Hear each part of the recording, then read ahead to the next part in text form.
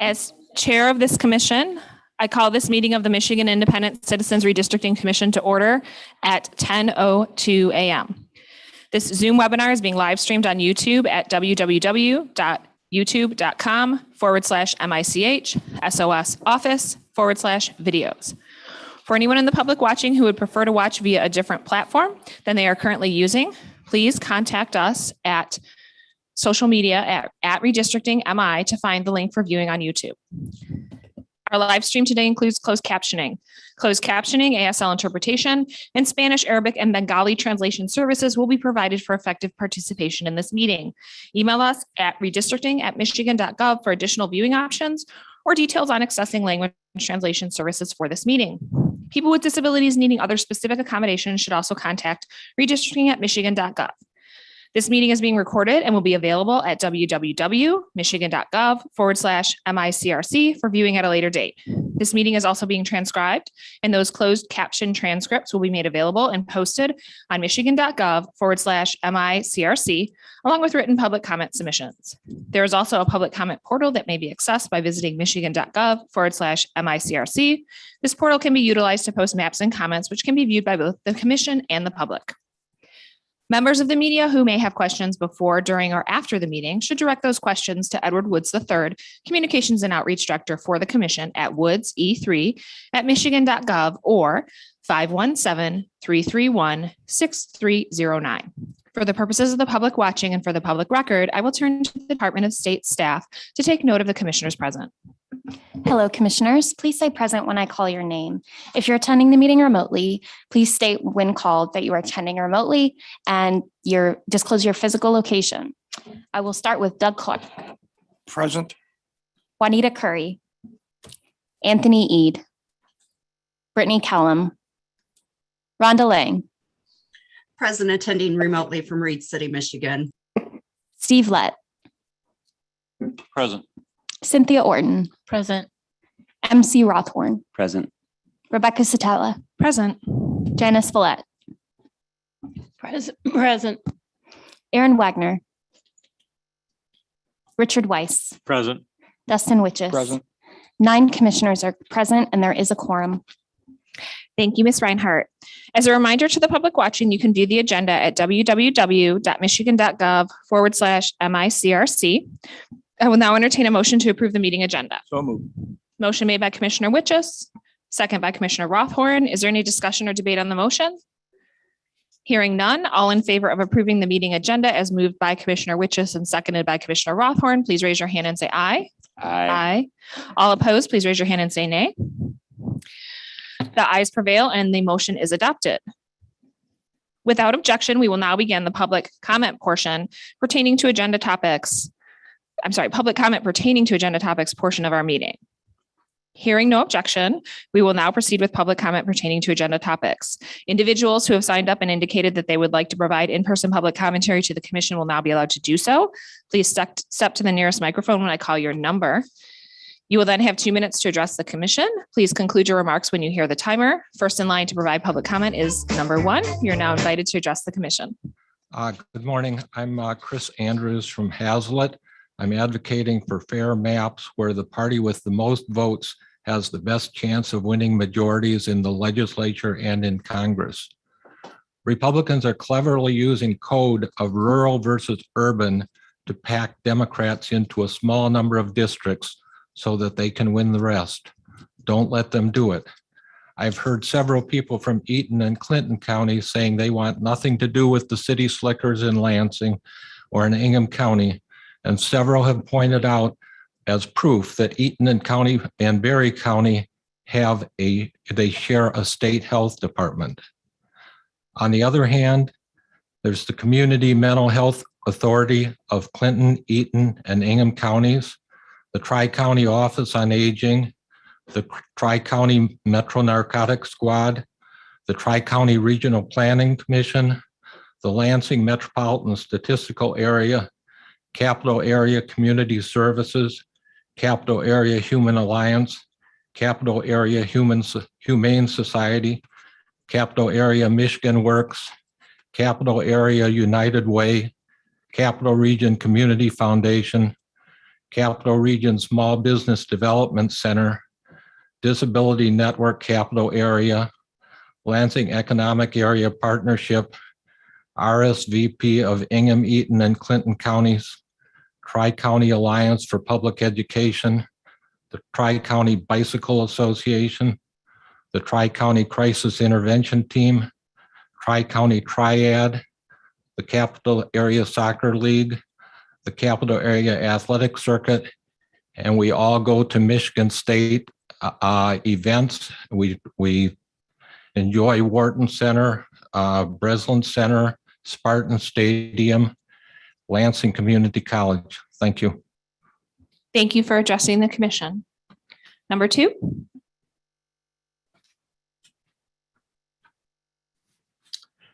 Good morning, honorable commissioners. My name is Charlie Beal, and I'm a new resident of Lansing, Michigan.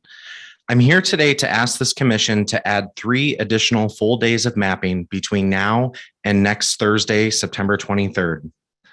By nature, we are not great at planning our time. In fact, it's so common, there's even a name for it, the planning fallacy. The planning fallacy is a tendency to underestimate the time it will take to complete a project while knowing that similar projects have typically taken longer in the past. Today, I present you with data to help you improve your mapping plan based on your efforts thus far. Excluding other agenda items, you have spent roughly 43 hours mapping our state. You have drawn 91 districts with an average of 28 minutes per district. You have 70 districts left to draw. At this rate, you will need at least 32 active mapping hours to draw the rest of the districts. You are also spending an average of 3.5 hours per day actually mapping.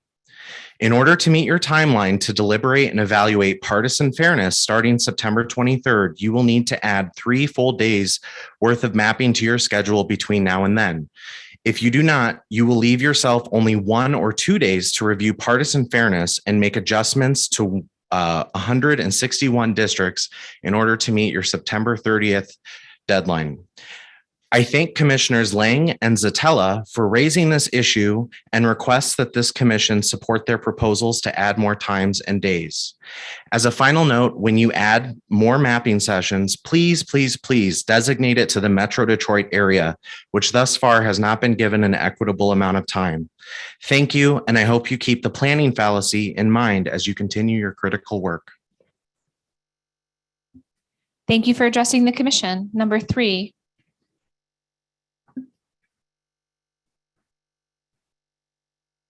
Good morning. My name is Maria Starr Vancor. I am a resident here in Lansing, and I am also active with Labor Council for Latin American Advancement, Greater Lansing Area Chapter. And with our chapter, what we do is we go out and help the residents, either give them information about voter registration, and we do voter education. But my main concern is that we are all around the city. We're around East Lansing. We have a hard time going to the Grand Ledge across Eaton County, but I feel that with the information that we can give will help them, and it would help everybody else.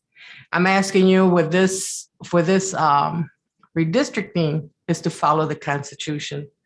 Partisan fairness is more important than following city-county lines and making compacting interests for the district. The funny shapes are okay, but we are not okay with a system that doesn't adequately represent the people. We are asking this to take a look at this because there's a lot of opportunities for our neighboring townships that can benefit for some of the events that are going around, or insurance, or any kind of information that would help a family member at home. So with this, I am asking for some of the district will be saved, some won't, but you don't have to take partnership in account. You have to take into account how each individual districts affect the fairness of the whole map. So that's what I'm asking, if you would consider and review it carefully and think of everybody else, not just one certain area. Thank you very much. Thank you for addressing the commission. That concludes our last in-person public comment. So we will now move to our remote public comment. Individuals who have signed up and indicated they would like to provide live remote public commentary to the commission will now be allowed to do so. I will call your name and the staff will unmute you. If you are on a computer, you will be prompted by the Zoom app to unmute your microphone and speak. If you are on a phone, a voice will say the host would like you to speak and prompt you to press *6 to unmute. I will call on you by your name.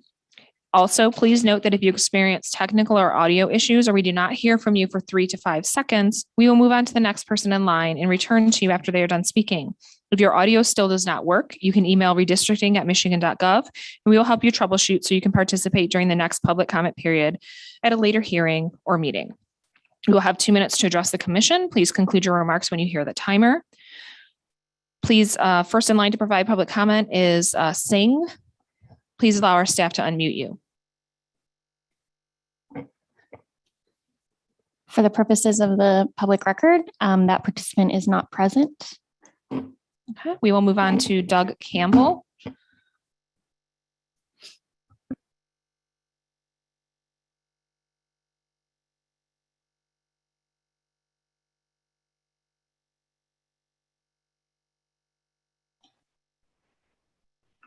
Thank you for allowing me time to address the commission.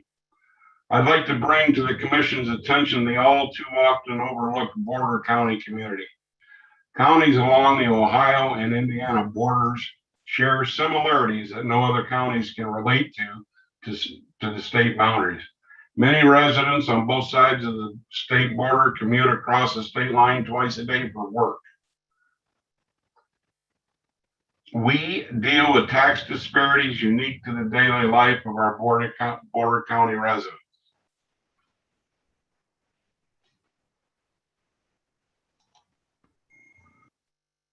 Recreation and leisure in this community is not restricted by the state border boundary, as many people shop, dine, and enjoy outdoor areas in each state. Most residents cross this line without a second thought because our community stretches across the state boundary. Additionally, across the southern border of Michigan, individual counties often share resources. State police posts, union regions, hospital systems, health departments, environmental concerns, infrastructure projects, broadcast media, print media, and much more.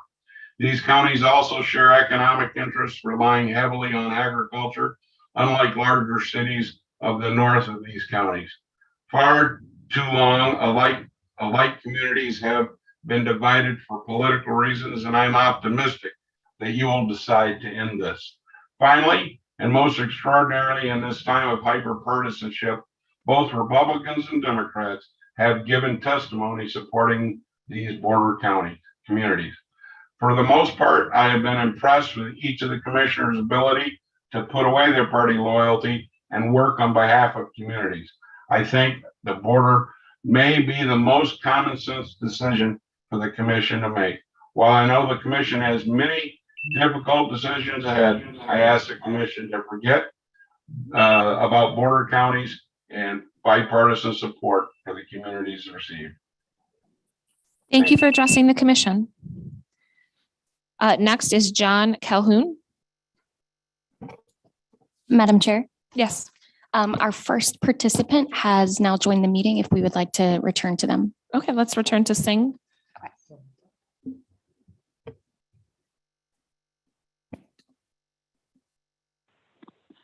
Hello, can you hear me? Yes. Hello. Hi, good morning to all of you. This is Iqbal Singh. I serve on the board of API Vote Michigan and have attended a couple of your events in person. Thank you for your diligence in attempting to complete an important and difficult task. Commissioners, I'm requesting, like many others that have come before me, that you consider expanding your current mapping schedules. Vice Chair Rebecca has urged the Commission to consider revising and expanding the current schedules to include Fridays and Saturdays. We are still waiting for your response. We understand your constraints, but it became clear last Thursday that mapping Metro Detroit, Flint, and Saginaw needs more time than one day. How do you plan to complete this work to accommodate the communities of interest for 40% of state's population, please? I understand this is hard work and that you're tired, but as the public watches and sees, we notice that you're not on schedule. Sorry to say that. Please explain how you expect to redraw the maps you have already drafted to consider all the criteria and continue to map Metro Detroit in the current time frame. Thank you. Thank you for addressing the commission. All right, we will go back to number 3, which was John Calhoun. For the purposes of the public record, that participant is not currently present. Okay, we will move on to Bruce.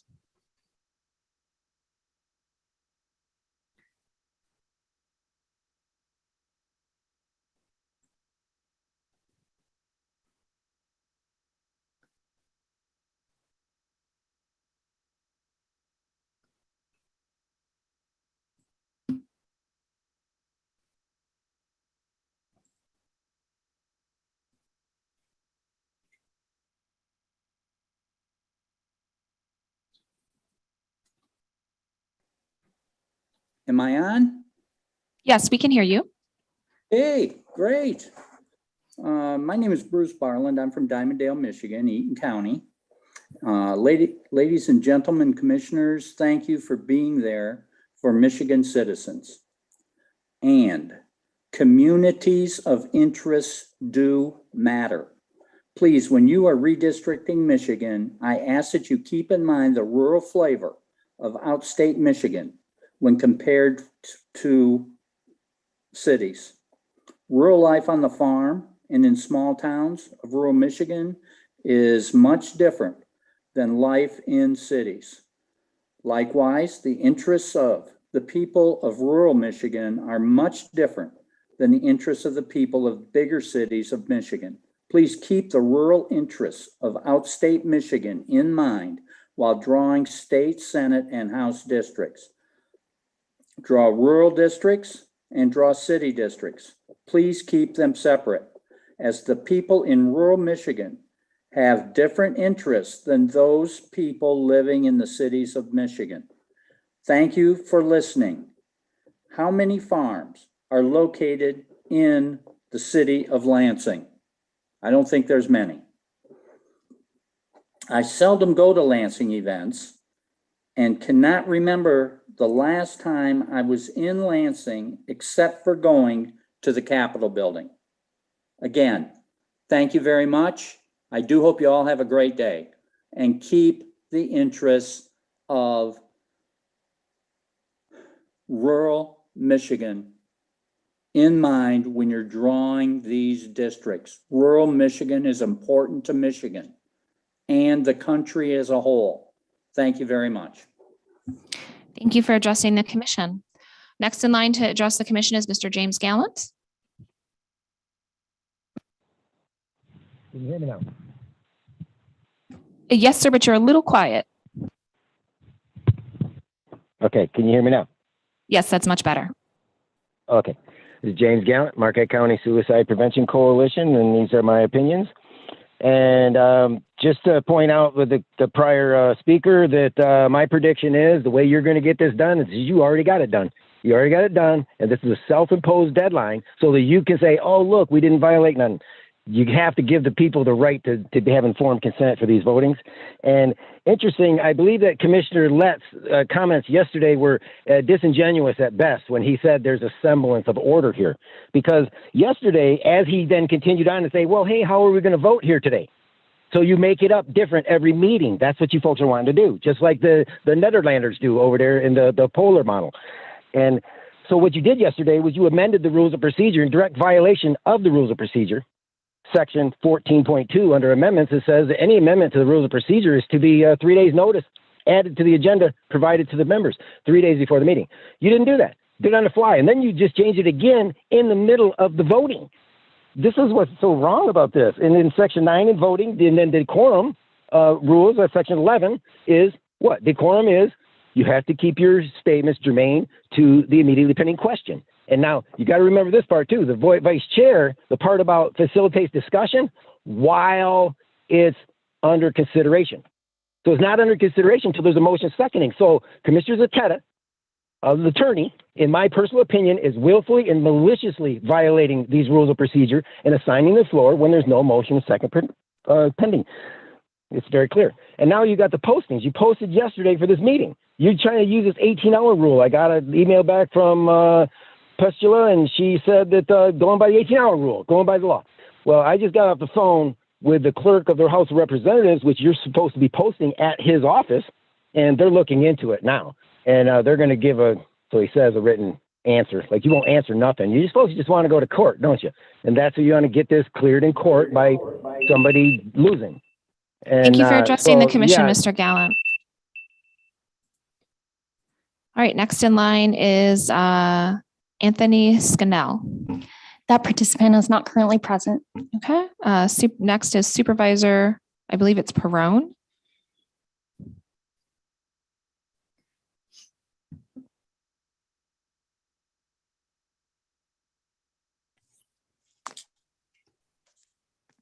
Can you hear me? Yes, sir. I'm the township supervisor for Bedford in Monroe County. I can tell you we are more similar to Toledo than we are to Detroit, Downriver, Ann Arbor, Ypsilanti. To illustrate this point, here's some of the interests tying us more to the border than the vastly different communities to the north. Shared infrastructure, unions, United Way, print, broadcast media, medical hospital system, environmental concerns related to the Raisin River, watershed, Lake Erie, and our area's municipal water. We're all part of the Toledo system. As a leader in a border community, we deal with issues daily related to southern neighbors, property tax, income tax, sales tax, bottle deposit, and shared fire protection, and just an example of some. These issues are not shared by the other 72 non-border counties. Only the UP counties bordering Wisconsin also share these concerns, but based off of the population in the UP, those counties will already have the same representation. That's why the southern border county area deserves to have representatives attentive to the unique issues faced by border counties. It is my understanding that districts need to be around 775,000, so I included Jackson County as well. I included Jackson County because I know they have multiple intergovernmental partnerships with Runaway and Hillsdale counties and have substantial industry that relies on other interstate commerce in Ohio. It's extremely important that we have local representation, and, you know, they're so involved. I know our representative is at board meetings, is at events, is very tentative to all of our needs, and it gets extremely involved. And so that's why I'm submitting what I have today. So thank you for your time. Thank you for addressing the commission. Next in line is Jeffrey White. For the purposes of the public record, that participant, as well as the next two participants, number 9 and 10, are not currently present. 9 and 10 are not present. Okay. So we're going to move on to Robert Dindoffer.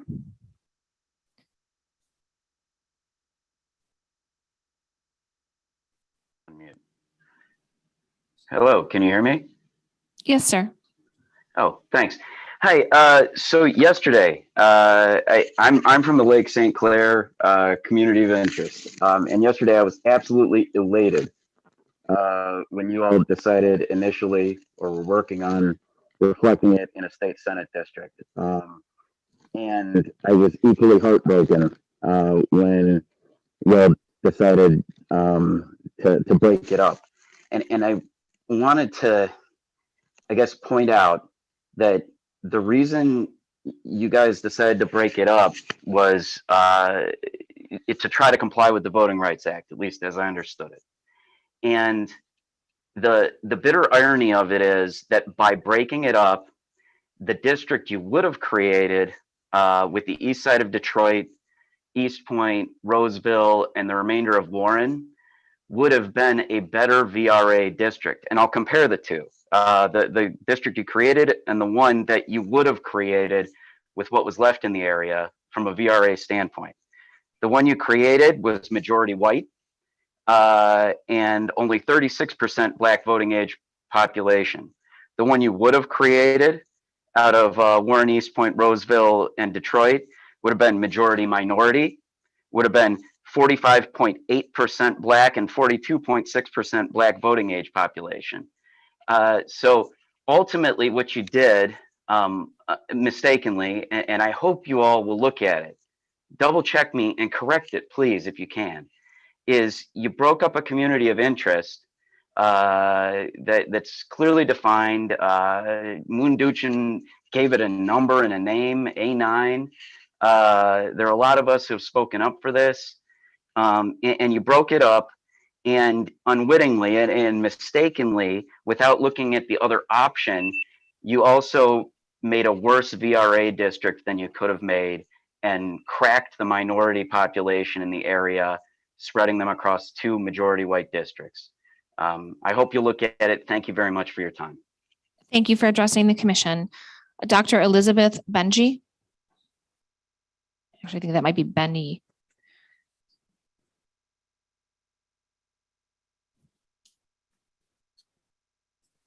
Can you hear me? Yes, ma'am. Thank you. Thank you for allowing me to address the commission. I would like to thank the commission for the hard work that they're doing. I know you are under a lot of pressure and a lot of people that are really getting in your face about a lot of stuff. One of the main thing that I want to bring up is there were ranked criteria, 7 rankings for how to address the maps. The last item is township, city, and county lines. That's the reason why it is last, is to prevent things from happening like packing and cracking of populations. It is very important that you keep this in mind when you are doing your districts. This may be one of the reasons why you are also in a time crunch for trying to draw districts for cities, because it's just easier to pack the cities and major townships in areas than to deal with having to make sure that you have equal populations with equal representation. This is all about fairness and making voting districts as fair and equal as possible, so that candidates who are running for office have got to speak to every person that lives in their district, not just their partisan people that they know they don't have to do anything in order to get reelected again. So please keep the rankings of how you do the districting in mind, because they were set up for a very important reason. Thank you for your time and attention. Thank you for addressing the commission. Now that the first opportunity for both in-person and remote public comment has concluded, without objection, we will now hear from individuals seeking to provide a second 2-minute public comment. Hearing no objection, we will now proceed with individuals seeking to provide a second public comment. Individuals who have signed up and indicated they would like to provide live remote public commentary will now be allowed to do so. We will follow the same process as the first round. And the first in line to provide the second live remote public comment is Mr. Dindoffer again.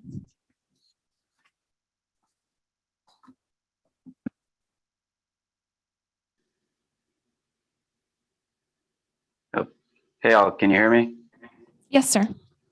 Okay, thanks. I said most of what I wanted to say, and I really appreciate you listening to me. But one thing I wanted to say is I also noticed that in drawing VRA districts, there's one district that appears maybe where you got hemmed in on the west side of town of Detroit, and so you've got one that seems pretty heavily packed. I'm not an expert in that. I'm just going off of kind of what Dr. Hanley's report said. But I think, maybe that's something to look at.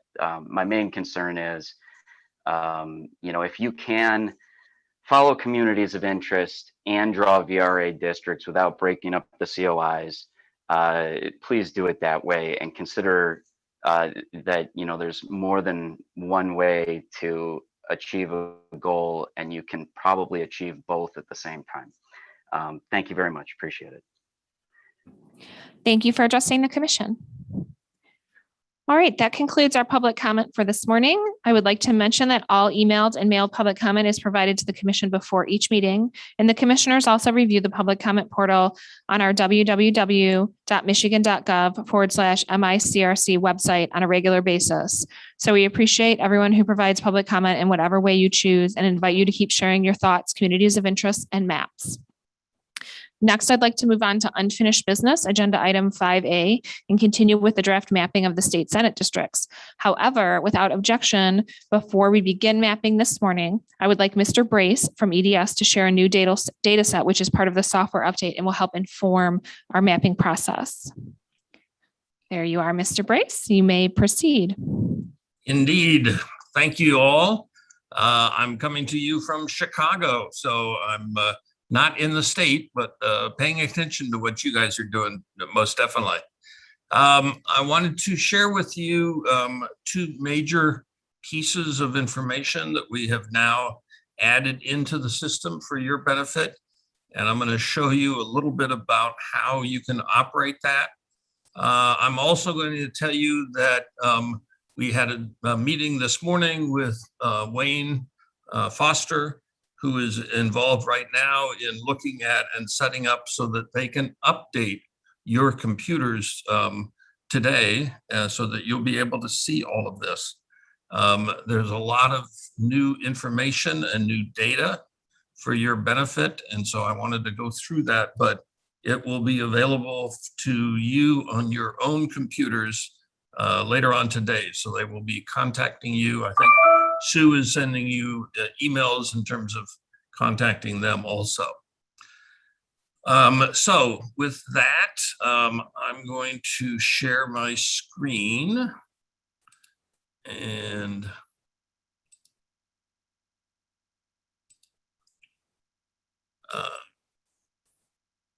can you all see this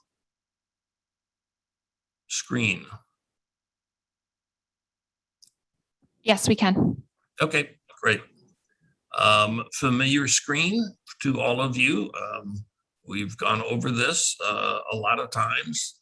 But I will show you some of the new pieces that are there and some new data that is being loaded into your systems also.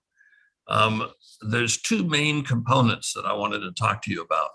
One is the data set that answers and gives you further information on the racially supported candidates that Lisa Hanley talked about. And what we have is we have several new tabs on your spreadsheet across the bottom. I have loaded in the plan that you guys were working on yesterday. Kent Stegall sent that to me as part of our ongoing effort to make sure that it gets up onto the commission's website every day. So I've loaded that into here. So it's current from what you guys did yesterday. What is new now is across the bottom, if you go and move across the very bottom, after you get to what is called the 6A tab that you've seen before, there are now two new tabs. One is called Focused Minority Races, and the other one is Full Minority Races. So what does that mean? Well, the Focused Minority Races are the contests that Dr. Hanley had identified as the major ones that she was using in evaluating some of the effectiveness of the past districts and looking at these contests that you see. So what we have is we have information in terms of the presidential contest of 2020 and 2012, the US Senate contest in 2020 and 2018, the gubernatorial contests in 2018, and the Secretary of State race in 2014. All of these have a minority candidate in them. We actually have updated the active matrix, but I have not updated my screen, so I apologize. We're playing with the added capabilities of identifying which of these candidates are minority members. And so that will be an additional designation. We're experimenting with whether or not those candidates are italicized or bolded. There's a couple different techniques. And so we'll unveil those and let you see that to get you additional information on who is the minority candidate. Of course, we know that from the standpoint of the 2012 presidential, Barack Obama was certainly the minority candidate. The Biden-Trump contest in 2020 is also included because of Biden's vice presidential nominee as being a minority candidate. So as we go into these other contests, some of the candidates are a little bit more amorphous, and that's why we're seeking to add additional ways of looking at those names and highlighting which ones are minorities. You notice in the names, they're following the traditional pattern of blue being the Democratic candidate and red being the Republican candidate. So that's familiar, but we're looking at changing the candidate names to be either bolded or italicized so that it gives you a little bit more information. Now, those featured minority races are the ones that Lisa did the main highlighting of during her report. But she also identified a much larger data set where there were more candidates that were minority candidates that we had identified. And so in the full minority races, that is information that is shown there with more candidates going back to not only the US Senate, but previous US Senate, multiple gubernatorial contests, Attorney General, and Secretary of State. All of these are statewide contests, and so you end up having the information that as you draw, the information on these contests are showing up in the plan designation and the plan detail that you are just now drawing. So as you draw and add territory to any particular district, all of these numbers will now change to reflect that additional territory, whether that territory is a single block or all the way up to a whole county. It's all connected to all of this data items here across the bottom. You can also, and Kent will show you in some of what he's doing today, you can highlight individual districts. So if you're working on District 8, for example, you can highlight District 8 and that becomes your current district. So selecting the district that you're going to assign to by setting your target district. So if we're going to highlight District 8, you can then, that becomes your active district, and you can end up showing just that current district, District 8. So all of the information for just District 8 is showing if that's the one you're drawing with and drawing to. So all of this information is here and available to you, just as is all the other racial categorizations. That is also important to when you're looking at creating a minority seat. And so all of the different ways of looking at minority figures is in there. In the overview, of course, you have the minority overall contest of total population and voting age population, but the more detailed information is there in each of the individual tabs on that side. So all of this information is there to help you in terms of as you're drawing minority seats and being able to see that from the standpoint of a lot of different data in the system. I know that Bruce is going to come on at some point in time to also talk about how they can be utilized. But before he does, I just wanted to highlight one other piece of update that will be in the software when you get the updated software. And that is new information that links in Moon Duchin's communities of interest information in a new way so that you can see where those are. And I just wanted to highlight for you how that is done. That is done through the the layer manager tool. When you click on that, it brings up all the different layers that are there on your screen. And it also gives you the capability of adding another layer. So adding a shapefile, and that's what we're going to do. Let me go and I've already added Moon's current shapefile of the entire state.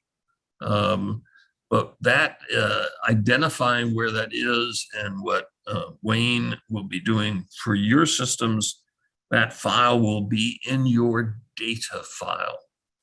So when you look to add a shapefile, it comes up with this familiar way of adding shapefiles and just clicking on that shapefile. This is the one that I've added in already, but clicking on that, making sure it's in the file name and open, then it will show here across the bottom as in your layer manager. When it comes in, you can go and make it visible. When it comes in, this is the entire state file that Moon has generated, which shows all of the territories and all of the communities of interest. So how do we avoid this big spaghetti mess?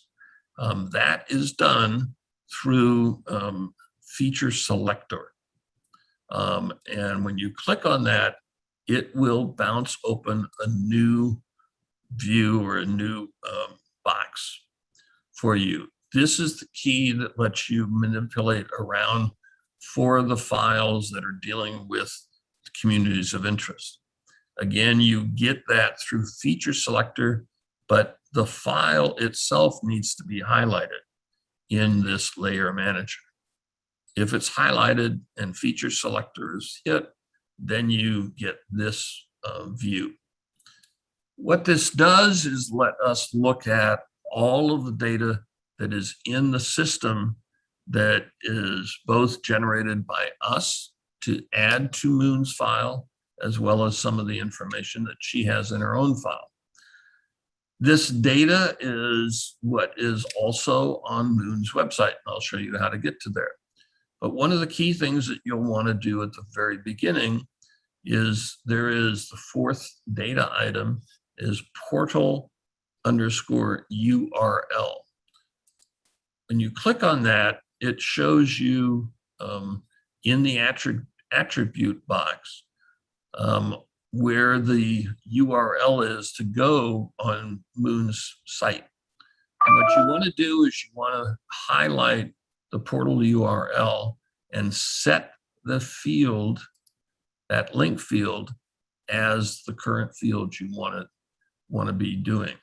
And that should then populate in this lower left-hand portion of this box, the field or the attribute, which in this instance is portal URL. When you do that, then you can end up using this web link.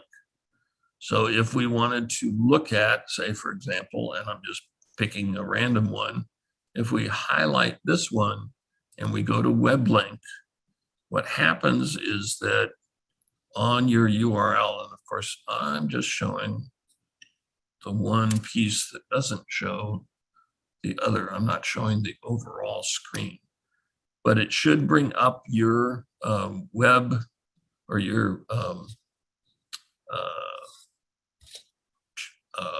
browser window. And the browser window is then set to, and I'm just going to stop share and bring up the browser window so that you can see that.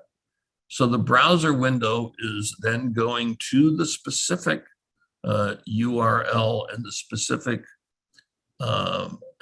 COI in Moon's website, so that you'll be able to, in investigating this URL and this particular COI, as well as cluster COI, you'll be able to see what is on Moon's website for that specific COI, communities of interest. Let me bounce back into the application on that side.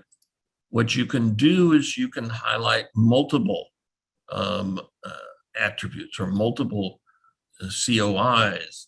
And when you do the link to their, it will show both of those together, but it will also, if you double click on the particular COI, it will zoom to that COI so that you can see where that is. One of the keys here is that, yes, it's showing that particular one with everybody else, but in the box that's there on the top of this overall box is a way to turn on or off additional COIs around the one that you're highlighting. So by clicking on that, you see it's only highlighting the COI that is in question right now and that you're looking at. Again, it's Mr. Brace, can I interrupt you for 1 second for a question from Commissioner Rothhorn? Sure, absolutely. Kim, did you go to a different? Because the what you zoomed to was not what we were looking at the Moon Duchin's portal. So was it a different link, or did you just click on a different link maybe? When I double clicked the link, it flipped to on the browser. I came off of the browser and went back into the application. Okay. And so, yes, I'm going to a different, because I selected a different one. Okay, thank you. Okay. But by double clicking whichever one you want, you can go to that particular COI. And so by double clicking that COI in this one here, it will zoom to that particular COI in the application. Okay. Thank you. So there's two different zoom mechanisms going on. One is within the application, going to see where that COI is in the application and whether or not you want it to be all the COIs or just the one you've clicked on. Again, that checkbox there. And in order to get information, you need to make sure that your set link field is set to the portal URL. And then when you do web link, that's the one that goes to a Moon site. Okay. You can also navigate the information that's there in the data set. And so you can look at all of this information. And for example, here are the clusters that Moon has. So that's the clusters of the COIs. And you can end up zooming to that one. So that particular one, B2, is this whole area of the state. So you can end up going to individual clusters, individual COIs or the clusters through that cluster field. There's other attributes in here that you can make use of. So if you want to look at, for example, if you want to look at where, what's the total population of these.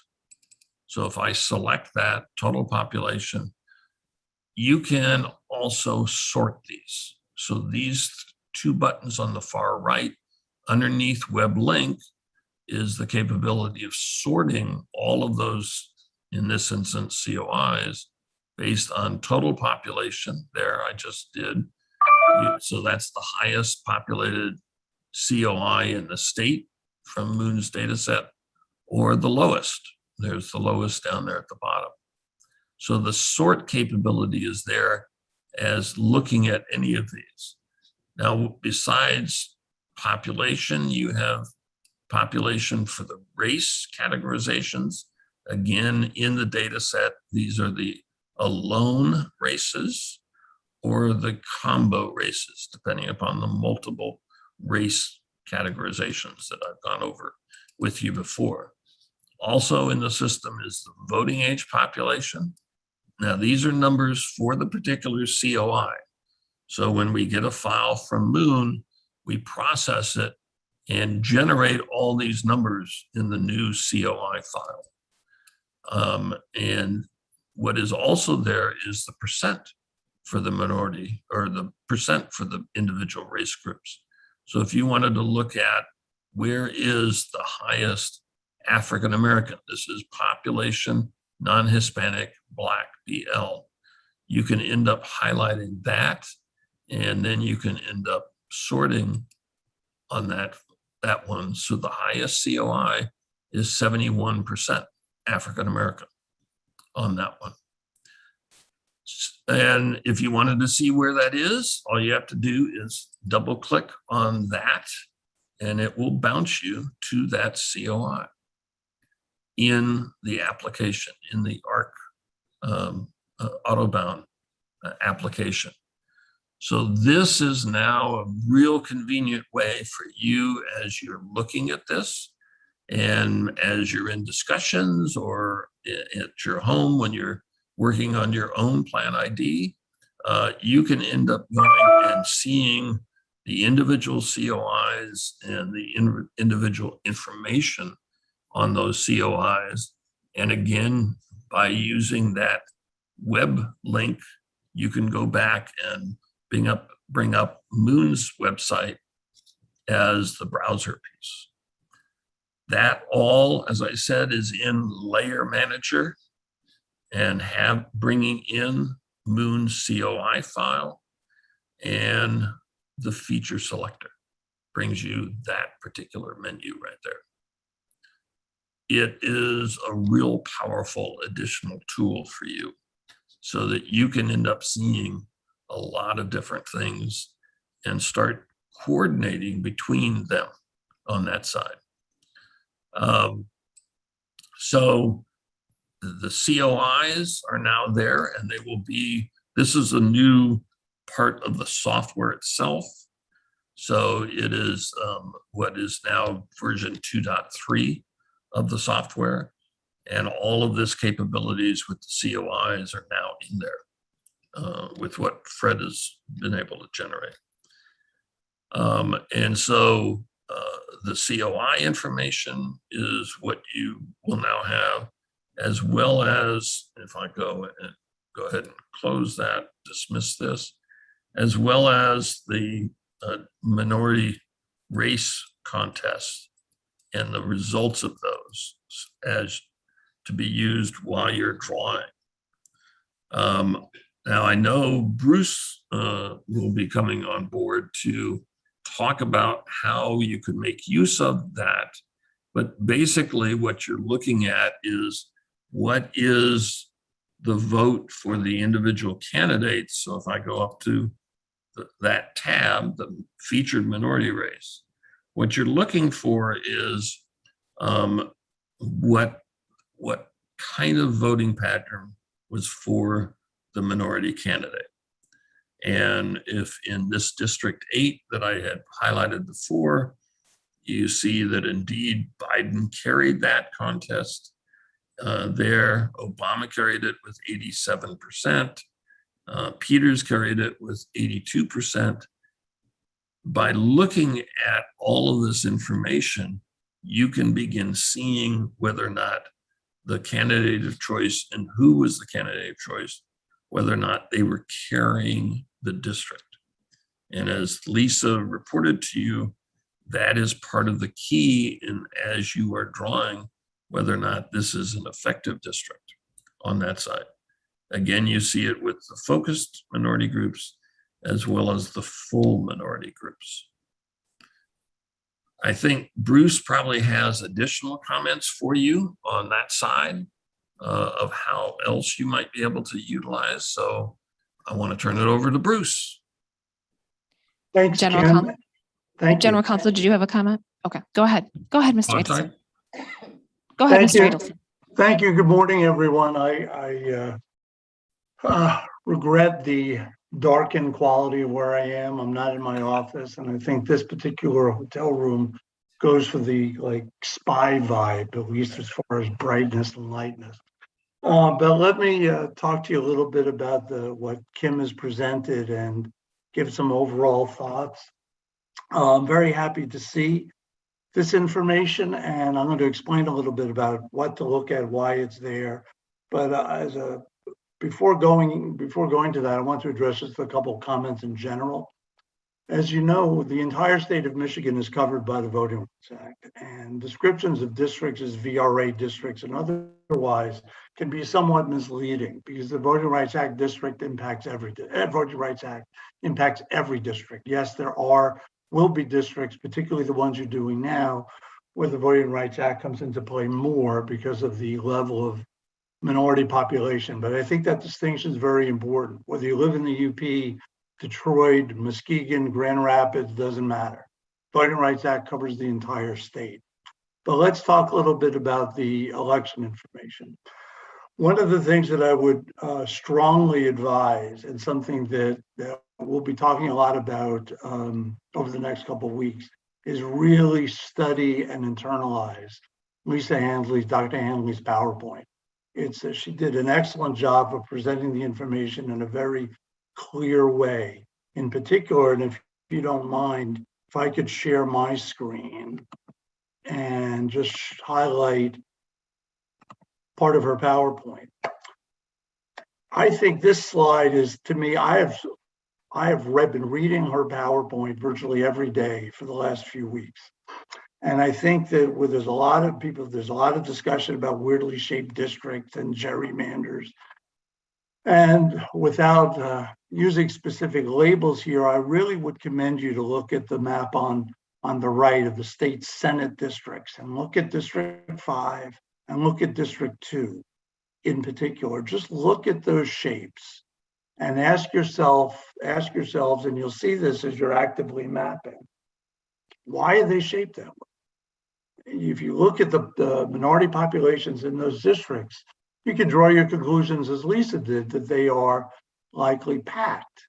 Packing means adding or including additional minority voters, typically the one is needed to elect what are called candidates of choice of minority community under the Voting Rights Act. So just look at those shapes. And I know that you have been studious in your mapping to be aware of the configurations, not only geographic that we're talking about, but as you're looking at these Detroit area districts, one of the significant goals for Voting Rights Act compliance, and indeed compliance with the 14th Amendment of the US Constitution, is to unpack districts that are packed. Well, how do you do that?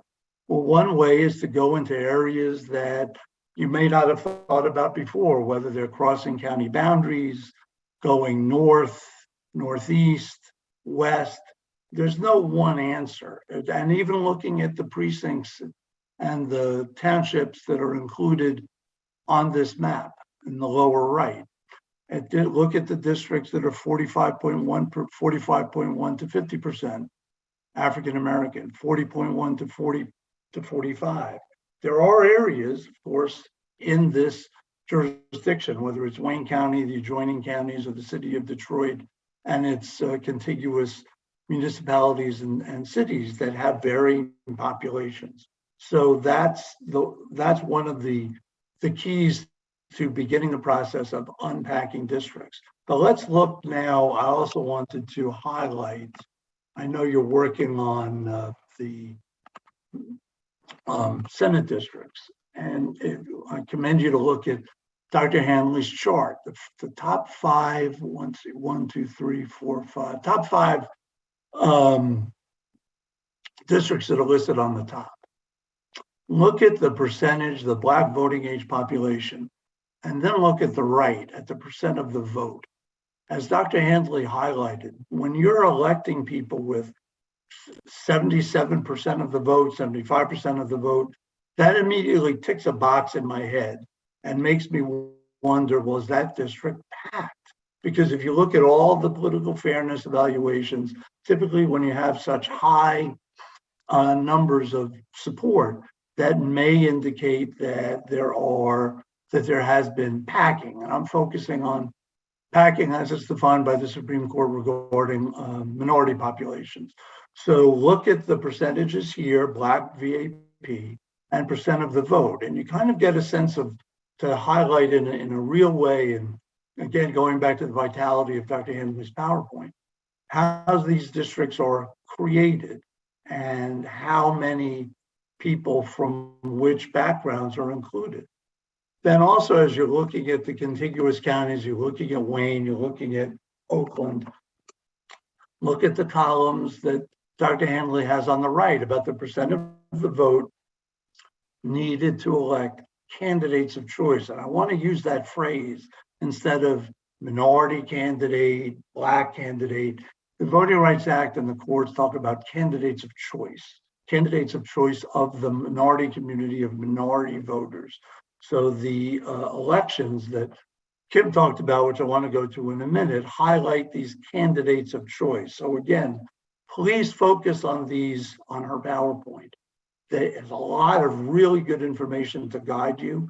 And what I would suggest in moving forward in the areas where you are now, typically aim for Black populations in the roughly 40 to 45% range. It's a rough estimate. If you're getting going into the majority range, that's something we can actively talk about, particularly when I'm with you for all of your hearings next week and the week after religious observance. So just think about that. And again, remember that the aim, the requirement of the law is to avoid packing minorities into districts above and beyond the percentage at which analysis is determined they need to elect candidates of choice. Kim, could you, I'm going to unshare this. Bruce, before you unshare, yeah, I think it's also important if you go up in her slides to the percent African American slide, keep on going up, because I think it's important for the commission. This is the one that's got the maps up there that she had towards the beginning. That one right there. I think it's important for everybody to kind of pay attention to this. Bruce is highlighting the districts and what their minority percentages are, but it's also important to see where the minorities are. And you see in this map where there is territory that you can go to start to unpack that Bruce is talking about. By going across the border into Oakland and Macomb, you can start unpacking these larger districts right there on the border. That's the way you can unpack them. And most importantly, you're tracking where the minority population is. You see that in these maps. And so that's the important thing. So I just wanted to add that, Bruce. Yeah, I appreciate that, Kim. And I think that that's a good point. And I'm going to, layer that additionally when in looking at the elections. But I also have to stress here too, that please be careful in the use of whether it's packing, cracking, and terminology and unpacking. Those, of course, have legal connotations. I really do appreciate Kim's highlighting where the populations are. But of course, like many things, that's only part of the story. Let's get to the other part. Kim, would you do me a favor, please, and put up what you had before so I can see and highlight for commissioners the tab about the elections? Yep, indeed. Thank you. Let me share that with you and let me turn off just the current district and show all districts. And so again, by looking over on either the focused or the full ones, you get the what districts there are and the results of the the results of the voting. Yeah, thank you, Kim. And I think that that's really important, but let's talk about why they're important. The Voting Rights Act preserves, protects the rights of minority voters to elect their candidates of choice when they have sufficient population to elect candidates of choice. And these are elections that Dr. Handley has analyzed, and she and I had discussed them during her analysis. As you know, she's analyzing additional elections, but these are what she identified as bellwether elections. These are statewide elections. You get a real sense of course, how the state voted.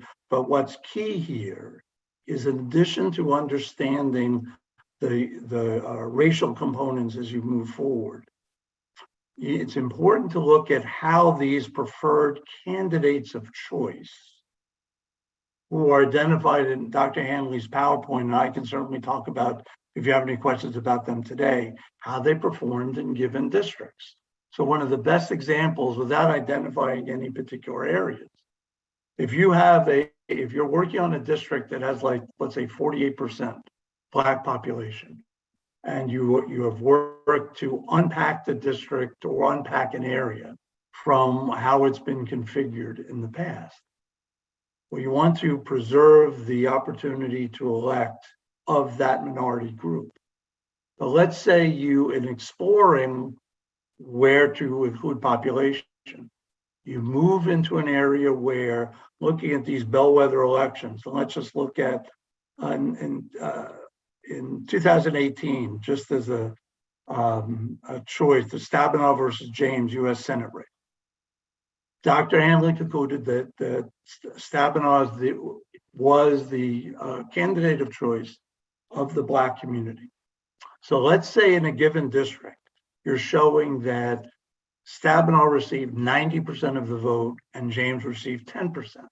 Well, that may indicate that that particular area has a very large portion, and looking at this particular where you are in Dr. Handley's analysis, Black population. Now that 90% is not necessary, according to Dr. Handley's analysis, to elect candidates of choice. So let's say you put that area into the district you're working on. Well, that may indicate that you are including more Black voters than the Voting Rights Act and Dr. Handley provide for, to protect their opportunity to elect candidates of choice. Now let's go in the other direction. So let's say, again, with my hypothetical example, you have 48% Black population. Then you expand into an area where looking at the James Stabenow bellwether result, Kim's data pulls up that James received 85% of the vote. And let's say Stabenow received 10%, with the remainder going to third-party candidates potentially. So what is that telling me? Now, we already have established, Dr. Handley established, that there is racial block voting, meaning that there are differences between white voters and Black voters based on her analysis and their candidates of choice. So if I'm seeing an area where James received 85%, that's telling me that this area does not support the candidates of choice of Black voters.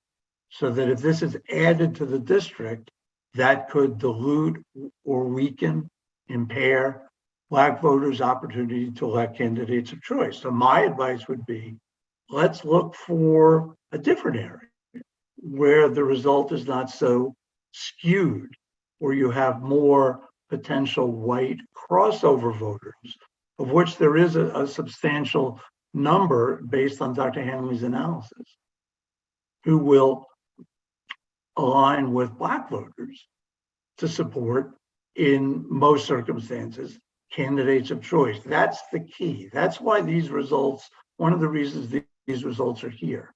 That's why election results similar to this were so absolutely required, beneficial, necessary, illustrative in Arizona 10 years ago. We would look at just what we're talking about and say, wow, this group, this population, according to these election results, doesn't support the same candidates of choice of the relevant minority population. So perhaps that we might go in a different direction. So that's why these elections are results, they're absolute. You cannot do what you're doing, what you need to do without having them. So you can see, in addition to the racial composition, how these areas voted.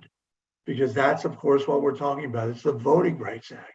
It's protecting the opportunity to elect of minority voters.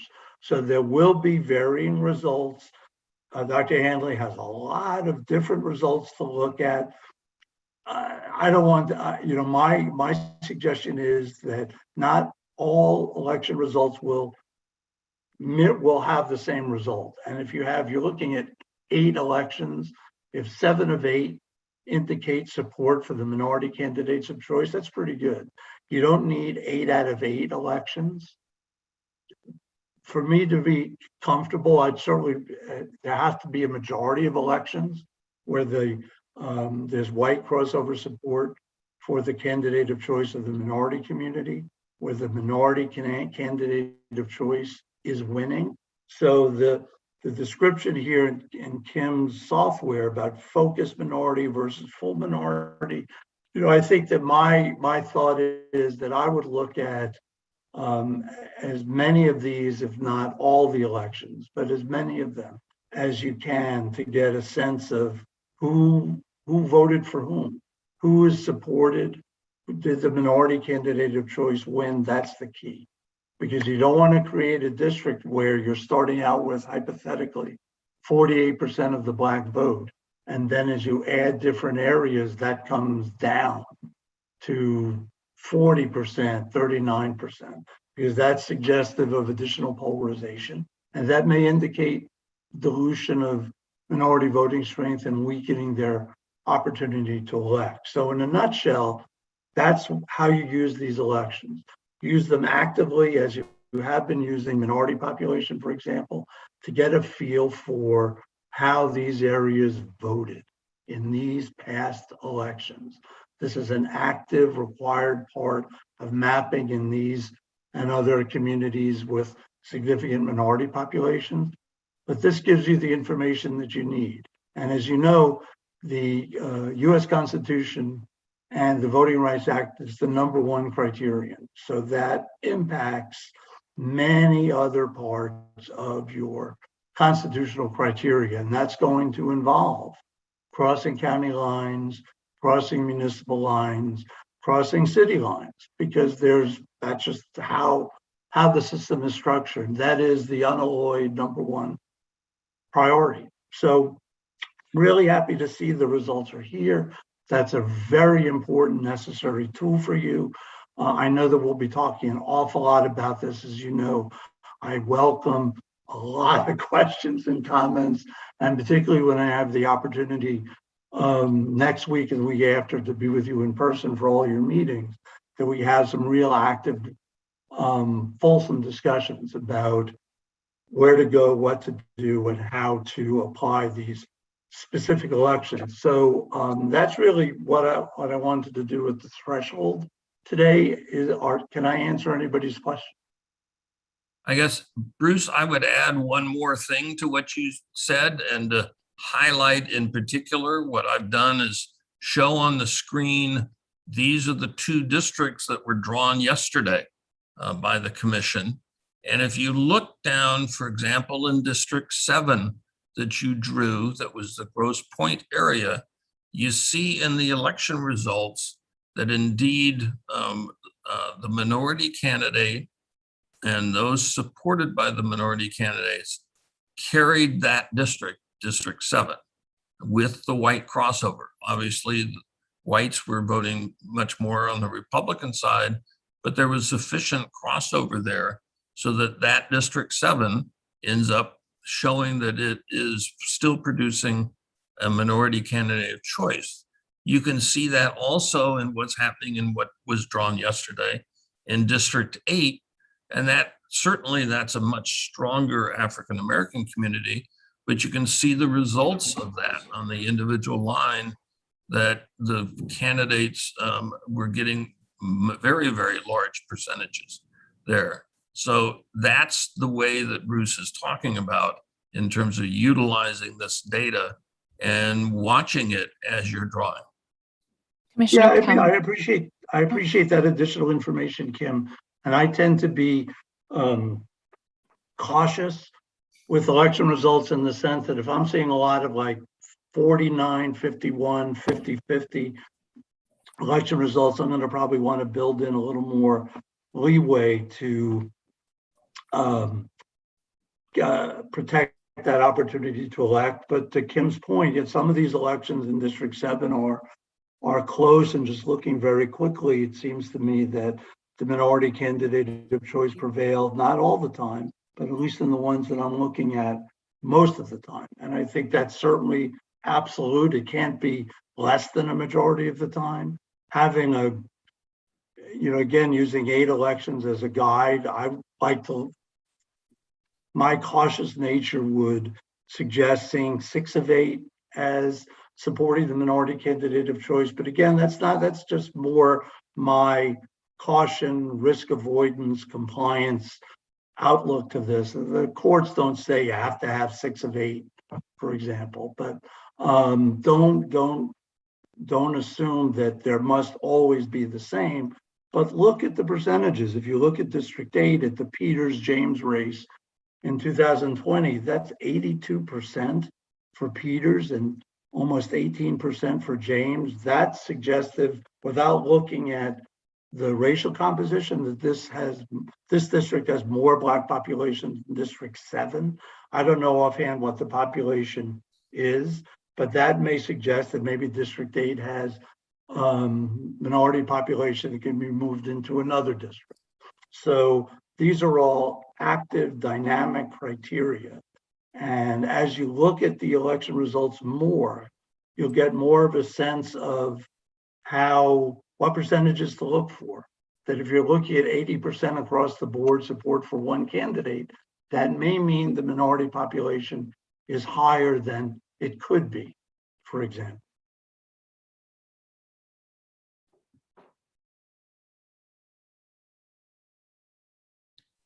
Commissioner Callum, did you still have a comment or question? Okay. All right. Any additional comments or questions? And Commissioner Lang, I don't see you on my screen right now, so if you have a question, please verbally indicate. All right. If there's no further questions, I think we can move back to our mapping process at this point. And I know we're all going to get those updates later today. Hopefully we can all get them installed so we can start looking at some of that data that we have available to us. So we left off yesterday on the mapping process with Commissioner Eid, and it does not appear that he is here. So we will move on back to our continuing process of mapping to Commissioner Kellum.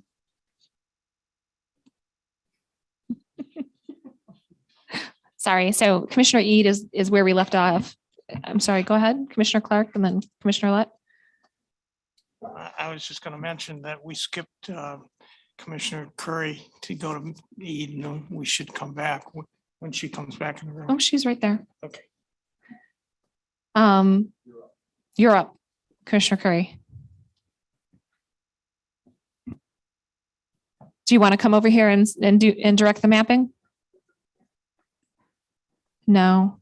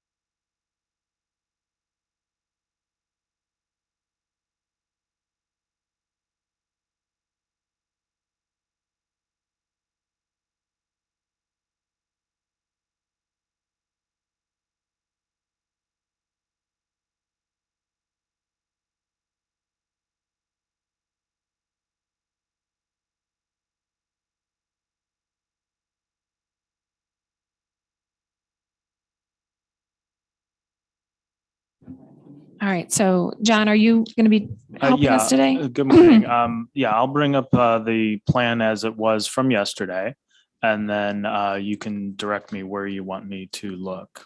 So to be clear, all of the information that Kim just described and also Bruce Adelson talked about is all available in the program. I updated it. I have all the information. We can reference the communities of interest, the election results that Kim and Bruce reference. All that's here. Thank you.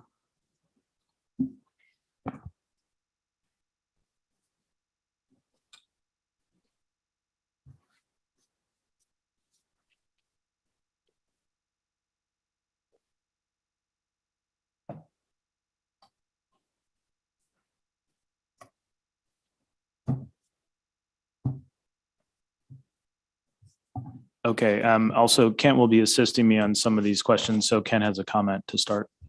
Yeah, I'm going to just remind John that he didn't see this, but 3 and 21 are undone. They were working in this area at the last minute, and this is undersigned. So I'd just like to point that out. And that's where they were last. Yeah, that's what I see. I see that there's 2 districts that are completely undrawn, District 1 and 2, and then District 3 is overpopulated by 14%. And District 21 is under by 40, and there's also a third District 15, which is undrawn. So 3 undrawn districts available, or you can look at adjusting those that you wanted to finish previously 3 or 21, or go in a different direction.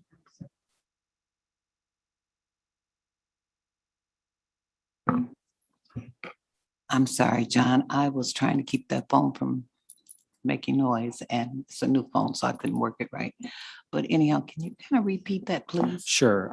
So, we have many districts in the plan as it's drawn. It's, been coming together as you've been drawing around the state. Mm-hmm. So there are 1, 2, 3 districts that are not drawn at all.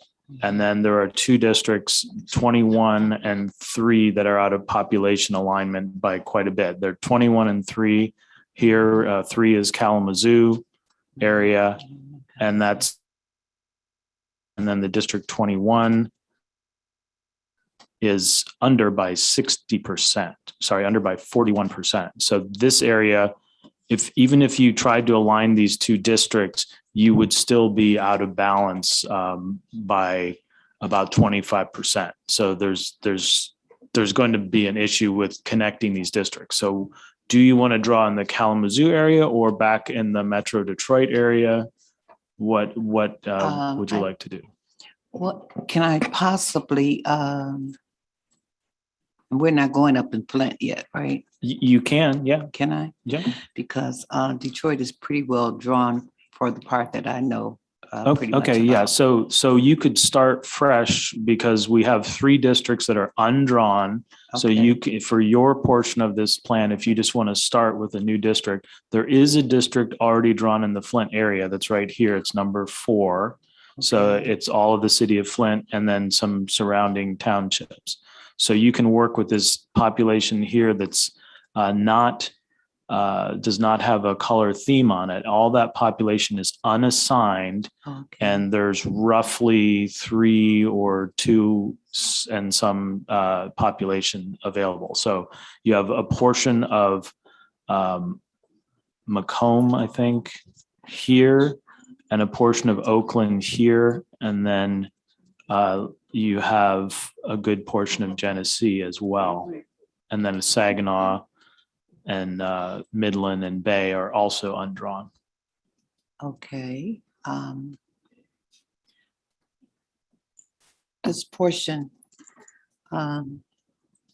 So yeah, there's this northern portion of Macomb is undrawn, okay. And northern portion of Oakland County. Okay, well, let's start. None of Lapeer, and then there's some Genesee, and then Saginaw Bay. So it kind of depends if you want to start a completely new district, pick a place that you'd like to start, and then we'll work on it from there. Okay. Let's kind of start right here at Macomb then. Okay, so let's see again, this is Mhm. this area here that I'm tracing with the mouse. That's the area that's unassigned, has not been put in a district of Macomb County, and then I can put the names of the townships on if you Would you like. please?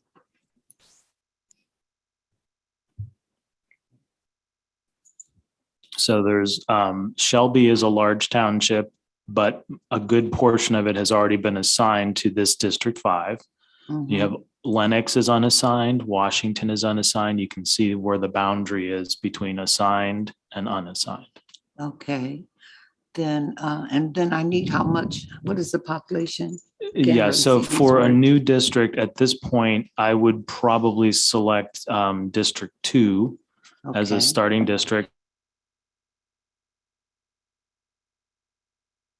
Okay, So, you know, you're probably, if you follow this portion, you'd probably take all of that and still need more population. okay, so let's take that first. Let's take all of that first. Okay, so the balance of Macomb County is what you're suggesting. Yes.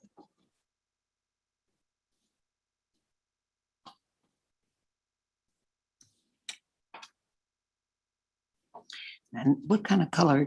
Let's see what color I can use so I can kind of keep up. Sure, with let it. me change the color for you. Okay.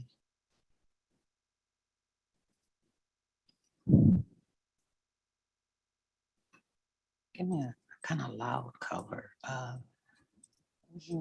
Is that red right down there? How's that? Yeah, that magenta. Is that okay? Yeah, that's Okay. that's pretty good. At least it All kinda right, keep me where I'm so looking at. then, so all of this population here is only 68,000, and then I'll put in the rest of Shelby Township that's Yeah. unassigned. Would Okay. you please?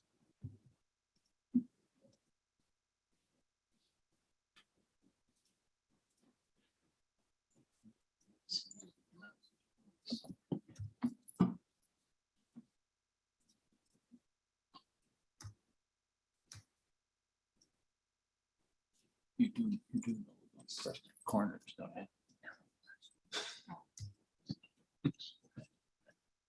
Put it in there. Some corners. Okay. Never heard of it before. Okay. Okay. Can Okay, you, so, yeah, so that's all of this area here is Okay. now in the district, and that's 113,000. So you Okay. have this portion is available in Oakland, or if you wanted to interrupt previously drawn districts, you of course could do that. no, I don't want to interrupt any previously drawn. What is that little block right there? Okay, so here's the consideration. This previously drawn District 25 did not take the town of Memphis in. So this Memphis is a town that has a portion in one county and a portion in another. And it looks like the map drawers here left all of the town, this village rather, of Memphis for potential inclusion in this district. So you probably would take this here. Okay. Give me that. Okay. Okay, so now I'm just zooming out so you see this. So you've taken the balance of Macomb County and then the village of Memphis. Okay. And then you have 114,000 out of 265 is the ideal district. So for example, you could disrupt an adjacent district to finish your district, or you could take unassigned population. Give me the unassigned population on to Okay. the left, to the west of that. Okay, so again, these are townships here that are in Oakland County. And then to the north, you have the entire county of Lapeer. So you want to go with How big is, Oakland. how big is the entire county of Lapeer? Lapeer, I think, is about 68,000. And- Just from memory, let me look at that. Sorry, it's more than that, 88,000. Okay. So if you took all of that and then the balance of Oakland, it might be close, but you might want to start with some Oakland townships first because of where it is. Okay. Give me the Oakland townships first.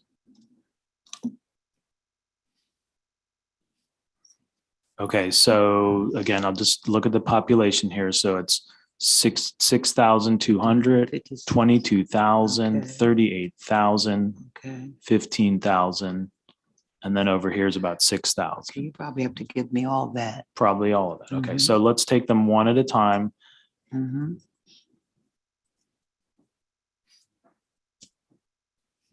So that's Addison Township, and that added 6,000 people. Okay. The next one is Oxford, 22,000. All right. Orion is 38,000. Mm-hmm. Okay, so now you're at 181,000, so you still need 83,000. Okay. So one thing to consider, you just asked me the population of Lapeer, which was 88,000. Okay. If you took the entire county, that would put you over population by a little bit, and these would be unassigned. Or you could finish assigning these and take a portion of Lapeer or another county. No, let me see how that looks when you not the one that's unassigned, but the other one. Okay, so do you want these additional townships in Yes. Oakland or a portion of Lapeer? Okay, so we'll finish the Oakland area. All right, so Independence, there's 3 voting precincts of Independence, so I'll include those next.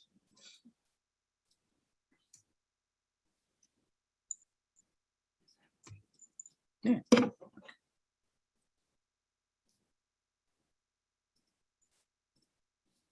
And if anybody feel like helping me out or adding something to Okay. it, let me know. And then there's Brandon and Groveland. Those are the remaining 2 townships, though. Okay. That will add about 20,000, and you Okay. need 74,000. Wow. Okay, that only adds 20,000? Right. So now we'll show what you've got here. So Okay. I've got the northern portion of Macomb, this northern portion of Oakland. Mhm. So now to finish your district, you could use unassigned populations in Lapeer, Let me do that. or you also have Genesee, or you could take from another district. Let's go up the blocks over this, let's go up right here. Oh, you can't see my Okay. fingers. So again, this is a larger township over here in Genesee is 8,000. And then each of these are 4,869. These are all the lower Okay, tier. give of me those, Lapeer. John, Okay. please. So that'll give you about 20,000, That I need. and you need 70, I think. Okay, Okay, so now you need 30,000. okay, let's go. up So over that. you're going to come up to Lapeer. Lapeer, Uh-huh. or you can also look at the Genesee townships of Atlas and Davidson, which are close to what you need population wise. Let's do the ones that's close to where it needs. Yeah.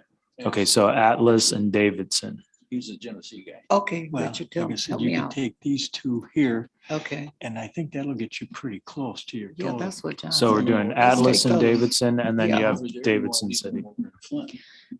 Oh, what you think? You're in charge.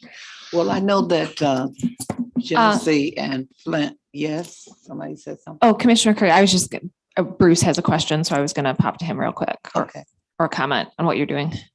Yes, thank you, Madam Chair, and excuse my interruption. I think that it's really important, and although, I mean, I'm familiar with the Davison area, for example, in Genesee County and with Burton and Grand Blanc, but I think it's really important as not only purposes of creating a record, but also for potential compliance issues, that when you're looking in Genesee County, Oakland County, that there is an additional consideration for looking at the racial compositions of the areas that you're looking at, and then also looking at if there is a significant minority population, to look at the election results. So I think that that has to be included in the real time, how we go about dealing with these districts approach. Now, I think that the areas that Commissioner Curry is looking at, to me, as she's been adding portions to her district, seem to be majority white. So they don't necessarily implicate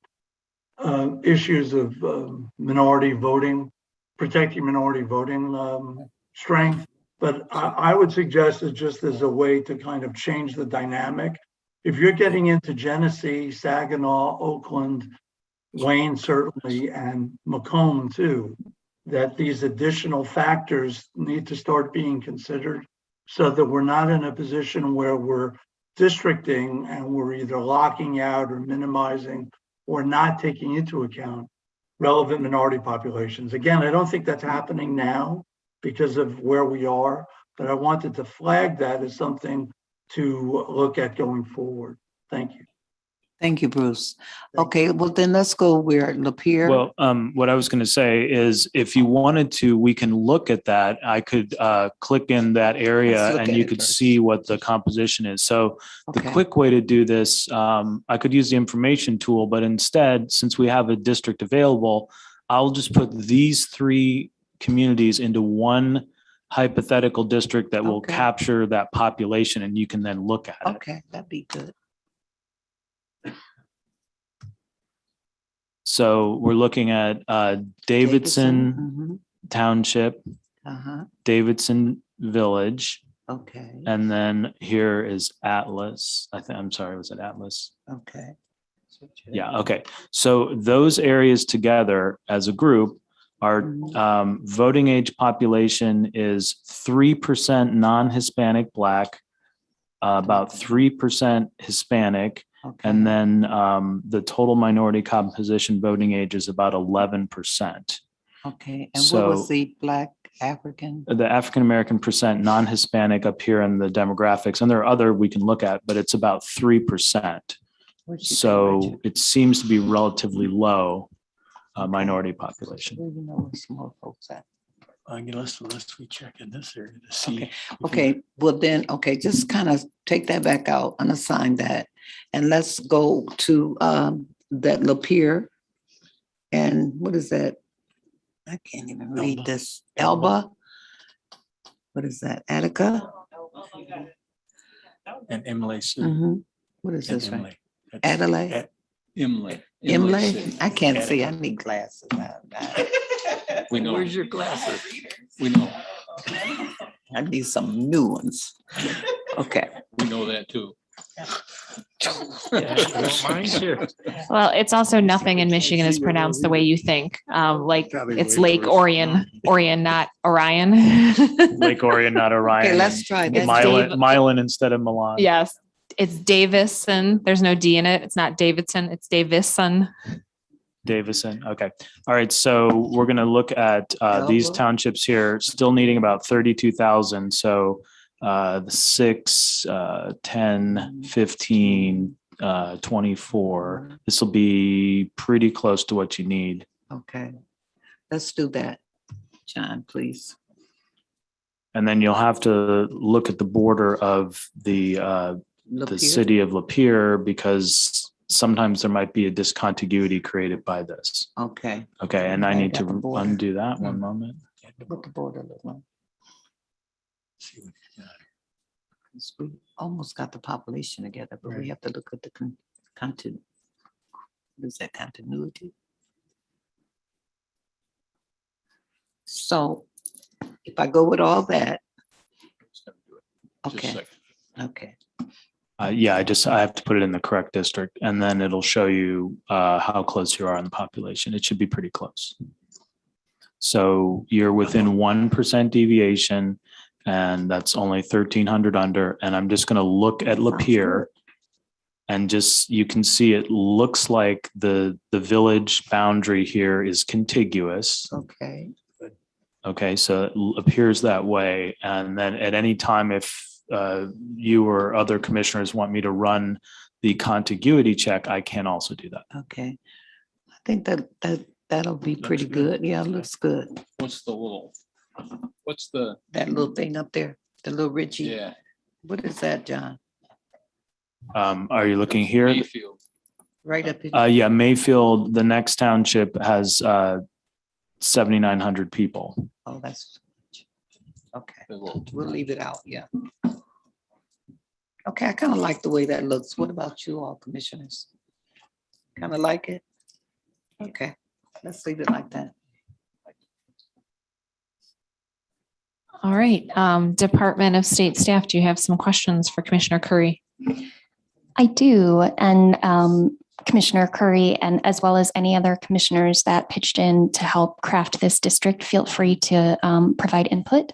My first question is, Commissioner Curry, why did you start where you started and include the areas that you did for this district? Well, I started where I started because it was really unassigned. And I just wanted to go to an area that had not been used.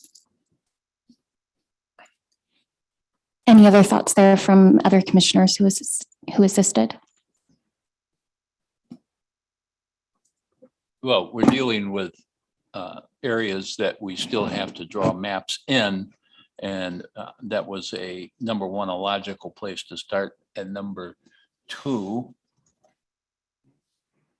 it appears to be an area with similar communities of interest in them. Excellent, thank you. That was my next question. Can you elaborate a little bit on what particular COIs were considered here? You are speaking with me, right? Yeah, you or any other commissioners who assisted are welcome to that'll help respond. me. Commissioner Rothhorn, did you have a comment? I was just going to offer that it does look like a suburban and sort of outer. Yeah, the community seems to be a suburban primarily and ex-urban community. Okay, is that sufficient? That Sarah? is, thank you very much. Okay, Commissioner thank you. Clark, did you have something to add? No, I was going to say that it's the same logic basically that we used in District 25, where we started from 26 Mile, where it becomes more rural. Below 26 Mile is more industrial over in Macomb County. And as we move further north, it's small towns and rural area mostly till we get up to Lapeer. All right. All right, we will at this point move on to, we have 15 minutes before we have to break for the lunch. So Thank you, Commissioner everybody. Callum, thank you, Commissioner Curry. Commissioner Callum, you want to get started on your district? Sure. All right. Where would you like to work? Would you like to continue in this area or move to a different area? Okay. Yeah. Yeah. I know. There's, as far as I can tell, there's approximately 2 districts left in the area that's unassigned. Yeah, so there's that route. We have 15 minutes but I'm also thinking about utilizing Bruce to look at the Metro Detroit area and kind of unpack I know that can't happen in 15 minutes, but we have him and I would really like his expertise on that. Bruce, are you with us all day today? I am with you for most of the day. I'm with you until continuously until 3 o'clock. And then after that, there are going to be some breaks that I'll have to take. And then I'll be logging off at 7 o'clock. Okay, thank you. Sure. Okay, John. So I would like to go to the Metro Detroit area. Okay. Thinking, understanding that I have no real initial idea. I just know that it's an area that we need to examine. So I'm willing to be the guinea pig. Okay, Bruce, help me understand this. Okay, I'm with you. Which district you want to go to, 8 or 7? Let's go to 7. Woo. Lucky 7. Come Okay. on, Bruce, we can do it. We can do it. If you play this number and win the lottery, we're splitting. Okay, so this District 7, I think this area was mentioned in one of the public comments this morning, if I'm not mistaken. It was. Okay.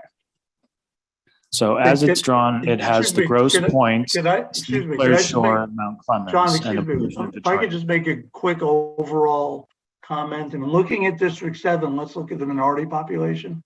36% Black, 57% white. So one of the couple of questions that I have is there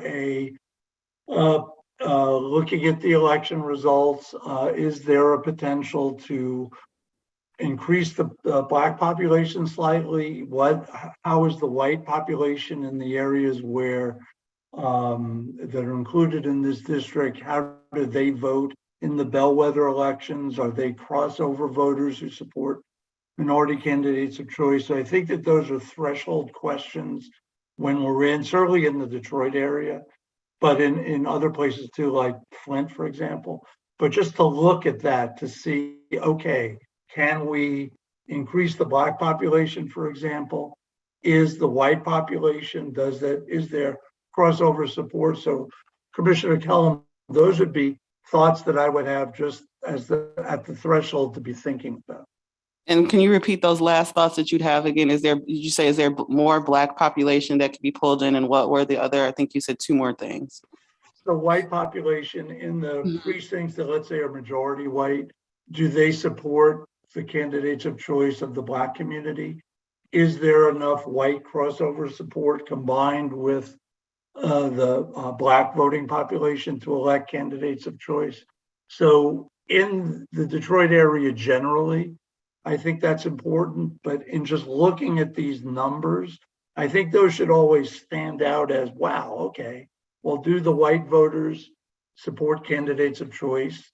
And can we push up the Black population a little bit? Because remember Dr. Hanley's analysis, there's good general white crossover support in Wayne County, but 36% is like close to the line. And as I said, I always like to be cautious and not just do it exactly 35%, 36% right on the nose. I like to build in a little bit of a cushion. Does that make sense? Kind of. I'm not completely tracking. Okay. I get what the ideal goal is. It's just the how, and then of course me being familiar with the area. So yeah, I'm still not completely sure like how I want to necessarily start. Sure. And I understand that. I certainly rely on and defer to your area of familiarity in Greater Detroit. Okay, yeah. Commissioner Let may have some insights. Yes, you all are welcome to give me input. You don't have to ask. I don't know that I have any insights, but taking off from what Bruce says, yeah, we need to have John pull up the voting percentages that are not, I guess, are along the bottom, so that you can see who's doing what in District 7. Okay. Okay, so I've isolated just District 7, and then this is the overview tab, and you wanted me to look at the voting results. Right. Okay, so these are all of the results here for this district. And keep in mind, while Bruce was talking about how, he was considering how does the white population vote, at this moment, what we're looking at is the total district. So it doesn't show you immediately what the white population is, how it is voting, but it shows you how this district, as it's drawn, votes. So it's not separating out that in the way that Bruce was describing. So do we this is the that? district. That's what I was going to ask. I'm like, so can we get what we actually need to look at? Well, again, let's look at the political election results here. Okay. And then you can see this is the one for the full minority races. And I'll just walk through and you can look at the percentages here. So you have this District 7 as drawn is 63% for Biden, 37% for Trump in 2020. The other presidential elections are Clinton 62, Trump about 38, Obama is 66, Romney's about 34. And now these are the Senate races. Peters at 62, James at 37, Stabenow 62, James 37, Peters 66, Land 33. And then in 2012, you have Stabenow 72, Hoekstra is 28. Then for the governor's election, 63 for Whitmer, 36 for Schuette. For 2014, you have Shower 55, Snyder 45. For Attorney General, you have Nessel 61, Leonard 38. And then in 2014, Totten 56, Schuette is 44. For Secretary of State, Benson 68, Lang 36. Sorry, Benson 63, Lang 36. Then Dillard 53, Johnson 46. So those, I just read all those. You can, look at some in more detail. And again, we'll just backtrack a little bit to some of the demographic and racial information here. Let's see, in the top level here in the overview. So at the minority composition of this district as it stands is, and I think Bruce pointed this out, it's 36% non-Hispanic, voting age African-American, 2% Hispanic. And then the non-Hispanic white of the whole district is 57%. But you also see that in those key political races, those election results that Bruce was talking about, I think you would say that the minority candidate of choice wins all of those contests. Yes, John, I think that that's true. I think that what we don't have is, like, for example, is I don't know what the racial composition is offhand of the village of Grosse Pointe Shores, for example. Let's say that is in that area, there's a significant majority white population that does not support candidates of choice. So again, just using that as an example, are there communities to the west that may be part of District 8 that are more supportive of candidates of choice? Again, I'm just throwing out ideas. I think that while the district, yes, it is a 47% minority district, but the population to focus on is the Black population. The other minority groups are pretty small, and we don't have information about whether their voting preferences align with the Black population. So the key numbers here are 39% overall Black population, 36% Black voting age population. And my thought is that I agree that the bellwether elections that were shown on the screen, all the candidates of choice of the Black community were elected. And the margins were pretty good. So that does suggest there is significant crossover support here. And as I said, I tend to be cautious, and if it's possible to have greater population, assuming there is a population out there that is not supporting candidates of choice, to reverse that. But I don't really see, Commissioner Kellum, in the way the district is configured, I don't know where you could go beyond moving west, because I wouldn't suggest going north. And there's really no place to go going east. So that's where I was feeling stuck. That's why I was kind of assessing. That's what I meant by not knowing necessarily where to begin. But I cut you off. So continue before we call on another commissioner. I want to finish. Yeah, and I think to your point, I think my suggestion would be to explore a little bit to the west and get some information about the racial composition of the village of Grosse Pointe, St. Clair Shores, for example, and in order to fortify the district and pick up additional populations that support candidates of choice. Because again, thinking about this too, this is a 10-year plan. Mm-hmm. So we don't know in 8 years what the population is going to be. The voting age population, Black population is like pretty close to the line. What if that drops?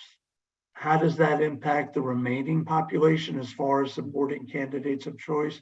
So I think that that's something in redistricting that is not looked at enough.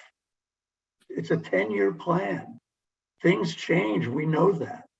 I think that's a good point. And I know there are hands in the room, but I think that's helpful for me to know because,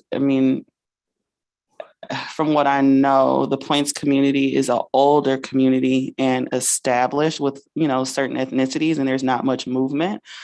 So it's helpful to think about creating a district where, a futuristic district where there can still be the effect that we intend to have of, some justice and equality. So that makes sense. But I yield to the two individuals that have questions in the room. And I think the first one is Commissioner Clark. I've got two items. One, if we need to increase the Black population, I think the best alternative, and it concurs with what Bruce just said, is move over into District 8. We know That's what I was thinking. Yeah. we that's know the we have a only- problem in District 8 because we Okay. got 95% Black. We know we're gonna have to make changes. This will help a little bit. Second thing I wanted to comment on is I'm still not comfortable with that part of Detroit and Grosse Pointe being together. I know we discussed it some yesterday. It's But hard for I me to- know that the Detroit people were adamant that did not take place when we had them at the hearings. That was a very big deal with them. And so I say that in respect for their wishes as we go forward. And if I may, you had referenced that District 8 was like 90% African American, and the district as drawn is not as high as that. John, would you bring up 9? Because I think he 9 may is- have been thinking yeah. about number 9 is the one that's really high. Oh, I'm sorry, at 9. I Right. meant 9. Yeah. I just wanted to Yeah. correct that. 8 Correct. should be You're more correct. balanced. Yeah, it was District 9. Yeah. So those are my two comments. So really, so I think Commissioner Clark, that is my hardship. And I know that we have a 2-minute break and this was probably like a more extensive turn to take, but it was helpful for me to try and understand. So I know that we can't always do what the public wants, and that hurts because especially if you know the area so how do we rectify that? I guess what I'm wanting to hear, especially since it's a public meeting, is to help those communities who are seeing this happen and kind of looking at us as being responsible, help them understand in their language, which will help us how this is going to make sense in the end. Does that make sense, Bruce or John or? Commissioner Caleb, yes, it perfectly does. And, this Yeah, is- because people don't see themselves as percentages and numbers. Right. They're Of course, human. Yeah. Excuse me, this can have a very personal component to it. And I know you all are very invested. The citizens of Michigan who are watching this are invested. I understand that very well. I think that one of the points that I would make is that I know that there's an effort to satisfy people's comments consistent with the law and consistent with the ranked criteria in order. That may happen many times. It may not happen other times because there are things that, like we talked about in the spring, that have to, give way to comply with the law. I think that the point that Commissioner Clark made about the Grosse Pointe community is a good one. I think is interesting. And I think that looking at it a different way, if you expand west, for example, into District 8 and deal with the issues that were raised about District 9, then perhaps you lose some of the population that you have in District 7 now. Let's say, I assume, is that where Grosse Pointe Woods is that the county line? Below St. Clair? Yes, this is It's the Wayne division, County Wayne line. County, Oakland, and Wayne County, Macomb. Macomb. Yeah. So it is possible that some of that population is subtracted. But I think that you'll see as you move into 8 and then a look at 9, that perhaps you lose population, or I shouldn't say that you take population away and put it in another district. So that may have the potential to satisfy, as Commissioner Clark was saying, maybe that satisfies multiple groups of people. All right, I'm getting signals from people in the back of the room because we have a hard stop that we have something else we have to pop over to really quickly. So, Dustin, I know you wanted to make a comment too, but we'll get back to you after the break. And thank you, Bruce, for your comments as well. So without objection, we will now recess for 75 minutes. Hearing no objections, we will recess. It's currently 12:02. We will recess until 1:15. Thank you, everybody.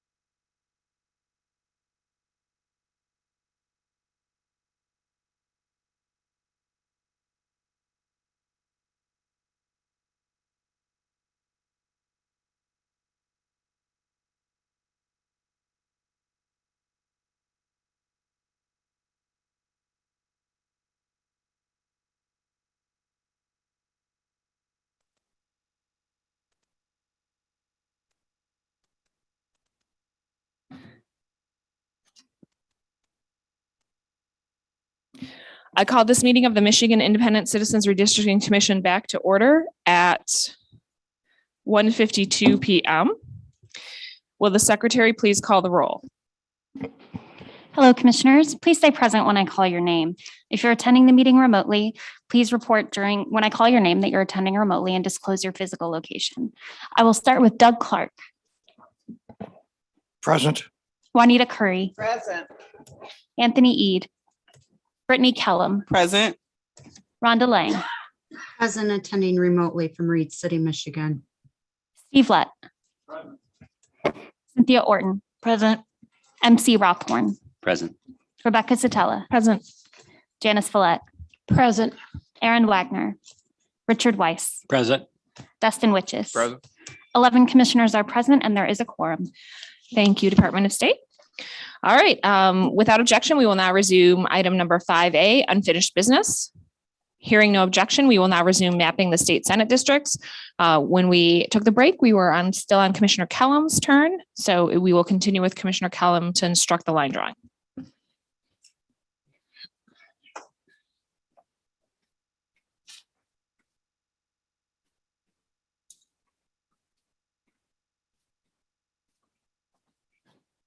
And Bruce is no longer with us, correct?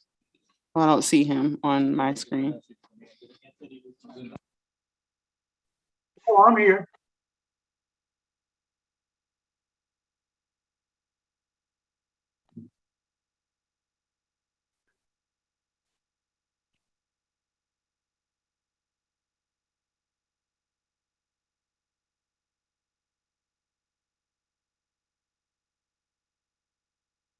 Okay, hi, Bruce. I see you. Okay.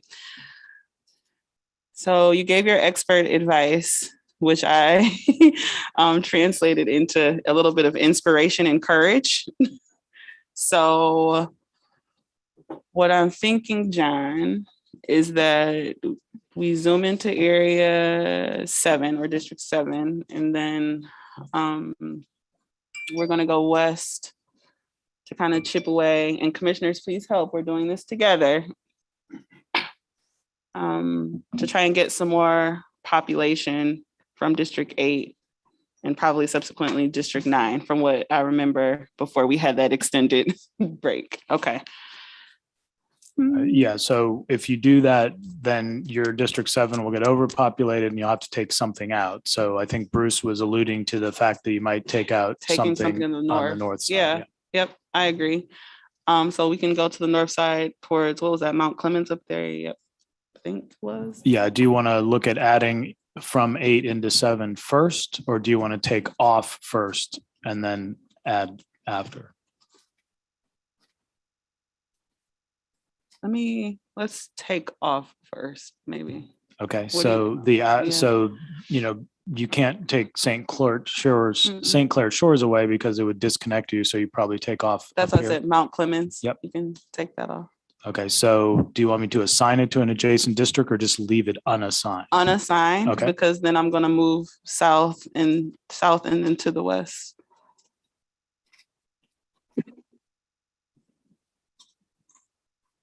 Bruce, were you trying to tell me something? No, excuse me. Okay, no, it's okay. It just sounded like, I don't know, like you were starting to talk. Could do. It occurs to me. MC, what are you thinking, Commissioner Rothmore? Yeah, what I'm thinking is that if we unassign it, Mhm. right, if you assign it to District 5, which is the only other place that it could logically go, then we'll know how much over we are Okay, in 5 instead of looking at it and saying, oh, 5 is good. okay. I never like to stick something into another district that someone else is true. I'm like, I'll leave it up to them. So you can assign Mount Clemens to District 5.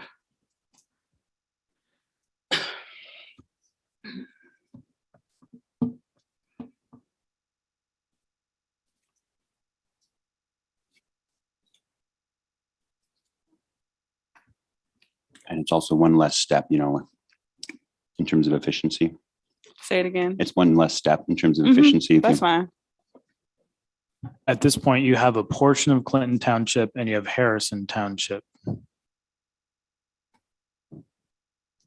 I'm sorry, you said I have a portion of Clinton. I don't, Yeah, so this is Clinton Township. So these Oh, precincts okay. are part of Clinton Township, and then Okay. this is Harrison. So just moving Mount Clemens was about, 16,000 people. Mhm, you can remove Harrison as well. Commissioner Witches. Well, I was gonna say one thing to think about with District 7 is we had it originally going all the way around the thumb to have the Lake St. Clair water line or lakeshore line being in one district. It wraps around nicely. And it's pretty good in population. I don't know if you want to go take that off and potentially cut that piece off, because there's a lot of public comment about that. Say it again, Dustin, which area? Because are you saying that it's connected? So where District 7 is right now, Harrison to Mhm. Chesterfield to New Baltimore, and then those other ones in the bottom of the thumb, Ira, Cotterville, Marine I see City, that as Clay. being District 5. I'm looking. But Okay, 25, okay. But Harrison was part of that lake shore. So I don't know if we okay. want to keep 7, just the lake shore township, so that we have that particular lake shore. Or you reconfigure that after you configure your District 7 in another part. Yeah, or whoever can chime in and reconfigure it with me, however we do it. Commissioner Orton. We have had, so that's what we originally did yesterday, I think, and then it was changed. And we have had a lot of public comment about that, including recently. So I don't know what it does as far as VRA district, but. So reassigning, you all can we can all talk to John. So reassign Harrison to just basically undo what I just did. I'd like to make a quick point, if I could, Commissioner Callum. If you look at what the changes that you've done, look at the population now for District 7. Mm-hmm. The white population and the non-Hispanic Black population, that has significantly changed. So I'm not suggesting keeping this or not keeping it, but I think that this is a great example where you can see sometimes small changes have significant population impacts as they implicate the Voting Rights Act. So this is just an example. I was just watching the numbers as you assigned and deassigned the parts of the district, and the changes is very, I think, informative to show what these changes can do to reshape the population. Thank you, Bruce.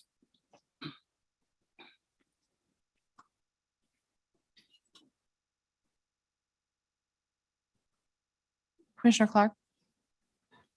Thank you. One of the things we could consider is to take that eastern part of Detroit and moving it into number 6 district, and then putting the lake shore back to how it was originally yesterday. We have gotten a lot of comments about the lake shore. And one of our objectives as we listen to people was to have the lake shore represented appropriately. And we did that, I think, on the west side. I think we've done that. But by moving the Detroit part up into District 6, and I know there's too many people there and we'll have to reconfigure some things, I think you get a better mix. You get a better mix of the racial population. And so what are you suggesting specifically? Like, you can just be straightforward. I really hadn't. It sounds like you're suggesting Detroit here, this portion going into 6, and then making changes to 6. And Warren as well. Yeah, and that's industrialized. I think the new Chrysler plant's down in So the that's what I west, eastern part of Detroit too. I was trying to grab population from the west, but I have to take some from somewhere first. Yep. So that's what I'm trying to get a consensus from you all, how that needs to happen. We don't have to talk around it. Let's actually look at the cities and the places and the numbers and speak directly to what the change needs to be. Or you could still take some from the west on 8, particularly in that triangle area up just south of 8 Mile. And then move up into Warren and Center Line and East Point. Okay. I think you might get a better mix. Okay. But I'm not sure. Can we try that, John? And then put the lakeside back to where it was. Okay, so if I understand this, you're talking about reconfiguring 6 and 7, and ultimately you'll reconfigure 5 as a result of this. And Yeah, you may that's- take more of 8 or you may not. That's what I understood to Okay. be. Yep. So with that in mind, you followed the suggestion to put all the surplus population from 7 into 5. Mhm. And you could do that as a holding place, and then you could, bring this, or you could do the opposite, which is basically put these two communities back in 7 and then take all of the Detroit area and put it into 6. Let's try that. Let's try Okay. that. But with 7 will be underpopulated at that point. What we did was run it up the shoreline yesterday. Right. So you'd end up doing that possibly. Yeah, in around the top of Lake St. Clair. Okay. So I'm taking 2 steps back, Mhm. Harrison to Mount Clemens. You're right. All right. And then now, let me see if this will work.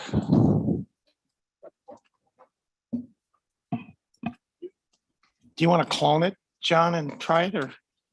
would that work? Yeah. So let me get the area in Detroit, and then we'll put that into 6.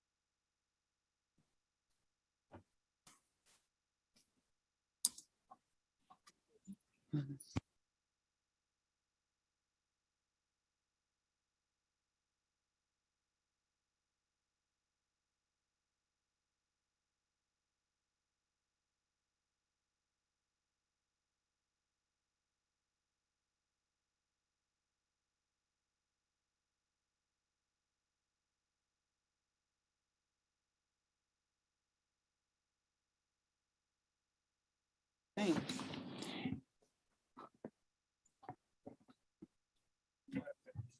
Okay. Are you looking at all of? That's what I thought. This little semi curve right there. Okay. Just make sure we're looking at the same thing. Go ahead, John. I'm listening. I was going to say, so even though this may be more than you actually want to do, I'm just going to take all of Detroit out, Mhm. and then you'll see if you want to adjust it after that. Okay. While we're doing this, and to learn, I guess I'm trying to learn like how we can this voting, not the voting age population, the bellwether elections, or those. Yeah, I'm trying to learn, like, because we're making changes, I'm wondering if there's ways to read the differences that we're going to make.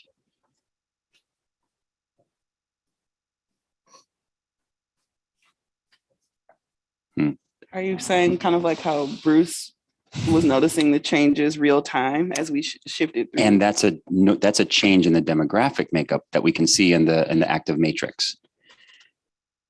What I'm trying to, I guess it's the other piece, the voting is actually helps us predict where we want to go if we're examining the voting records or those bellwether election results.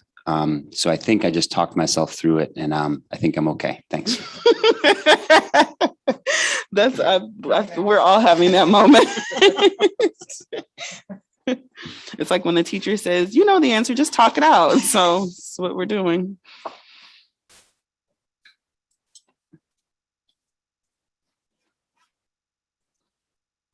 Welcome to redistricting, you guys. This is Kim That was Brace. perfect, Kim. I pictured because I couldn't even see your face. And behind the curtain.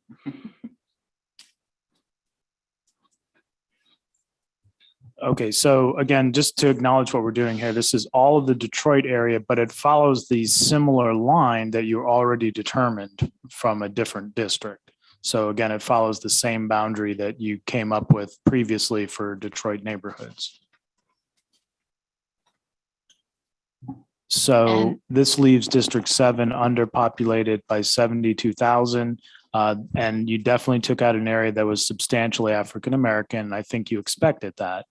And you're pairing it with a different non-African American area to the north potentially. And your District 7 then would change to follow the shoreline. That's what you're discussing. Okay. Yeah, and you see, so the green line in District 6, it's kind of like this weird wine glass. It's actually in the shape of a 6, actually, but I don't know, this shape. So that line that extends into District 8. Where your cursor is, John. Yep, right there. That trace, if you trace that up, that little wedge, can I put in 7? Is that what you were thinking too, Doug? Yep. Yeah. I'm sorry, in 6. Okay, so Sorry, John. possibly, are you sure you want to add anything before you see how the rest of it resolves a little bit? Okay, let's go ahead with.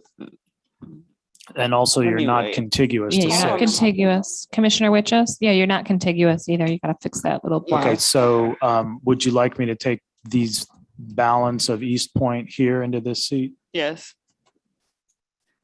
Commissioner Witches?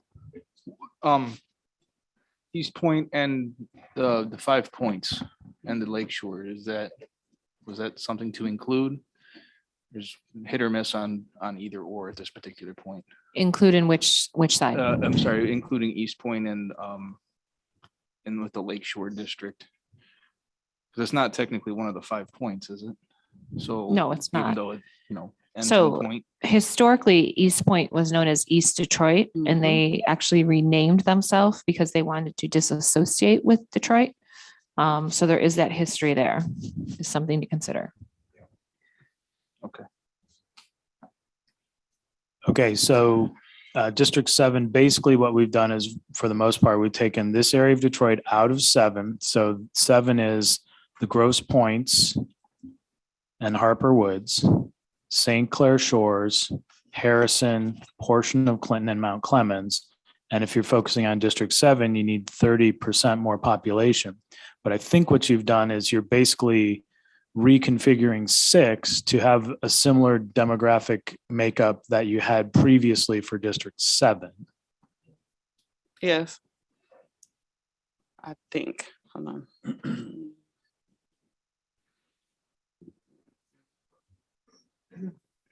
Commissioner Clark? But John, but the other thing we want to do with 7, I think, is to move it up the shoreline. And Right, so yeah. your 80,000 would basically be New Baltimore, Marlboro, and Chesterfield. Chesterfield.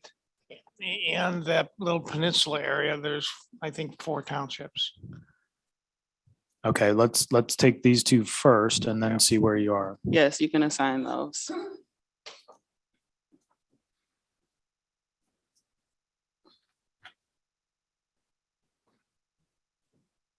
And that way we are reestablishing the shoreline for the purposes of our log. And then you could also look, like you said, at these peninsula communities, or you also talked a little bit about East Point. You also have more of Clinton Township if you need it. I So think do you we want to were do the thinking about peninsula? Yes, John. Thank you, commissioners, with your nodding heads. I see you. Thank you, Commissioner Witches and Commissioner Rothorn and Commissioner Orton. Marine City as well, and Algonac. Yep. Okay, and then with that addition, your I'm population over. for 7 is 990. And again, Yeah, we you've leave it. definitely changed the demo. leave Yeah, it's it. right. It's right on the money for population. Exactly. Thank you, John. But again, as you're aware, this is a different district Mm-hmm. demographically, and you're replacing that with a District 6 that would be similar to what 7 was. Mm-hmm. Okay. So do you want to stop with your 7 and leave 6 uncompleted, or do you want to complete 6? I think my commissioners would appreciate if I continue with 6, and I see a hand. Commissioner Clark? Yeah, and when I look at the numbers, 6 has now got a minority population of 46.84, and when it was in 7, I think it was 36. That's right. What'll end up happening is depending on what you take out of 6, you may increase your minority percentages or African American votes because you're overpopulated in 6 by 1/3. So depending on what you take out, you could increase the African American percentage, or you could add to it in District 8, depending on what you need for purposes of designing the seat. Yeah, correct.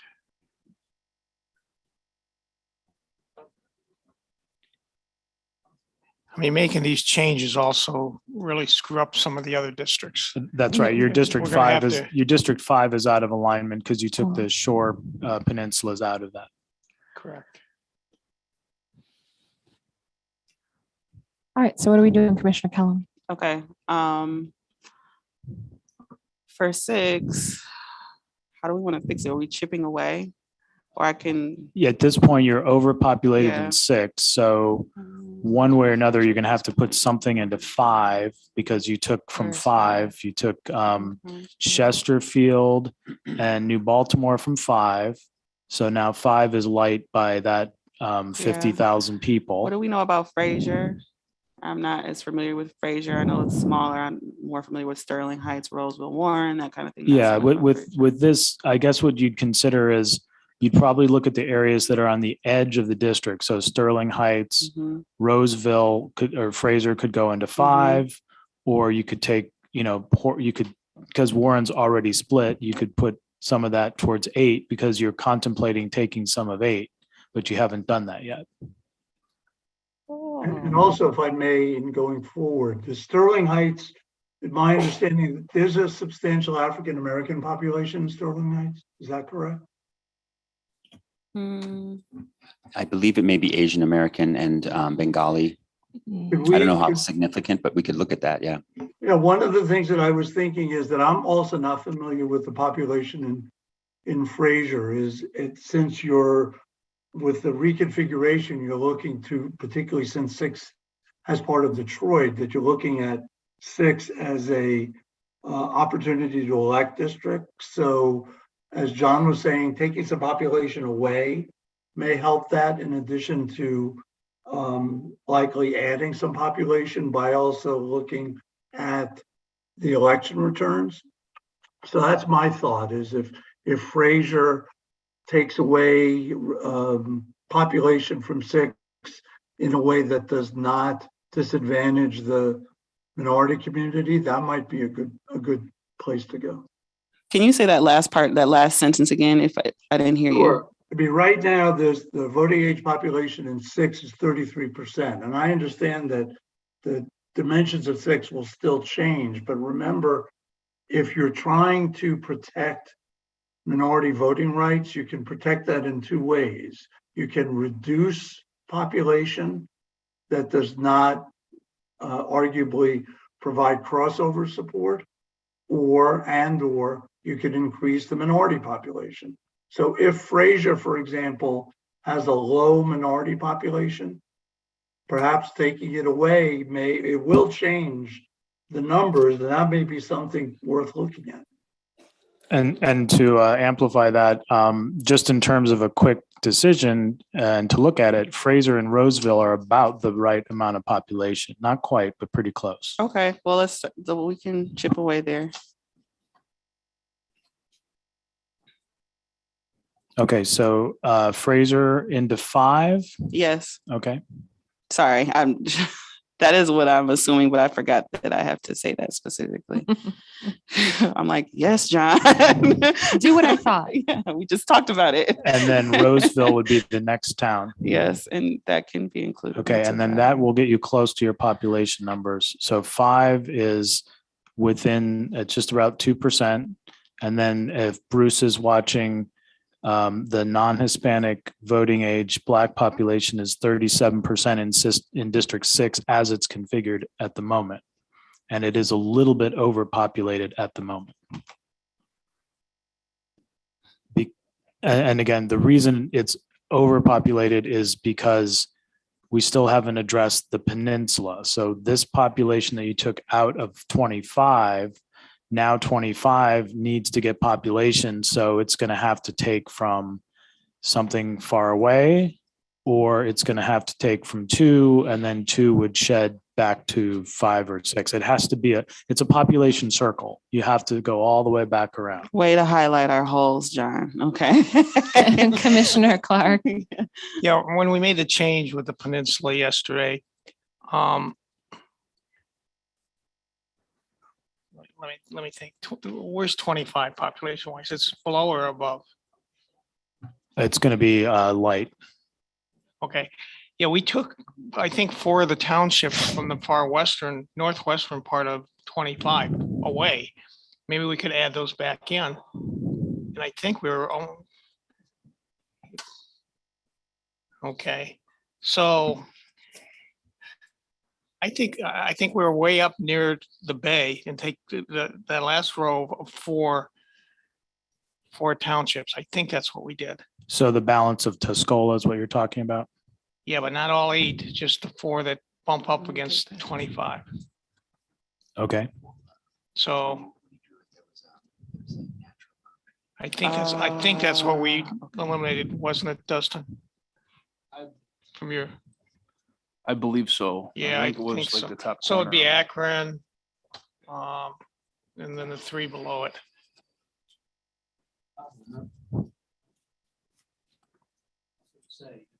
You took away additional few counties.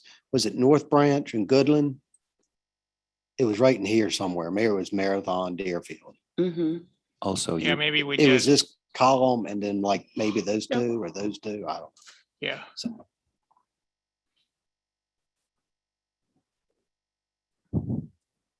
And that will fix your 25, but you'll still be out of alignment with, basically you'll leave 6 overpopulated, and one way or another, it's going to be, right now it's bottled up. So you're going to have to get that to an outlet where you can free some population. So you'd end up having to take something away from 6 and basically pass that population out to the unassigned area through District 2, probably District 2 or something like that.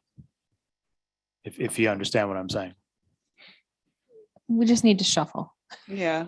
And I wonder if I might suggest it feels like what we're trying to do is get the VRA correct in Detroit. And it feels like if we get that right there, that means we're gonna take into, we're gonna have to split it up in some way that feels right. We're respecting COIs, but it's also gonna go into the suburbs. And so if we get Detroit, the city right first, and respect the VRA and try to wrestle with all these COIs, and then do the surrounding areas in the burbs and go out from there, like we're probably going to be as a methodology, so to speak.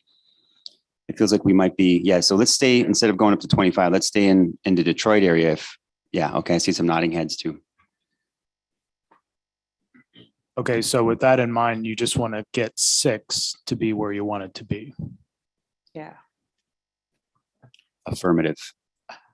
Okay, and then also you said you might take some from 8. Do you want to take from 8 first, or do you want to shed from 6 first?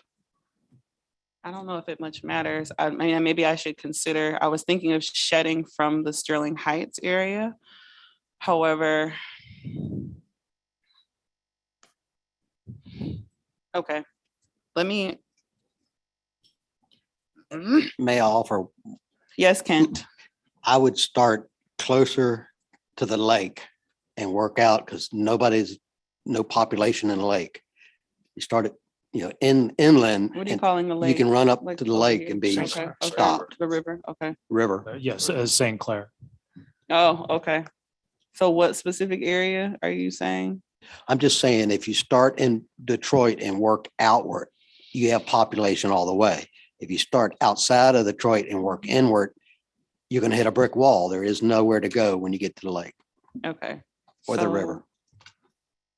Then John, maybe we add that area, because that's the Detroit area, and then I'll magically create an area where I want to pull from. So okay, so you want to add, yes. So 6 already is overpopulated, so you're going to add more to it first. You make it sound like such an awful choice. Yes, I'm going to do that, and then I'll just okay. unassigned somewhere Or else. you want to follow a particular road boundary? I saw you indicated Yes. this boundary. Mhm. Okay. Can we have the overlays? Yes, just a moment.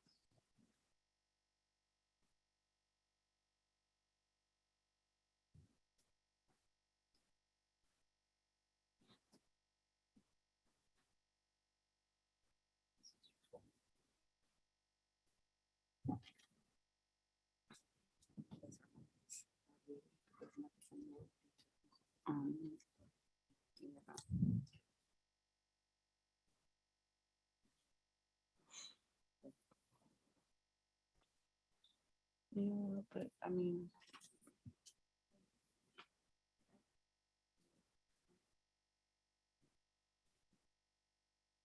Okay, so this shows your road boundaries a little bit. You know, Sterling Heights, we usually have another district, so you got half to work with. But Eastern, you got one up to you. Yeah, I put it in because that'll dilute the black population, and then you can take 8 down to some more. That's just an idea. Do what you For the benefit of the interpreter, let's make sure we're speaking into the microphone so the interpreter can hear what we're saying. And And also, excuse me, if I could jump into, when I hear the words dilute any minority population, I always want to know where that's coming from. So can you help me understand what would be dilutive, you think?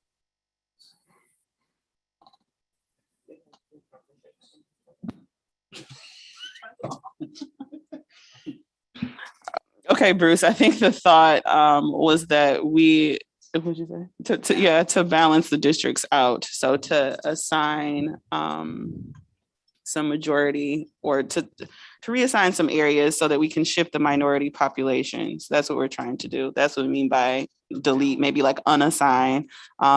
Commissioner Rothhorn is echoing the word balance. So that's what I'm trying to do, to create some moving room so that the people after me have something to work with.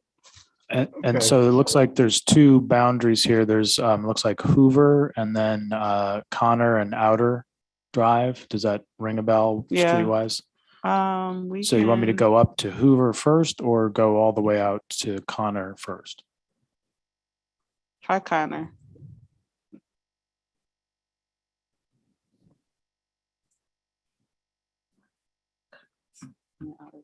Or I could start from the boundary first and move up to the first major street. You can just go Connor and up, like that little curve part.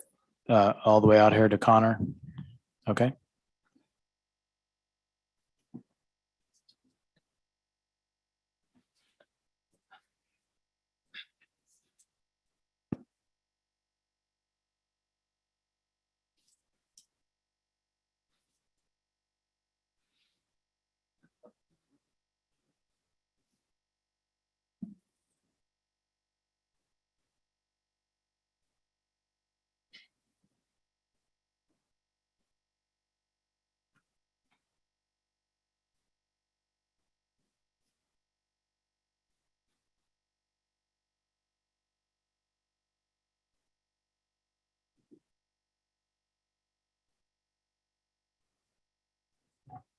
Okay, so with this boundary, that's 49,000 over.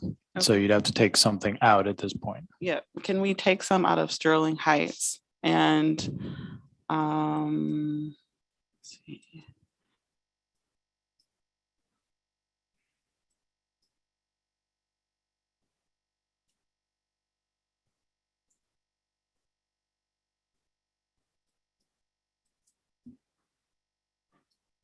Okay, so you want to take away from the north end of Sterling Heights first? You probably have to take almost all of that out if that's what you want to do. It's split, so you probably would take from the outer edges first and then see how far you need. That's the to idea, lose John. 49,000.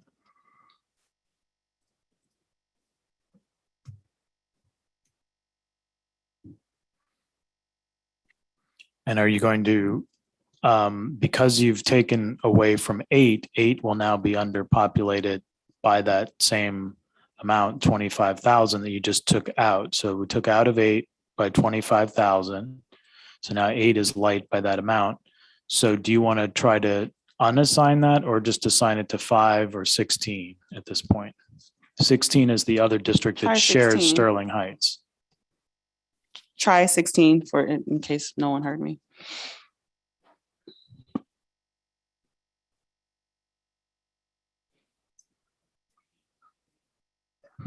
Okay, so since 16 is the district that's taking the population, I chose the areas on the edge of the boundary there. Change very much.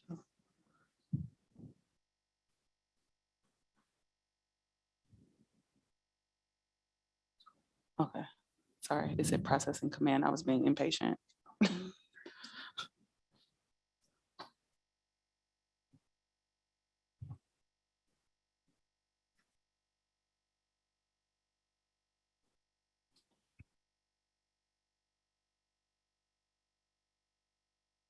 Okay, so that balances out 6. It looks like there's still a little bit of Sterling Heights, but most of it has gone to 16. And then 6 is 48% non-Hispanic Black at this point. So you added this area here of Detroit, which I believe we think is African American, and then taking out some areas of Sterling Heights. And so the district now for District 6 is here. John, could you put up the election results, please, for 6?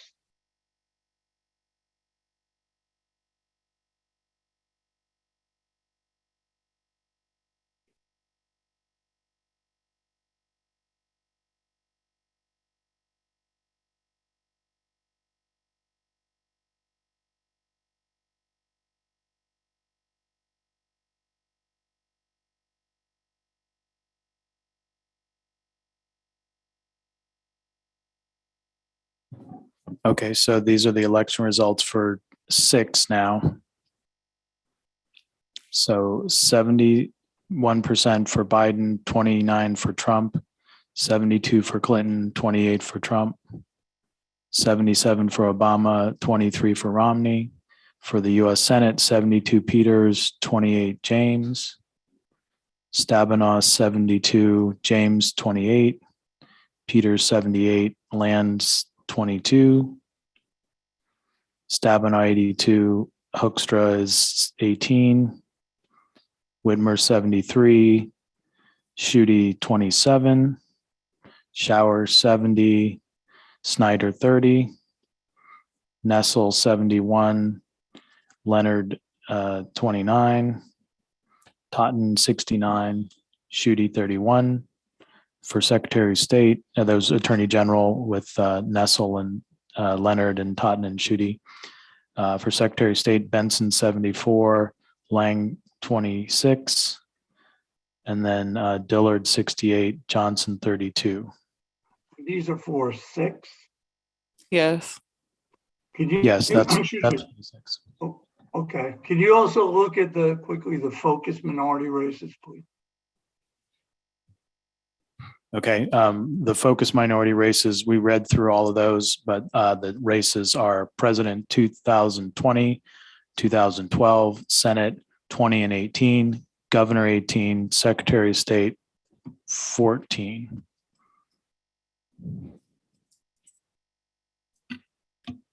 So Biden 71, Trump 29, Obama 77, Romney 23, Peters 22, James 28, Stabenow 72, James 28.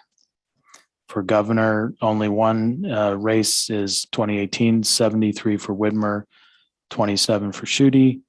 And then for Secretary of State, Dillard 68 and Johnson is 32. Okay. All right.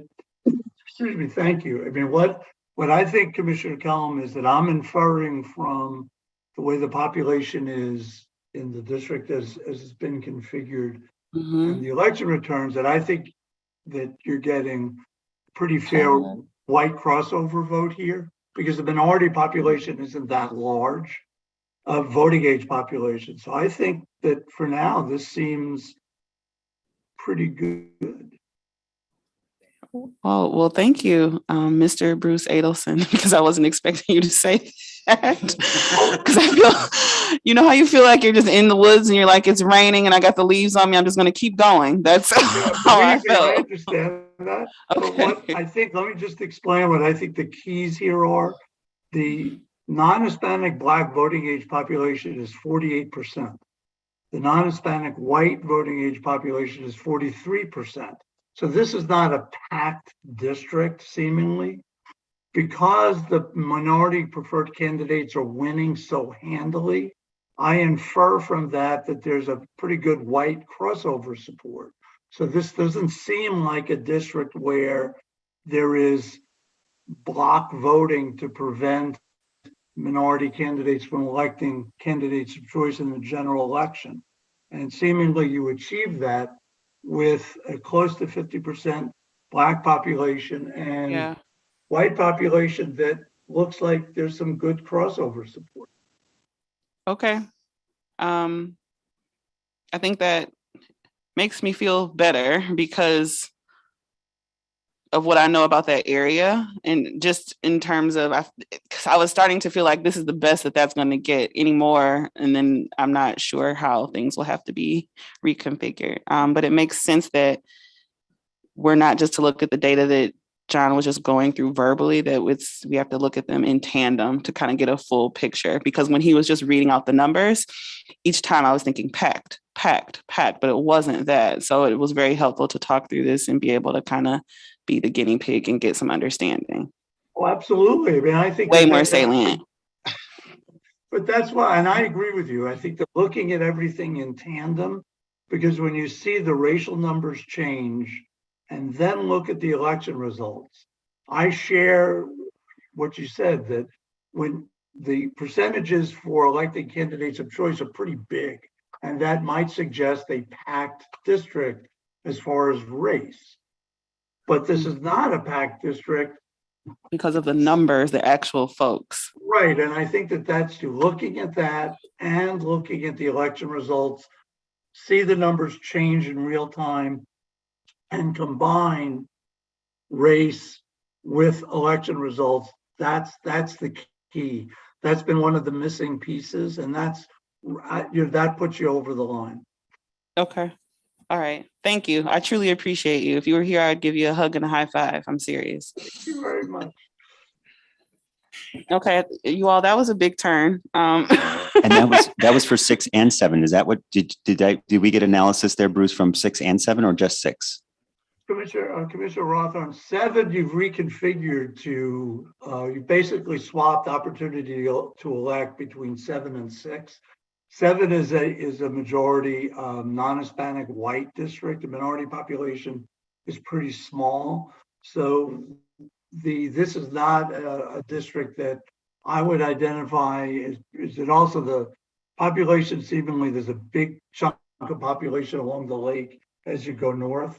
So I think that in your swap, making 6 seemingly a good VRA district, and then looking at 8. I mean, somebody had mentioned that 9 is packed, so that will also have to be adjusted. But I don't look at 7 anymore as having any opportunity to elect considerations.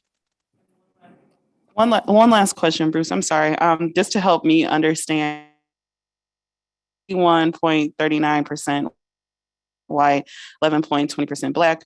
So if we look at the the Bell data for elections, is that why you're saying you don't consider that district, or you consider it to be okay? Mr. Gellin, that's actually a great point. Why don't we look at the election results for 7 and let's see what they say?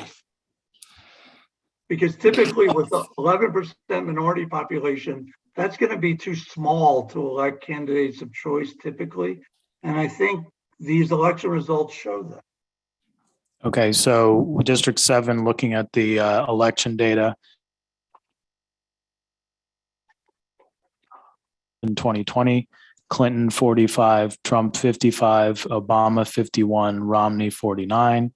Peters in 2020 is 48, and James is 52. Stabenow 51, James 49, and then Peters 55, Land 45. And then the other Senate race, US Senate race, is 60 for Stabenow, 40 for Hoekstra. And then Whitmer 52, Schuette 48 in 2018, Showers 42, Snyder 58 in 2014 for Attorney General, Nessel 49, Leonard 51, Totten 42, Schuette 58, Benson 52, Lang 48, and then Dillard is 39, Johnson is 61. It's more of a mixed bag here as far as election results. Yeah, so that's, and that was the Lakeshore District that you're looking at. Okay, well, I personally am okay with my turn being over.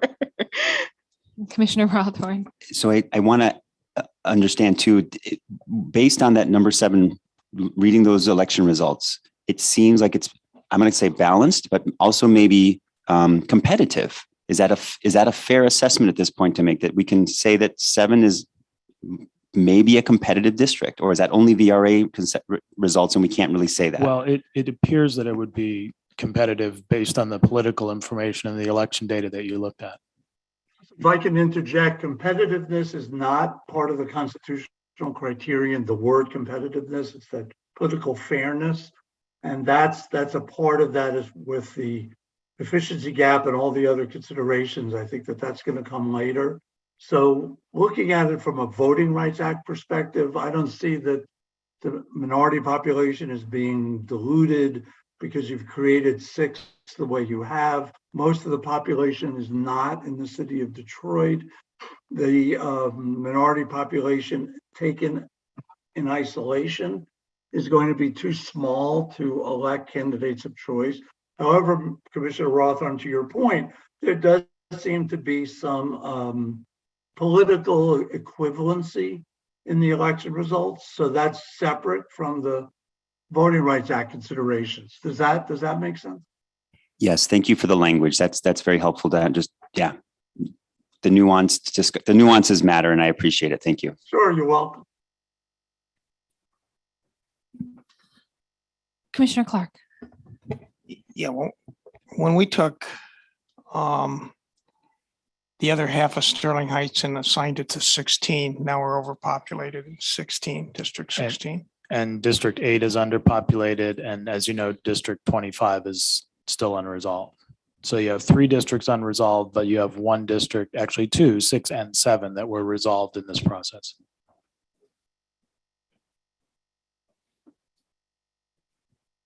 Okay, while the other commissioners are thinking, I'm going to give Michigan Department of State some rationale, and you can tell me what you already have. The purpose of my turn that I took was to unpack some of the districts that we had received feedback on, kind of fix them and balance them out in terms of their population, so it's better suited for the VRA. And then we took into consideration not just fixing for the sake of percentages and numbers. We were able to think about the communities of interest in the Lakeshore community, the Black population, taking in consideration the Bengali population and Asian American as well because of the surrounding districts, and the communities and neighborhoods that are in Detroit.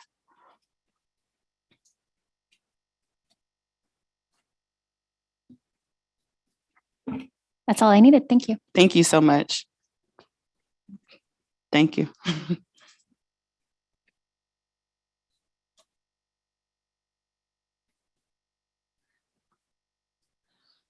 All right. At this point, we will move on to Commissioner Lang. Okay, I'm here. My internet's been unstable, so I'm going to keep my camera off and hope that I don't get booted.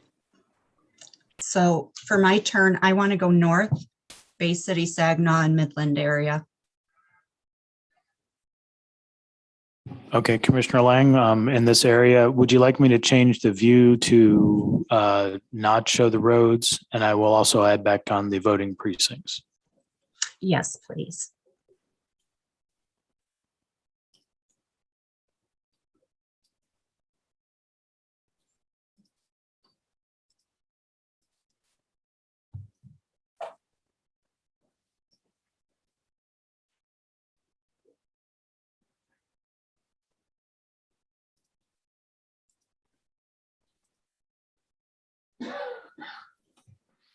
Okay, and I can add, I can change the background if you need it. And then I'm also going to put on the county populations as a starting point. Yes, thank you. Some of the counties have already been assigned. Some portions of Bay have been assigned to other districts, portions of Midland to other districts. Saginaw is unassigned, portion of Tuscola, portion of Genesee, and a portion of Lapeer. Okay, before And we I get. believe there's about 2 districts worth of population in this unassigned area. Okay, what I would like to see first is if you could highlight Saginaw. I want to kind of see what the racial makeup, since that was one of the areas that were flagged and why we still have Bruce here. I would like to see what the racial makeup is of Saginaw. Okay, so what I'll do is I'm going to assign the entire county as if it's a district. We have a district available. And then what I will also do is while I'm doing that, I'll see if Kent can look at the county data as well. Okay. So first, I'm going to assign this to District 1, just the whole county.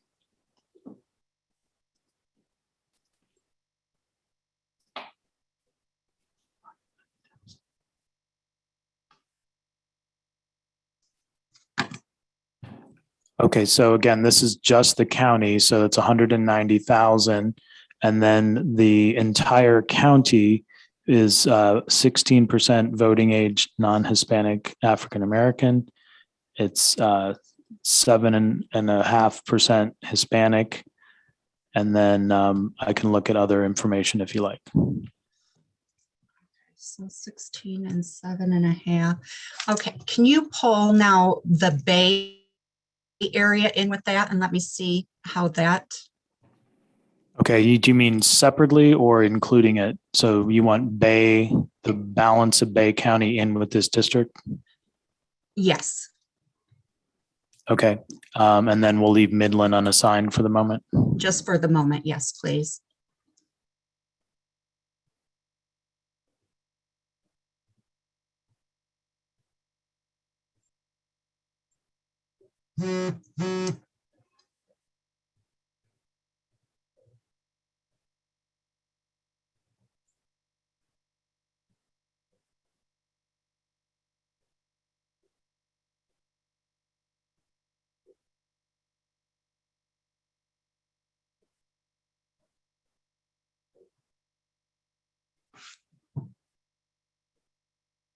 Okay, and I realize this is more population than the district would allow, but this gives you a breakdown of the information you wanted. Okay, so it takes us over in population. Bruce, can you tell me for the Saginaw area, what specifically is it that I should be looking at to take into consideration BRA and racial block voting? Yeah, so Commissioner Lang, I think that one of the things that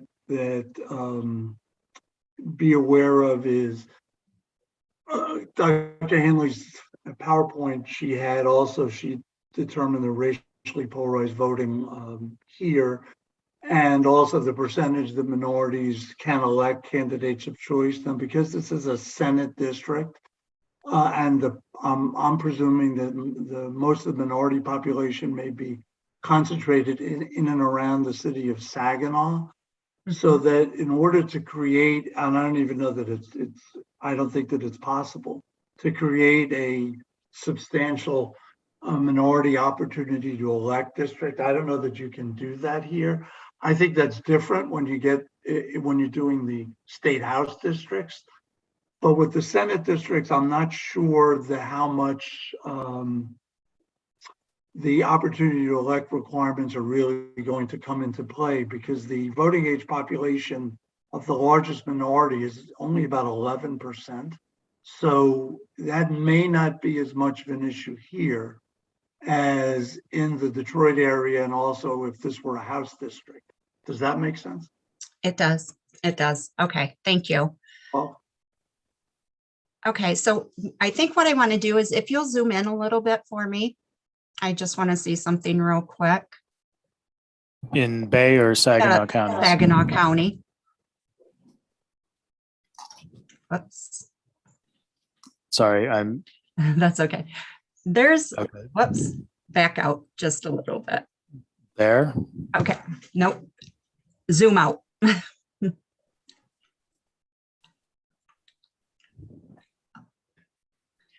Okay.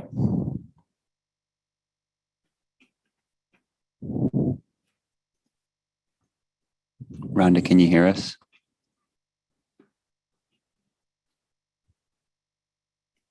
Saginaw County, can you take those out, please? Okay, which ones, do you want to take some townships out? Yeah, I can't hear what you're saying at this point.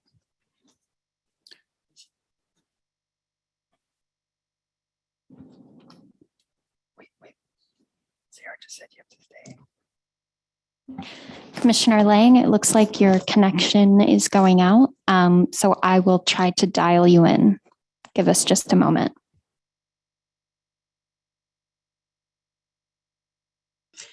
Okay, can you hear me? That's better, yes. I'm sorry, internet, it just froze up on me.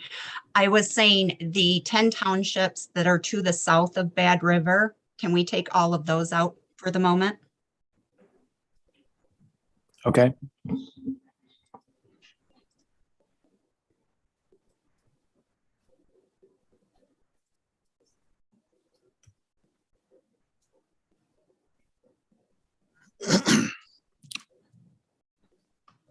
Okay, do you also want these, these were Yes. the ones that were south. Do you want additional townships or is that enough for the moment? Yeah. Okay, so at this point, that's 7,700 over. I did not take Birch Run and Taymouth out. Am I still cutting out? Possibly. We Okay. did hear you clearly when you asked if you were cutting out. Okay, those bottom two, south ones still, both of those, yes, please. Okay.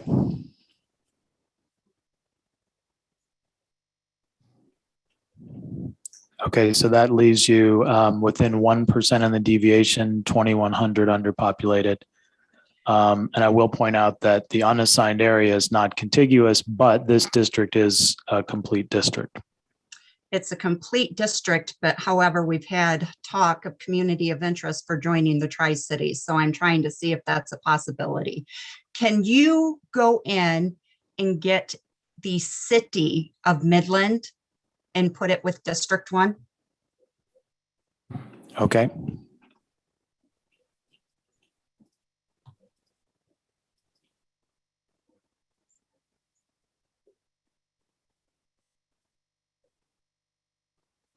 Okay, so that's just the municipal boundary of the city, not adjusting for any of the discontiguities. So that is 40,000 approximately in that. So that would affect your ability to keep some of the other townships together with Midland. Right. How many are in the southern township?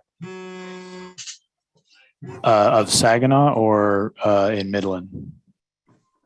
Saginaw, please. Sorry, repeat, please. That was Saginaw. Saginaw. Saginaw.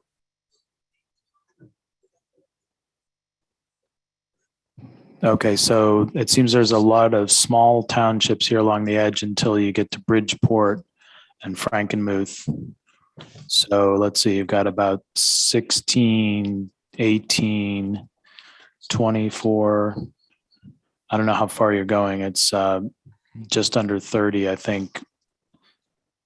Okay, I was looking at the Richland, Jonesfield, and those particular ones. Richard, Commissioner Weiss, can you give me a little more information since you're from the Saginaw area on how this could potentially work. And can I also have you, John, while he's helping me out here, scroll down to 35 and let me see what the total population was that we had. Okay.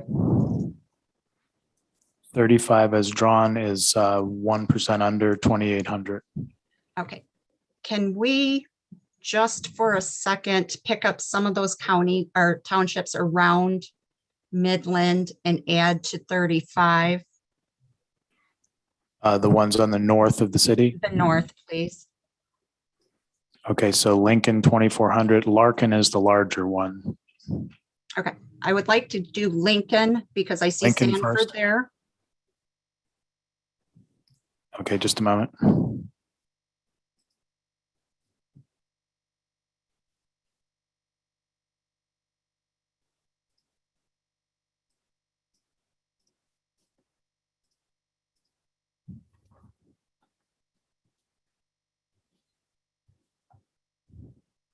Okay, there's Lincoln, and that puts your District 35 at 0.15 deviation, 396 under.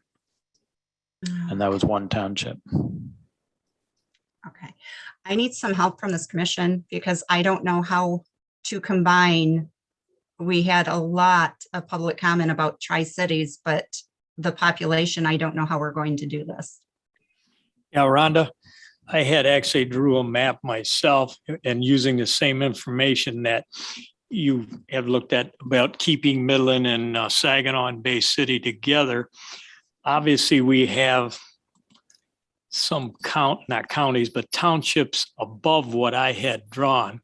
But I took out in my map, I actually took out Frankenmuth and Bridgeport, and I took in all of Midland and quite a bit of the Bay City area. But in order to get your population down, you may have to take out a few more of the townships south of Saginaw. And Saginaw kind of split between the river goes through the town. You got the east side, I would say, is racially black. And then the west side has some black in it. And as you go farther west, obviously it turns a little bit more white population. That's, as I said, what I did on my map. I kept that, the cutoff down there. Let me see if I can blow mine up, see what that, I used the river as the cutoff. That would be the Tibawassee. And that comes around, swings up through. That's where I stopped my districts to keep my population down. I came up with about minus 428.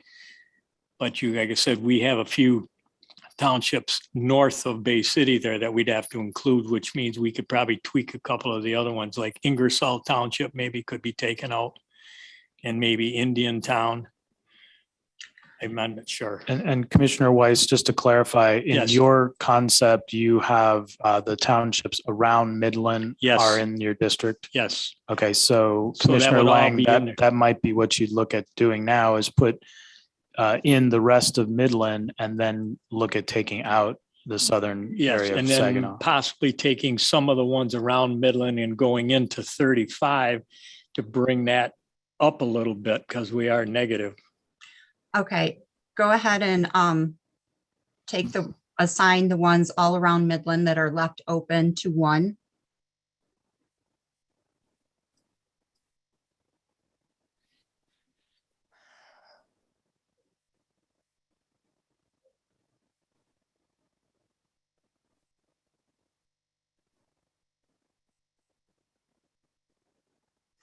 Okay, and while I did that, I just want to zoom in here. There's a small section of Lincoln Township that's contained in the city of Midland. So we may have to address that unless you put Lincoln back in, which you just took out, or you just assigned to 35. For the moment, put Lincoln back in to make it easy. Okay. Okay, so with that adjustment, you're 58,000 over. Okay.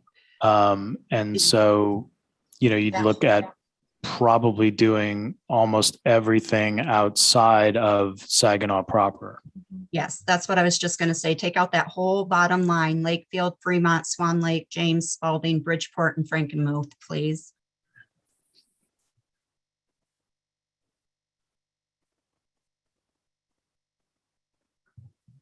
Okay, so now it's 32,000 over, so you're looking at Thomas, Richland, Jonesfield, Plumfield, and then at that point, it's still not gonna be enough, so you might look at either Bay County or you've got Saginaw Township or the River Division that Commissioner Weiss was talking about. Rhonda, Okay, Doug's got a, go Doug's got ahead, a hand Doug. up too. Yeah, I want to keep the population straight. If you look at Midland, there's a white area in there that needs to get assigned out too. Unassigned, yeah. Thank you. Okay. Yeah, that's a piece of Midland City in Bay County.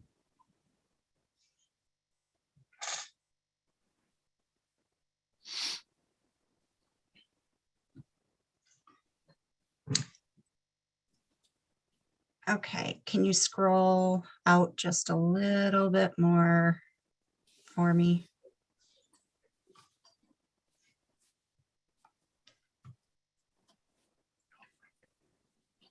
Okay. Rhonda, I wanted to offer that I do like the idea of adding to 35 and your northern counties in the District 1, adding those to 35 may help, adjust the populations. Right.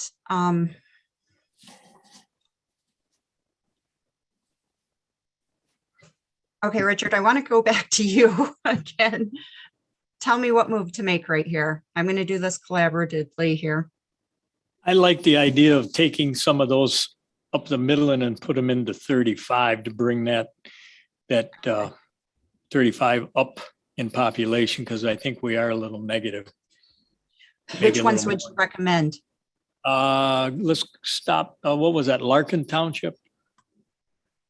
Was that the one? Or even maybe Pinconning or Garfield or Fraser, even maybe doing it that way. You've also got other townships, I believe, Yeah. up north here in Bay. There's Gibson and Mount Forest are in Bay that also shares a border. And then the ones that you would look at taking, like you said, Pinconning might be one. Let's try Garfield Okay.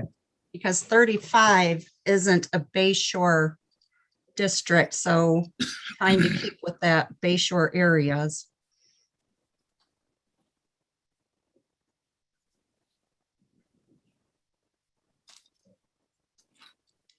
Okay, and that moves you within 1,200. So you close the gap a little bit with the addition of one township. Can we add, just out of curiosity, can we add, is it Pinconning with 36? Is there enough there to where it wouldn't put 36 over? I see 36. Yes, it would. It's a good idea. Okay.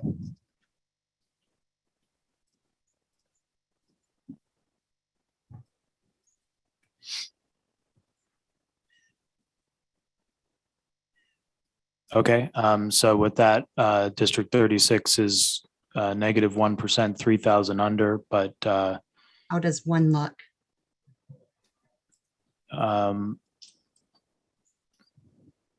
27,000 over. So again, in order to move large numbers, you probably have to look at Thomas, Richland, Jonesfield, Plumfield, and maybe Buena Vista would be close to what you need. Okay, let's work on the outskirts, I guess. Let's go Jonesfields, Richland, Thomas.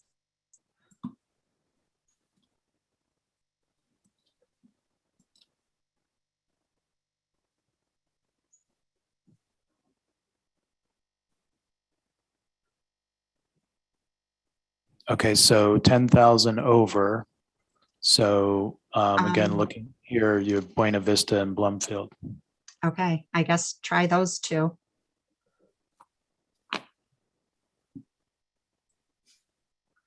Richard, does Buena Vista consider itself a direct part of Saginaw? Can you tell me?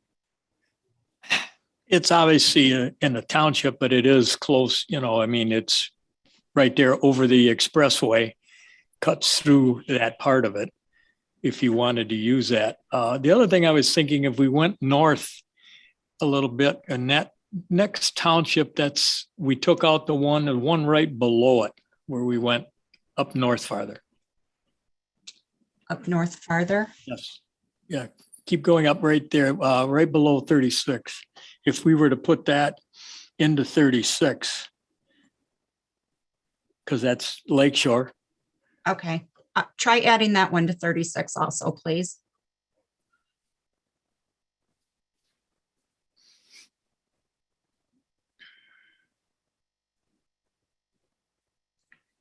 So 36 is right on for the most part then.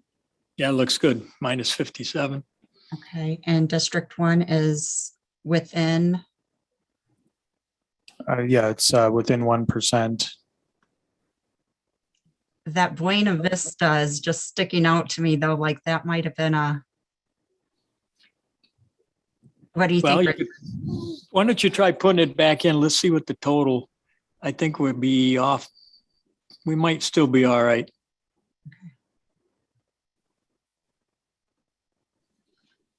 Okay, so yeah, it's under 2%. If you put the Buena Vista back in, I'm sorry, it's over 2% population, but the deviation is under plus or minus 2%. Any comments from the rest of you? Dustin has a comment. Well, I like what we're doing. I was just gonna see at one point, can we get the aggregate total numbers for over and under? I don't think we've seen that in a while. So we just took a look at that here. And in the area that's unassigned between one and this area here, this should be just about one district. It's real close, because you have two areas of the state over in Kalamazoo is completely unresolved, and then you have a portion of Monroe County that's completely unresolved. So you'll have to pair those fractions together in some way, working through several districts. And then right now in the Detroit area, you have, I think, 16 and 8 are out of alignment.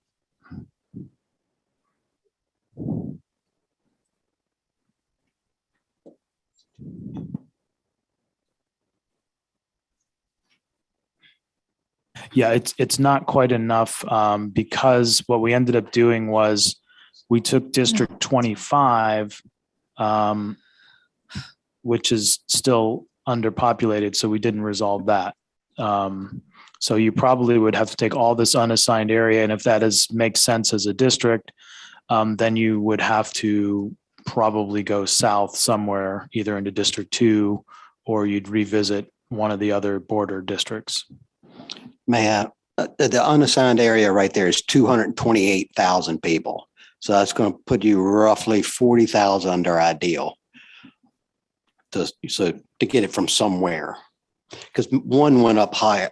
Yeah, population into 36. Right, because I guess what I'd say is before we did that, by making your adjustments up to 35 and 36, you pulled population out of there that would otherwise have been available to complete that district. So by resolving those districts, it actually is causing a problem here for the unassigned area. I need to mention also that 25 is 24,000 people down. So if you take 24 out of 228,000, you're down to 204,000. Yeah. So, and so it probably means you're going to have to go south to get the surplus population that's bottled up in the Detroit area. Commissioner Witches, do you have a comment? I was just gonna say, wouldn't it make more sense to take the townships that we added to 36 that are on the lake shore and chip away from the bottom of District 1 that we're drawing, so that we get more population in the area that's now unassigned, so that we can get that part into one district? John? I guess the issue there is in the chipping away process. Commissioner Lang pointed out that she thought Buena Vista would associate more with Saginaw. Okay, so in this particular area, we had mixed comments about community of interest. We had half that said keep the Tri-Cities together, that they share certain things. We had half that said Midland County goes towards 36. So I'm at a loss of what we should do at this point. I mean, does it make, if Midland County went towards 36, or pardon me, 35 or 36 or whatever, that would set them over, but then would it be easier to fix what we're going to need for 25 and the remaining areas? I guess is what I'm trying to figure out now. Thoughts? So John, can you show us the population for one? I can't see. Yeah, thank you. Scroll down the matrix so we can see where we're at. Okay. And Commissioner Witches. I would tend to agree that Saginaw, Midland, and Bay cities should stay together just based on the amount of infrastructure that they share. It seems kind of important, as that would be a community of interest, I would imagine. You got the airport. It's called Midland Bay Saginaw. I understand that too, but we've had conflicting community of interest, and a lot of them that said that Midland should go to the east actually lived in Midland, and a lot of the input that we had saying Midland, Bay City, Saginaw, you had your Bay City, Saginaw residents. So I'm trying to be fair here. But I just don't know how to do this at this moment if they're saying we're going to be short population. Well, I think I can address that short population. If we look at this current moment, our District 16 down here, where we put the balance of Sterling Heights, that's where your population is. So that's 50,000 over. Okay. And then, that's basically where it is right now. You'd have to take that population from 16, push it out to this unassigned area to round it out, and or fix District 25. That's what would end up happening. That's where it is. Okay, with that being said, then if there's no objections, or if anybody else in the commission doesn't have an issue or suggestions, I say we leave one as it is. Works for me. Works for me.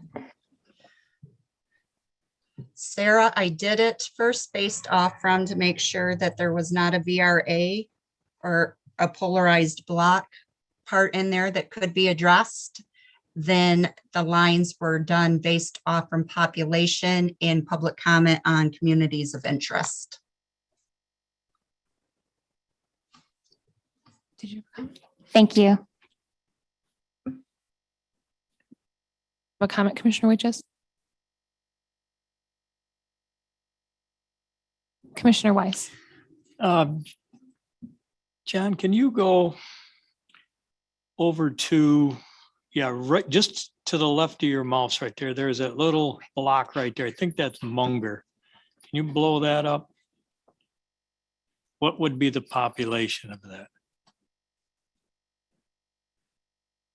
Sorry, of which area? Yeah, it's Merritt. That's what it says here, what you got now. If we were to take that off, that would give us a little extra and still not affect that too bad as far as taking the township out, I guess. Any other comments? What are we taking it off for? Well, it just lowers the Okay. population a little bit. The District 1 is 5,000 over, and at this point, you're looking to push the extra population towards the unassigned area. So Commissioner Lang, is that of interest to you?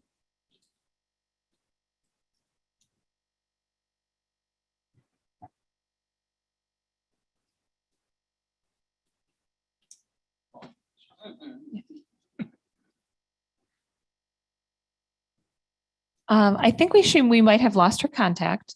At this point, there is a request in the room for us to take a 5-minute recess. So hearing no objections, we'll take a 5 to 10-minute recess so people can take care of personal needs. And then we'll try to get Commissioner Lang back on during that time. So it is 3:12. Let's take a recess till 3:20.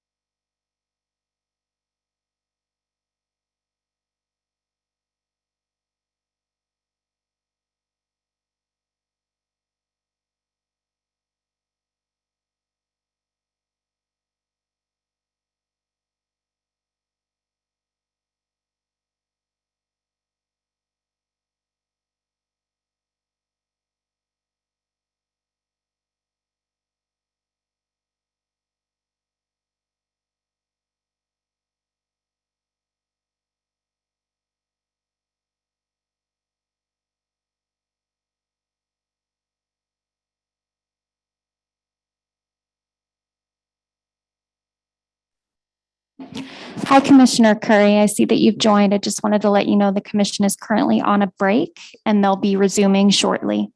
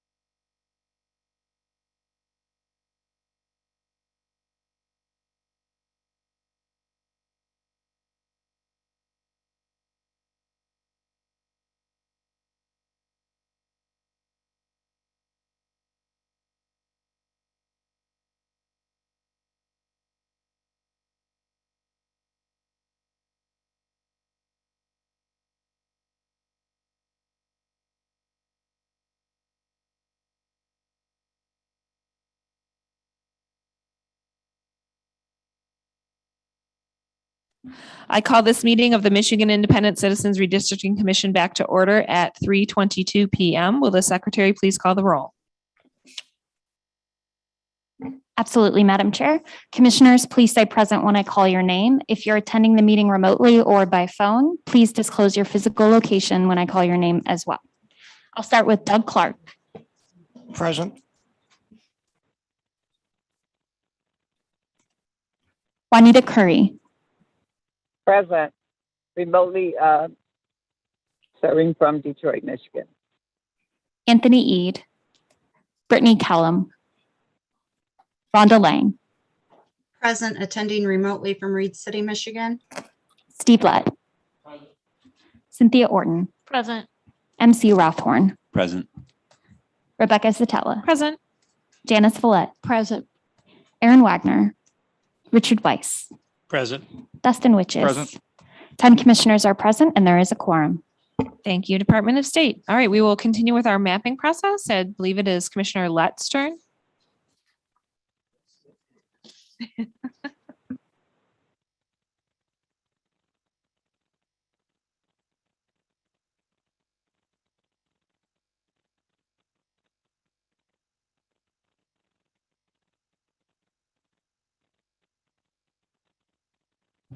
One minute, please.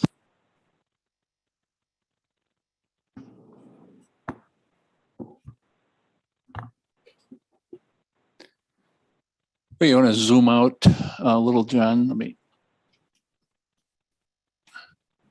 And also, I'll just start with the county view so you have a reference point.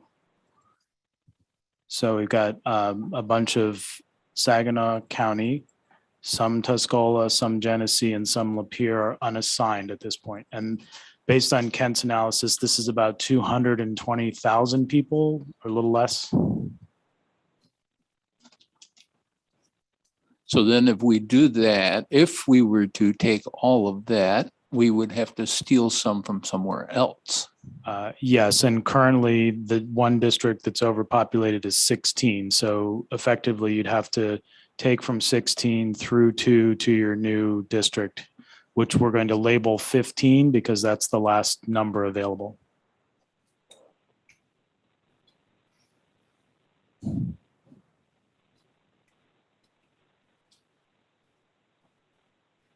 Okay. So let's would take you like the to do the unassigned, okay. Saginaw, et cetera, et cetera. Okay, so I'll do that and then you'll see what the population is. And then you can see if this, district that's building itself is the way you want it, or if you want to adjust it. Just a moment.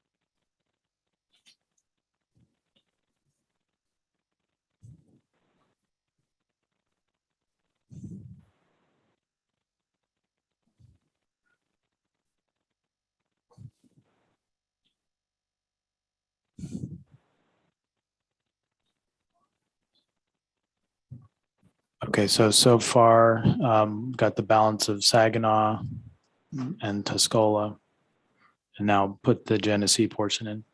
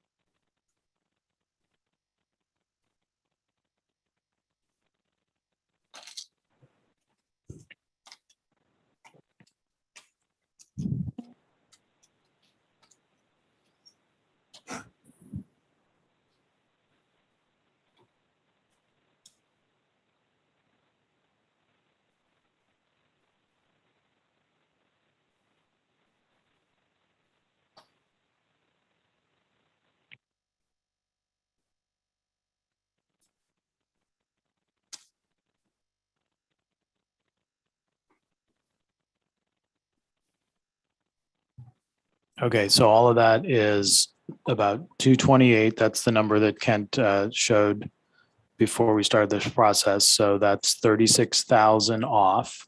And then I'll just point out District 16, which is not adjacent to it, is 52,000 over.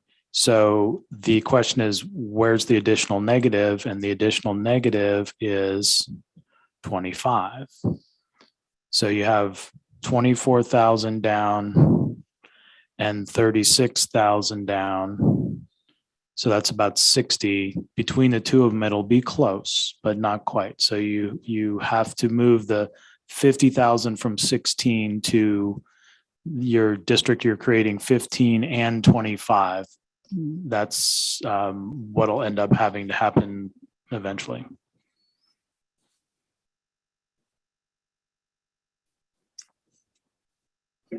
How many's in 25 now? 25 is 240, so it needs 24,025. And 16 is what? 16 is over by 52,000. So again, 25 is minus 24,000, and then the district you're working on is 36,000, so that's negative 60, and then positive 52. So you'll be -4 between them. Sorry, is that -8 between them for 2 districts or 3 districts really? So that should work out. But Commissioner Clark, did you have a comment? Yeah, I do. We added, I think when we were configuring 8, we added some townships in Sterling Heights to 16. Maybe we should take those 2 away. yeah, you're right. District 8 is also off by a little bit. Above or below? It's below. Below. Yeah, so we're getting to the point where there's several moves, and Yeah. you'll have to look at the total populations as you get to the point where you're joining all the pieces together. Right. So if we look at Sterling Heights,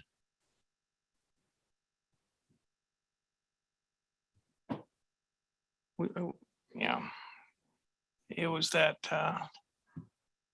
western part of 16 or eastern part of 16 that we added. Yeah. So my thoughts, boy.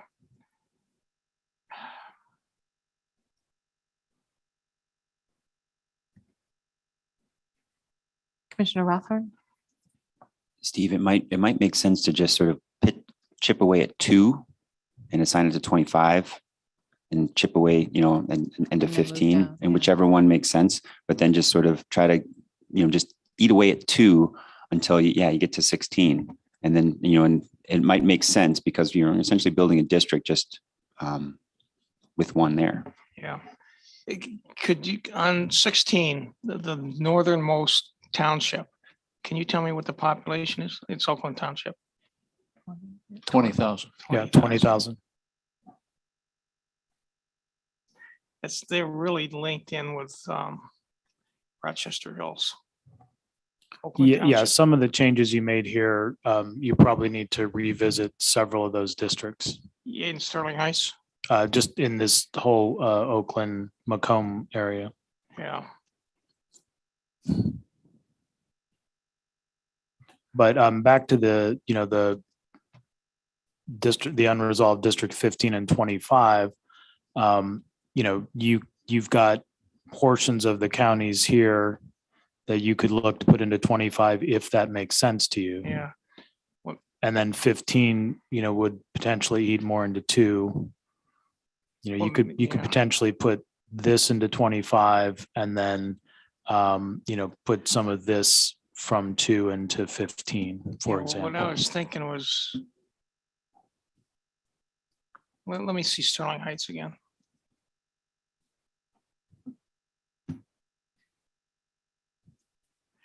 Yeah, what I was thinking was moving that section of Sterling Heights, so on the east side, up through Selby Township and into 2, I think it was 2, whatever the pink color was. Yeah, it would be first into 5 and then Right. potentially into 2. Yeah, and then, well, that kind of leaves that other section of 2 maybe eat the whole Shelby Township and then do what MC said, was take some of the number 2 townships and move them over into 25. And that might Well, balance it out. since you're looking at fixing multiple districts, what I'd suggest is before you make a move is just look at each district and think what makes sense for that district. So look at 25 and say, well, this makes sense. Don't do it. But just in the same way that you might list some ideas, say we could do 25 this way or that way. Then look at isolate District 15 and say we could do 15 this way or that way. And just pause for a moment there and consider your options. Right. Commissioner Orton. Well, I'm concerned about the 2 little places that we still have unassigned. So at this point, since we're kind of outside of Detroit, should we maybe start with those? Because we're going to have to move quite a bit of population to fix that. Yeah, so that is another point here. So the District 21 here needs a bunch of population. And then this unassigned population here, let's see if I can get the amount. 75,000 unassigned is basically entirely this coastal area of Monroe. And then the district that's light by a lot is the District 21. It's light by 100,000 right now. So this is unresolved, this is unassigned. So you potentially would have to look at linking the unassigned population to this district or folding that district away and having all the other districts around there eat that population and then free up population elsewhere. And again, that depends on what your will is in that regard.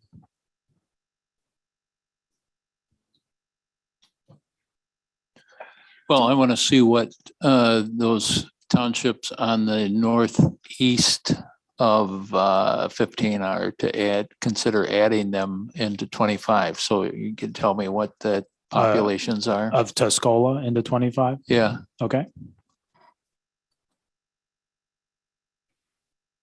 Would you like to just take the whole county first and then take out if you need to take out? Well, you need to add 24, roughly 24,000 to 25. Yeah, right? so my guess is this is probably more than 24,000 if Tuscola is 50 total. But I'll add them as townships.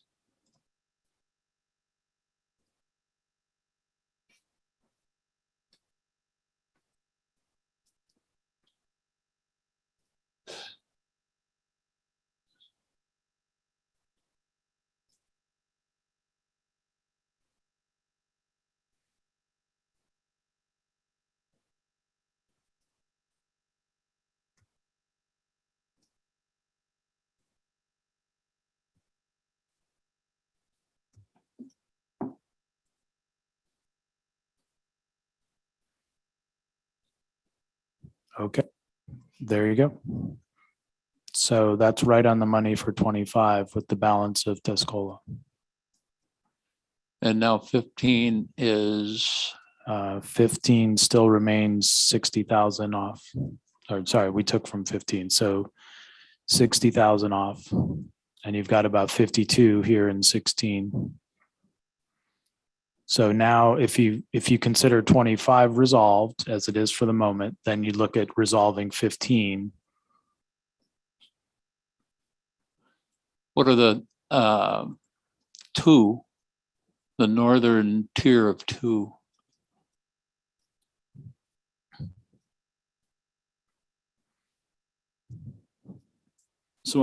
So 14, 19, 23, 26, 27, 34, 38. It looks like about 52, 54,000. And we need 60. Yeah, so if you took the balance of Lapeer, that would probably give you a good chunk of that. Let's see what that looks like.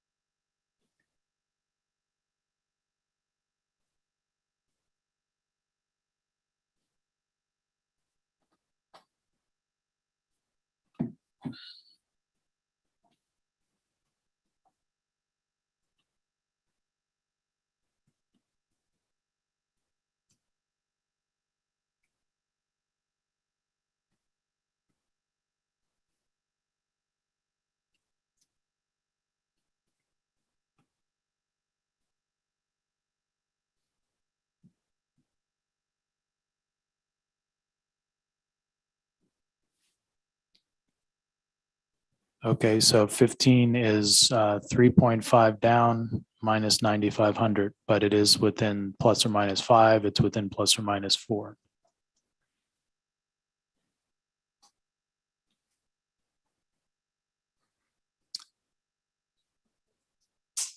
What does that do? Where are we at on 2 then? 2's down 52,000. And 16 16 is was over by 52 52, over. So what's the that you're on it? So Oakland is 20 of your 52 if you wanted to do that. You Detroit people, help me out here. Yeah, oops. Commissioner Clark. Yeah, I mean, I would tend to look at Sterling Heights and the Utica area. We can move those townships and eastern townships in Sterling Heights along with Shelby, the rest of Shelby Township, I believe, up into 2, or at least a portion of Sterling Heights, and then that'll make 5 be less. We'd have to move some of the rest of Sterling Heights over to 5. That part of Sterling Heights is the industrial part that I would be concerned about. Why would we not include Oakland? Oakland is linked into Rochester Hills. Yeah, Rochester Hills is expanding into Oakland. I would link maybe the northernmost part of Oakland Township. I don't see an issue with that. And so take, half of it, basically from where, yeah, right, almost in the middle, those townships. I don't see an issue with that. That's more rural, like the ones in the number 2 area, but southern Oakland Township is just an extension of Rochester Hills. Yeah, I would also prefer to do that rather than pull some of Sterling Heights in, because the rest of this district is, Lake Orion Township, Branford, Groveland. Those are all very different. I do think, from that. Sterling Heights. Yeah, you do that, but then I think you got to take Shelby Township to get that population into where it needs to be. Mm-hmm. And then by doing that, you're going to have to shift some of Sterling Heights over into number 5. But I don't see a problem with that because that's the industrial part of that area. That's where all the plants are, in that part of Sterling Heights and that part of Macomb Township. John, go ahead. Yeah, just in the interest of resolving 2, the area that you're talking about there, you've got Shelby, which Commissioner Clark was mentioning, and then you also have Macomb. And District 2 is already into Macomb County. And what I'm saying is that, to your point, Commissioner Zatella, is you probably wouldn't actually get to Sterling Heights going all the way into 2. It would probably go into 5. Yeah. And moving it into 5, again, that's where the industrial areas are, all the plants. Ford's got one, Chrysler's got one, GM Tech Center's there. Well, why would we want to put any of 2 into 5 or 5 into 2 if it's all industrial into what I take it is? No, I'm not saying put rural. I'm saying the only part of 5 that you would move to 2 would be this Shelby Township. Commissioner Rothorn. I think what we're going to run up against as we move toward the city, right, is that we really have to start in Detroit and move out. And that's like the hard part. We have to tackle the hard part in some ways, right? yeah, I know it's the hardest part, but right, if we just leave it where it is, like this as a draft and sort of say, hey, we got to get like 8 and 9 and sort of figure out how to, I'll just say unpack them, but that's the hard part. I think we've got a good setup here, but where the That details. leaves us with a problem today because we have a problem, obviously, and we don't have our VRA. Oh, you're Yeah, back. He's here. He's here. Yeah. But I just sneaked in. I just sneaked in under the wire. I wanted to get a reaction.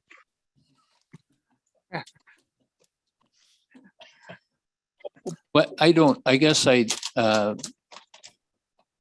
zoom in to 8, 6, 8, 9. Okay, so you want to go back to that area? Because I was just saying, you've got 2 and 16 are adjacent and are off by about the same amount. So you have the option to look at that. So here's 6, 8, and 7. 8 is underpopulated by 24,000. But again, you have many adjacent districts you could look at, which you're already contemplating reconfiguring anyway. Whereas these two here, if you were to balance those out, then you could focus more on 8 and then make changes later.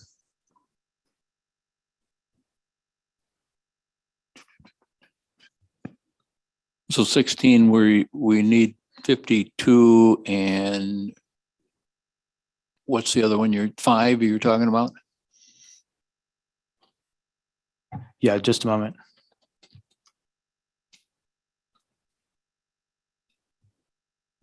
If I remember correctly, it was 6 and 7 that we feel sort of pretty good about. And all the other ones we haven't really perfected in the Detroit area. And 5 is just sort of further away from Detroit. It's parts of it, but it's not quite a Detroit one yet.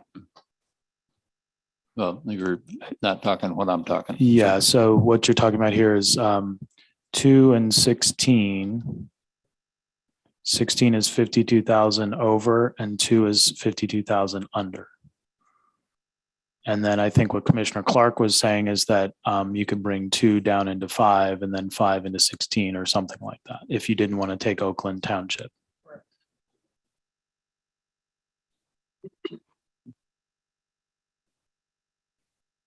Well, let's try that. So Shelby Township out of 5 is the first. Yeah. We're going to put that in 16, Doug? I thought you said in 2, the balance of Shelby into 2. In the 2, yes, that'd be my recommendation.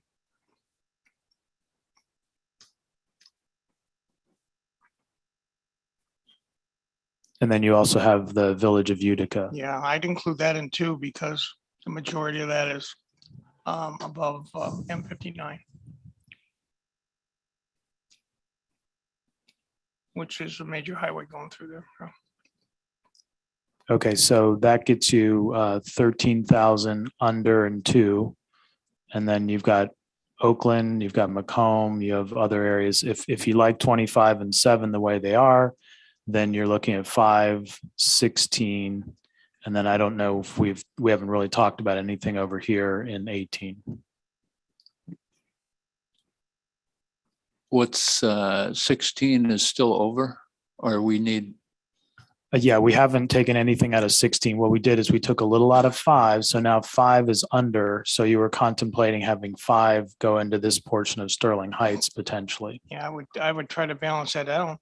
And then if you need some more, Steve, I would take the northern part of Oakland Township. Commissioner Reinhardt. I'm promoting you, Sarah Reinhardt. Thank you, Madam Chairperson. I just wanted to indicate that per the log, the justification log, reflecting back on District 16, which was drawn by Commissioner Clark, one of the justifications provided was keeping together the COI of the Asian population in Sterling Heights and Troy. Thank you.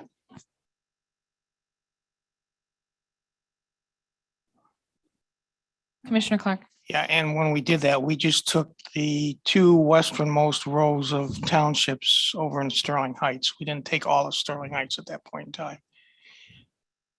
Because, and the reason for that was in Troy, the eastern part of Troy down at 16 Mile and south has got a lot of the Asian population. So maybe we want to have that theme, that the dots for Yeah. the Asian population.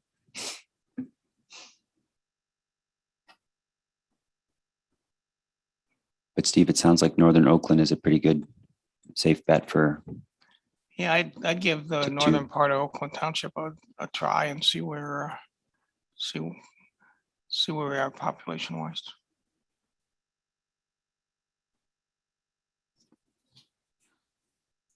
Okay, so if you're looking at Oakland Township, all of it is 20, which is more than you need. So you're contemplating taking the northernmost portion of Oakland first and going down. I'd only take the northern part. I wouldn't go down after that.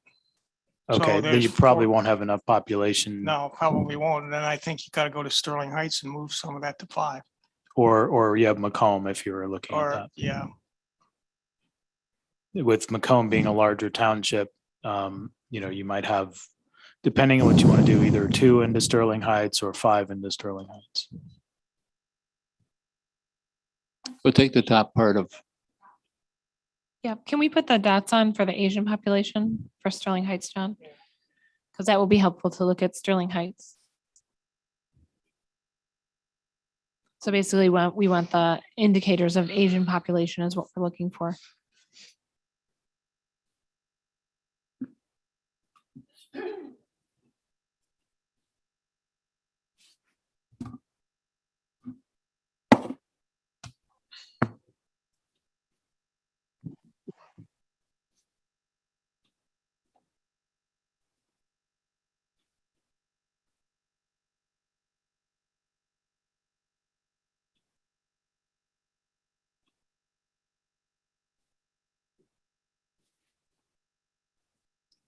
I believe it's Pop AS is Asian. Pop NA is Native American. You are correct.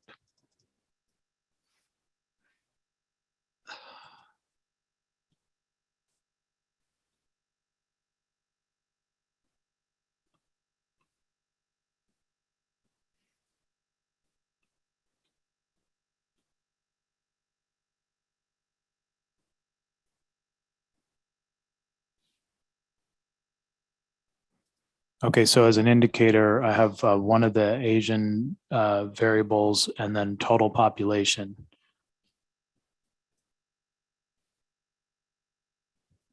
And this is at the township level.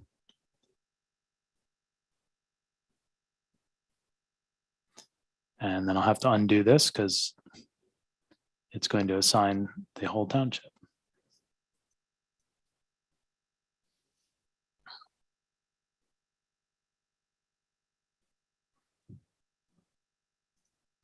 So at this point, District 16 with 52,000 surplus population is 15% non-Hispanic Asian and voting age is 14%.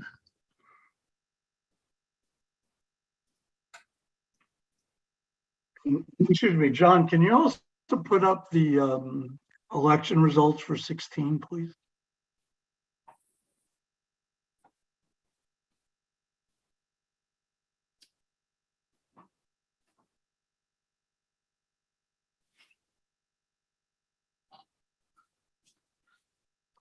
Commissioner Clark? yeah. If you take a look at the Sterling Heights, just south of Utica, you'll see a lot of blank spaces. That's further down that big one that I believe is the GM Tech Center down in that area. So that's where Van Dyke and Mound are. Yeah, so this smaller dot you're talking about is 3%, whereas this larger dot over here is 30, 35. So this is the portion you were contemplating taking out. That was my suggestion, and the western side is kind of linked in with the eastern side of Troy. So Yeah, that's you why I thought- you wouldn't get to that, like you said, that's no, associated with I don't Troy. think it's beneficial to take out. Okay, so looking at 16, at this point, it's 49% Biden, 51 for Trump, or 50-50. It's right in the middle. Clinton 46, Trump 54, Obama 46, Romney 53.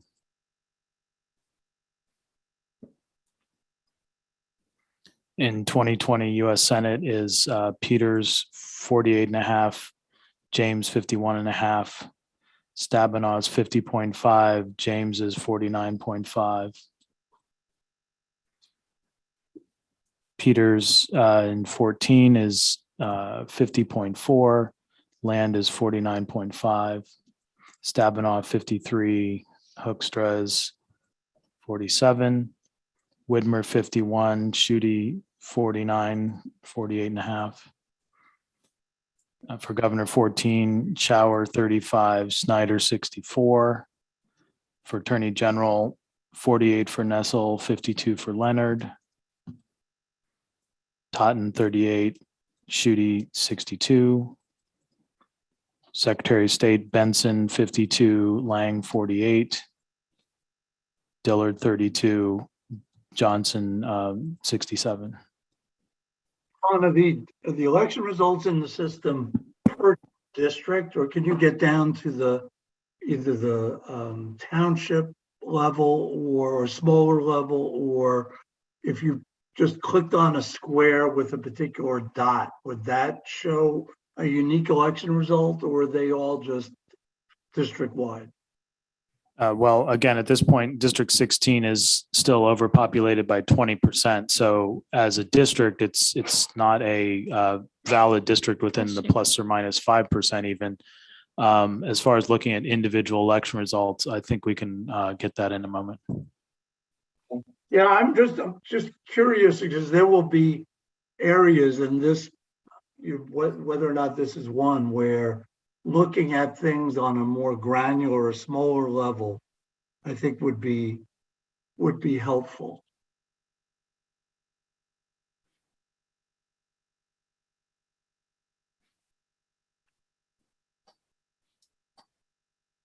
Commissioner Clark. Yeah, I want to stand corrected from something I said that when I noted where the tech center was, it's actually south in Warren, but just south of where I was pointing at before. So I just want to make that correction. So. All right, so what would we like to do from here, gentlemen? What? What would we like to do from here? I'm waiting for them to pull up some numbers for. Okay, Bruce to take a so look at. if you want to look at individual precincts, and again, this is the area here. Here's this area that's 4% Asian, and the political the election data here, sorry, it's 4%.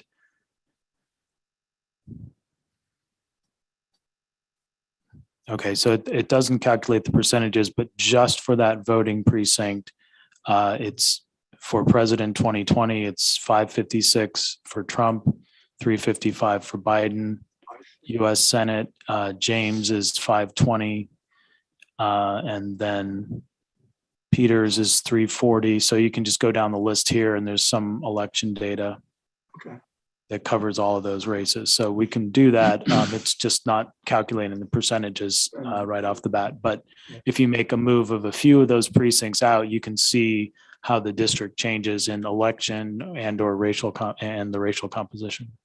Just thinking that in looking at the overall election results percentage wise, I'm just curious where it seems that just in the precinct that you highlighted that precinct supports minority candidates of choice. So I'm just wondering, or maybe I see it as you go further up the map, if for you all who are familiar with this area, what are the demographics outside of Troy and the area John was examining in Sterling Heights?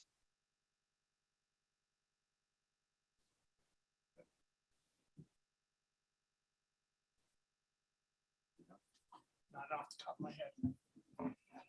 we're asking the question here in the room to try to get an answer for you. We may not have the answer in the room here, Bruce. Okay, I mean, this is all part of the process. I'm just curious where if there is a clear divide, there may not be, but like Oakland Township, does that vote differently than Troy, for example? Commissioner Clark. Oakland Township does look a lot different than Troy. Troy is a build-up community.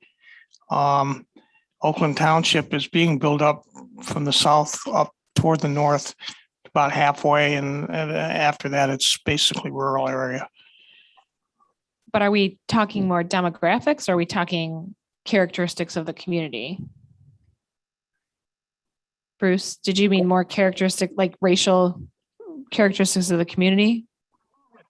I mean, it's just I get a sense that Oakland Township geographically, as far as the rural urban distinction, and perhaps racially and demographically too, seems to be different than Troy and Sterling Heights. It just struck me as interesting that the election results overall for this district are rather mixed or going more against candidates of choice. I was just curious if there was a particular area where that's true, and maybe Oakland is that area. So we could take it out and test that theory and see what 16 looks like I without think it. that there will be, as you know, certainly as we move forward over the next couple of weeks, there will probably be townships where we do that. And one of the reasons to do it is to get a sense if there's some dilutive effect that's not readily apparent. I think that would be helpful, and it may not amount to anything as far as making changes. But I think that's a great point. I think that could be very helpful. Well, to move this thing along, let's take the top half of Sterling Heights. Is that right, Doug? Yeah, I'd take the eastern side, maybe the top half of the eastern side, yeah. And put it into 5. Correct. Into 5 or 2? Well, we're down on 5. We're down. You're down on 5 and you're down on 2 at this point. Because we took Shelby Township into 2 from 5. So you've got 2 districts that are under, and then 16 is over by the combined amount of 2 and 5 districts. Yeah, I think the Sterling Heights area that we just talked about is more compatible with 5, because that's where the industry is. And I think if you wanted to build up 2, it's more compatible with 5 to the east as well, because north of M59 is basically residential. And then after that, south of 59, you're going to get into the industrial area. So do you want to work on 5 or 2 at the moment? 5. Okay, so Put it into 5. Putting into 5 from Sterling Heights. Right. Yeah, I also just want to mention that Sterling Heights does have a significant population. It's almost 135,000 people. I mean, so it does have some industry, but it also has a lot of subdivisions as well. So it's not just an industrial area. Correct.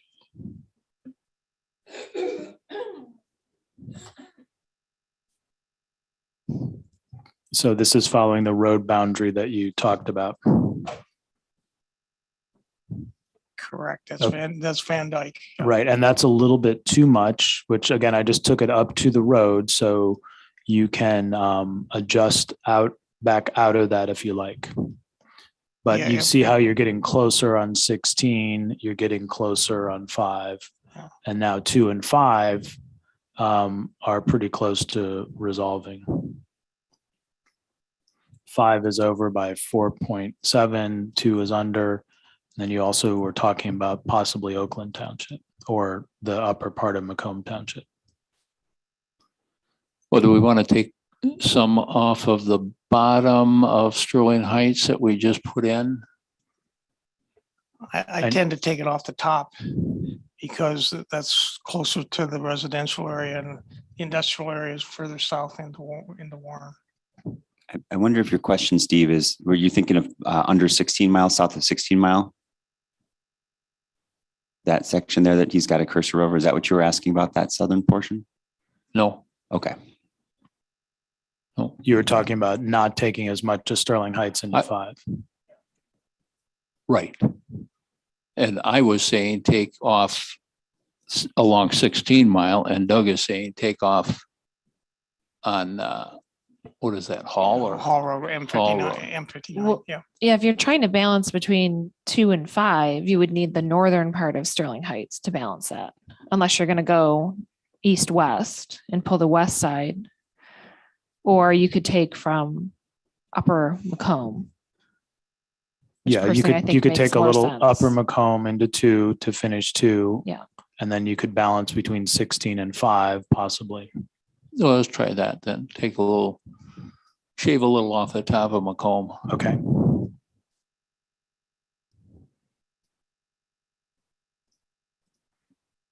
And so the goal here is to get 2 to the population you want. Right.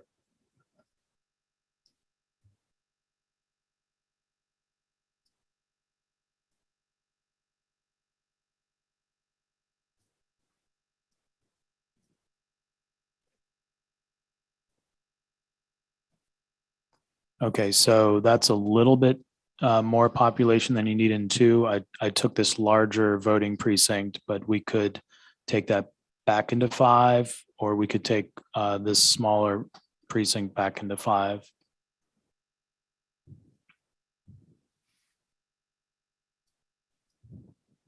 We'll leave it there. Okay, and then so you've got 16 is 3% over. 5 is 2.5% under. So they're all within the deviation, but you could trade back and forth if you needed to. And then the only district in the area that's kind of unresolved is 8, which is under by 24,000. And you've got multiple options, and you were contemplating changing that anyway. Not me. Other commissioners were contemplating. Other commissioners changing may be thinking along those lines. Unless somebody has some burning desire to make some further changes on 2 and 5 and 16, I'm tending to leave them there. Looks good to me. And as people are wont to say now, I yield. Sarah Reinhardt, do you have questions for Commissioner Lett? I don't have any answers. I do have one question for you, Commissioner Lett. Sure. So I believe I recorded reasoning for your adjustments of the districts as we went through. But specifically, as it relates to 16 and 5 and the moving of the line into Sterling Heights there, can you explain how you considered minority populations while adjusting these districts?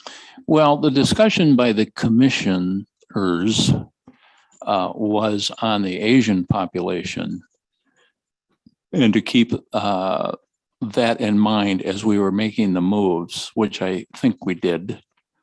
And then the impetus for the moves were simply to balance population as is required by our first rule. Does that answer your question? Yes, thank you. You're welcome. All right, at this point, we will move on to Commissioner Orton. Well, I guess this leaves me to start fixing 8. Is that 8. where we need to Well, go you had next? also talked earlier about looking back at the unassigned population in Monroe and the unresolved district around Kalamazoo. Right, but I think it was kind of decided by the majority that we need to move from Detroit out, so. Is that what you? May I?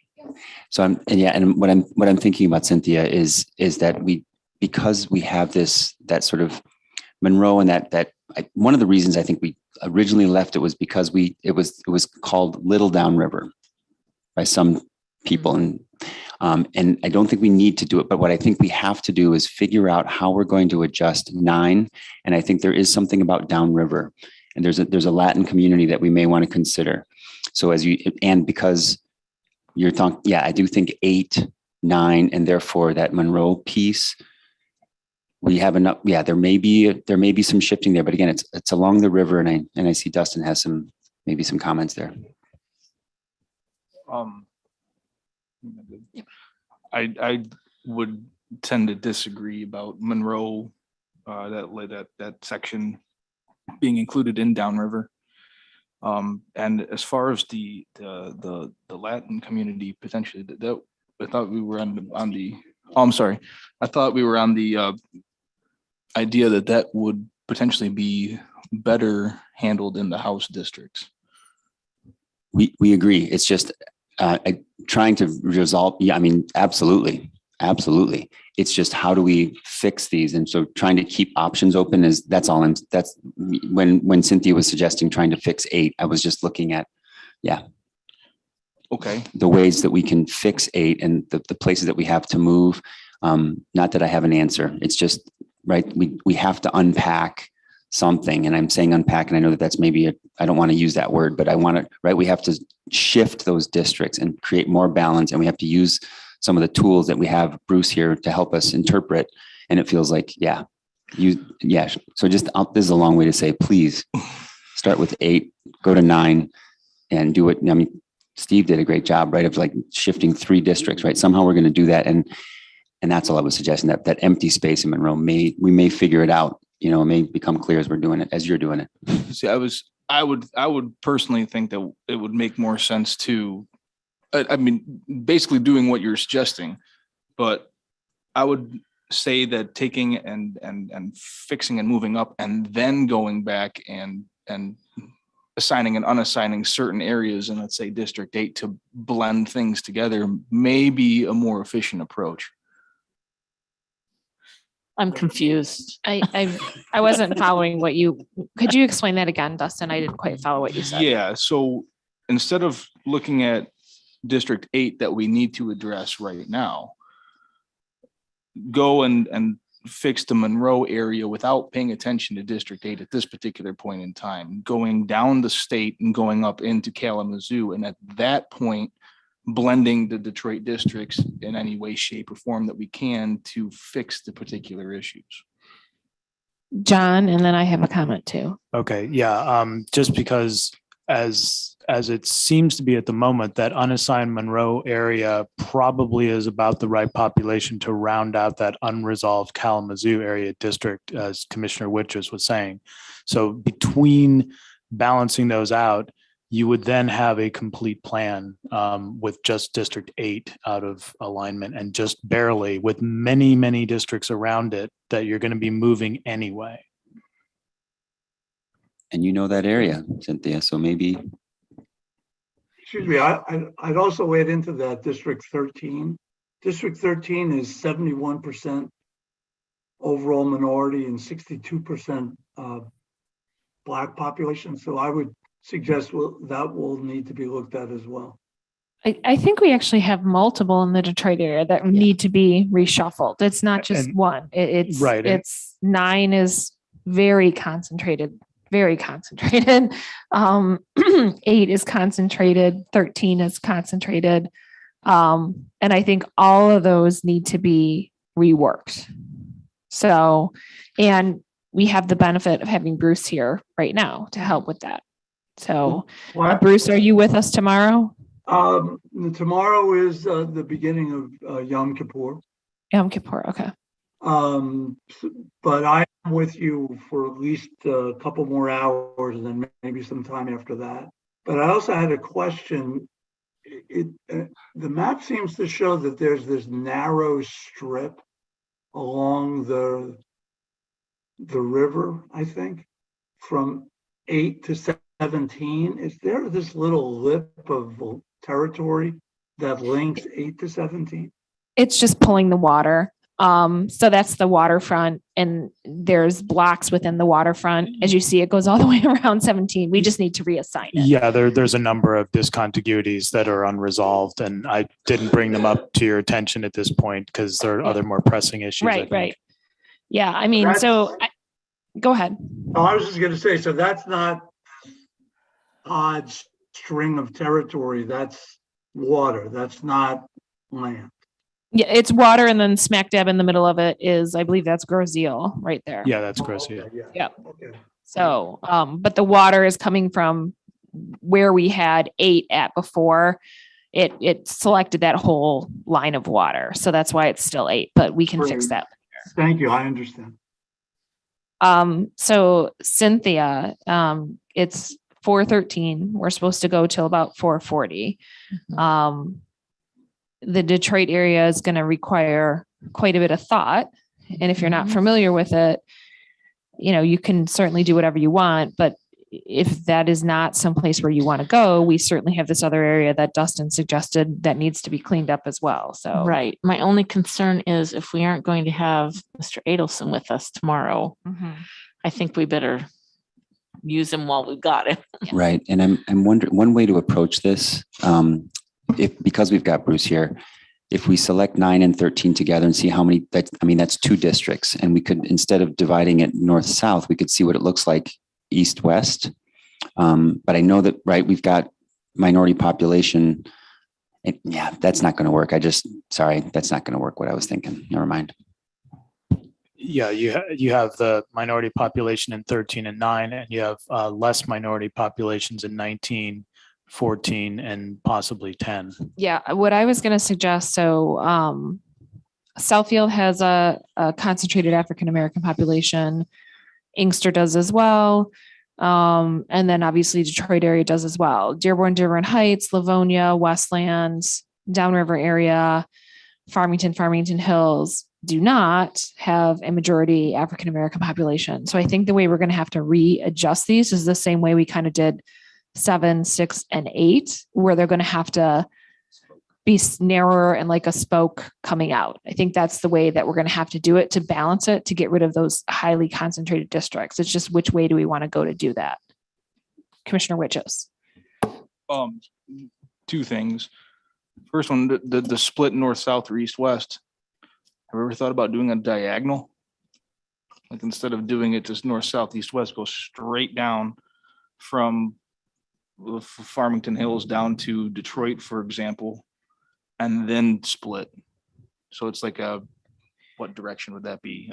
Well, if you look at the freeways, that's exactly how Metro Detroit is set up. Right. The Lodge comes out at an angle. Southfield comes out not Southfield, the Lodge 75, 94, Woodward, they all come out at different angles from the city. Correct. So break like a spoke of a wheel. Instead of exactly, that's what I was going to say. Should we think of the Detroit area like spokes in a wheel instead of working in blocks?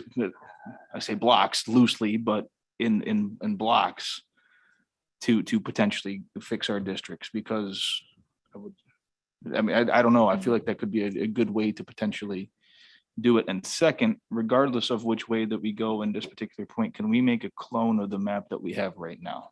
Yeah, I think that's a good idea. John, did you? Yeah, I was just going to say that to your point, you've got sort of vestigial remnants of the French settlement patterns in certain areas along the river where you had there was a bias towards river frontage, and then they call them the long lots that go out away from the river. And you'll see that in areas of early French settlement. So you still have some of your political subdivisions are aligned along river frontage.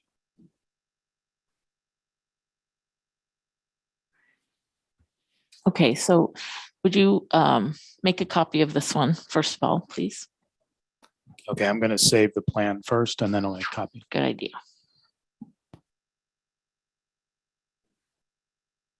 Yeah, we're referencing this as version 14. So would you like me to create a version 15, or would you like me to associate this with 14, like 14A or something like that? Commissioner Witches? 14A. 14A works for me. Okay. Yeah. All right.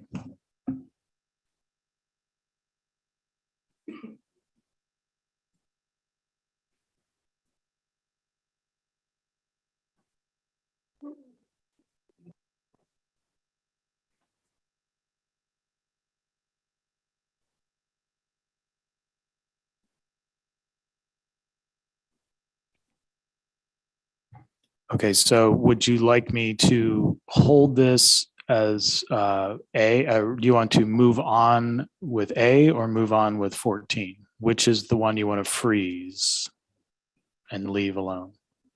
Sorry, we're experiencing difficulties with the display. Give me just a moment to Yeah, reset I just it. lost everything on the screen. Oh, I'll log back into that in a second. Okay. I was going to suggest move on with A, freeze what it is now, and then with 14A, move on from there. Okay, so 14. I'm sorry, say that again, Commissioner Witches. So freeze version 14 that we have, create 14A and move on from there in 14A. Okay.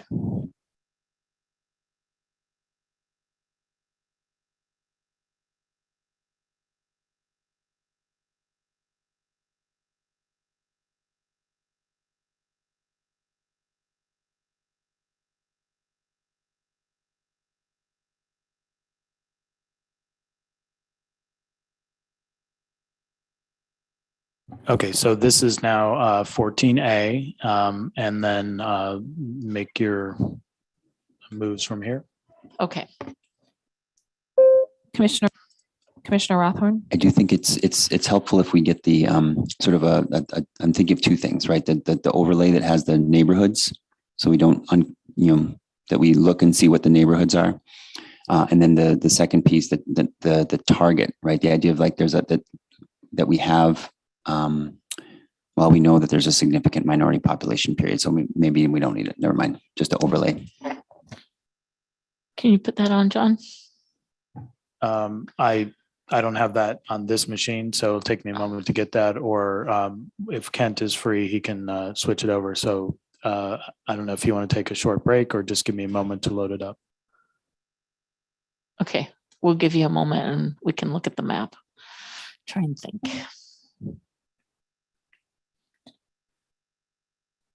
So just while we're waiting for that. So I understand the spoke idea. That makes sense with the way we can see the geography and the roads. But we haven't followed that line with 5, 6, 7 that we've already done that are good. So this first one will not really look like it's following that line so much. Just putting that out there.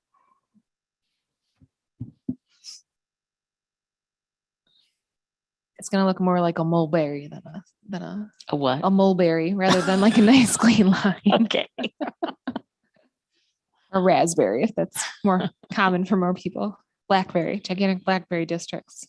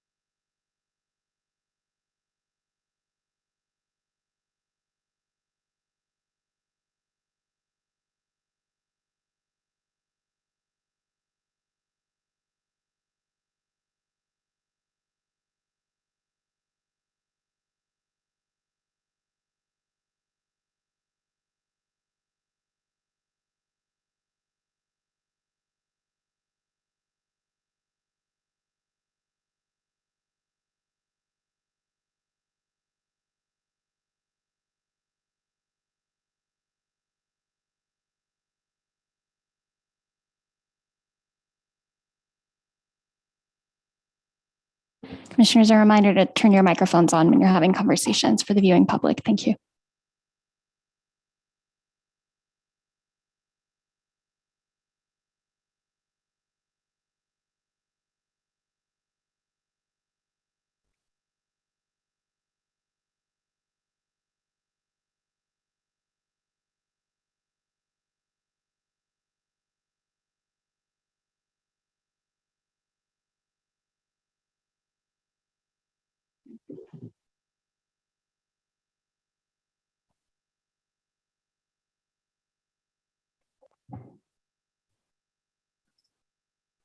Okay, I think I've got the neighborhoods loaded up. So these are the names of the neighborhood. Let me see if I can find where I was.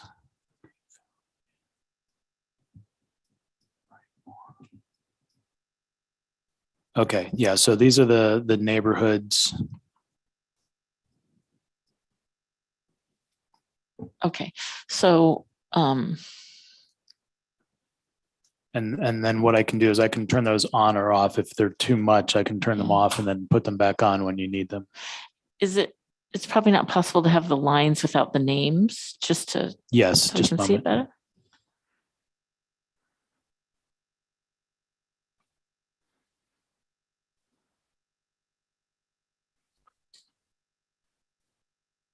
Oh, thank you. Okay.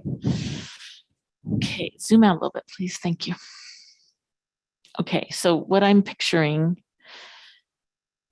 well, I believe 8 is where we were trying to take into consideration the Bengali population. So I would still like to consider that, but we're going to have to take out, I don't know, a considerable amount down below to be able to unpack a little bit, I guess. So I'm not sure where. Yeah, and what to do. currently 8 is underpopulated by 24,000. Okay. So eventually you would have to take population from other districts. Is there a joining population in 9 that you can combine with 8? That's not going to help with the concentration though. I would look at Hazel Park maybe. And what about Highland Park? I don't know if that's going to help with the concentration either though. Let me look. But 8, if we look at 8 right now, it's 36%. I mean, well, I can't read that very well. 39% white, 51% black, 61% minority. Okay, yeah, so Highland Park would not help. Hazel Park might. Okay. Will you choose that area that says Hazel Park, John? And let's just see. So assign that into 8. Yes, please.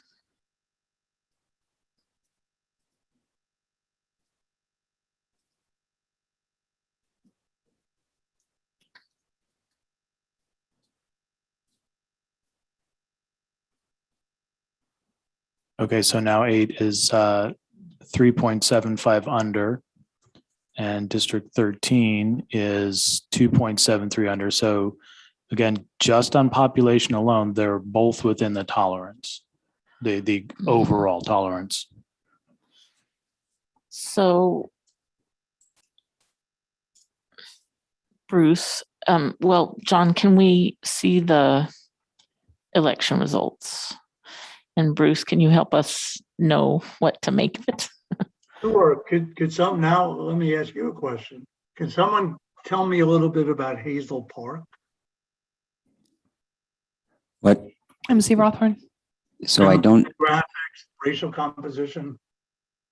so I cannot tell you that part. I just know that Hazel Park was included in District 13 because there was a community of interest. And that was why it was in there with an LGBT community. So that was what I was going to share. That was why it was in 13 before.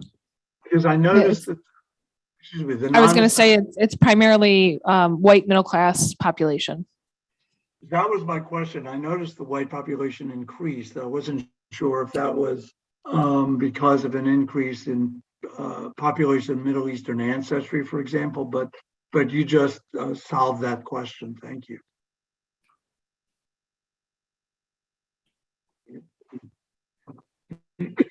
So then can we, if we're trying to keep together Hazel Park and Ferndale, do you want to add Ferndale in as well and maybe take some of the Detroit area out? Well, I'm waiting for the election results. Okay.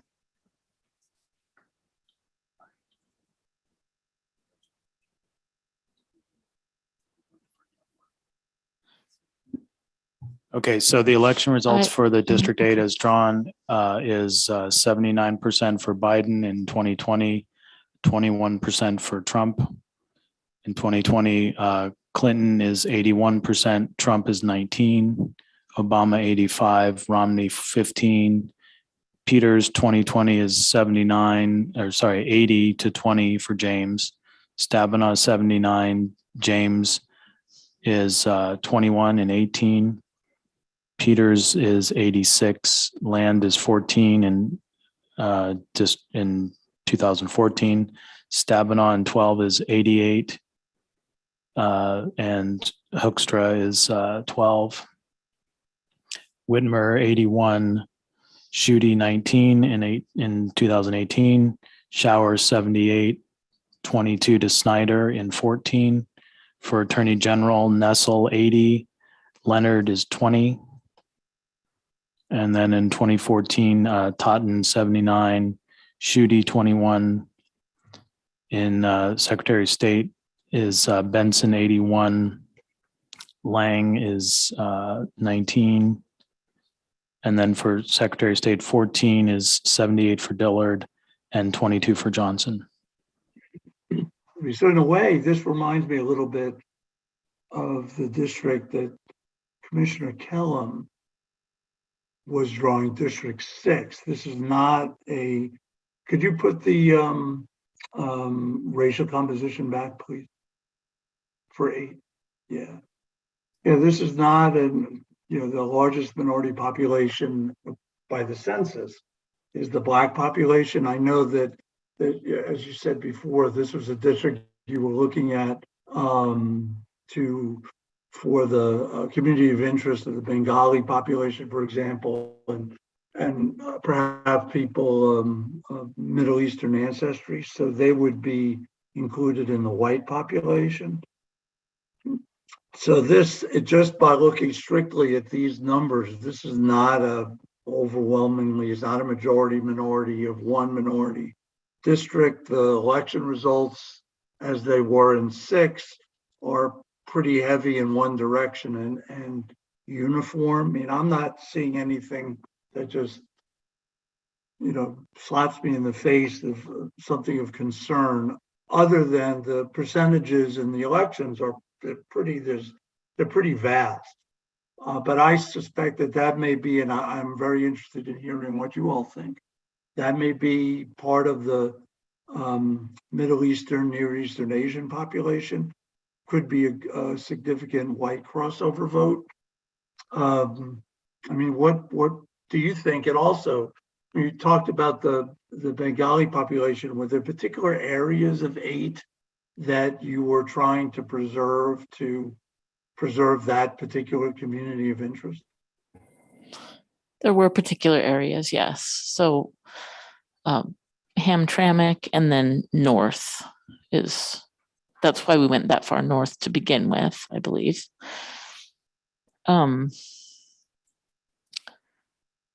Could we see the Asian theme dots?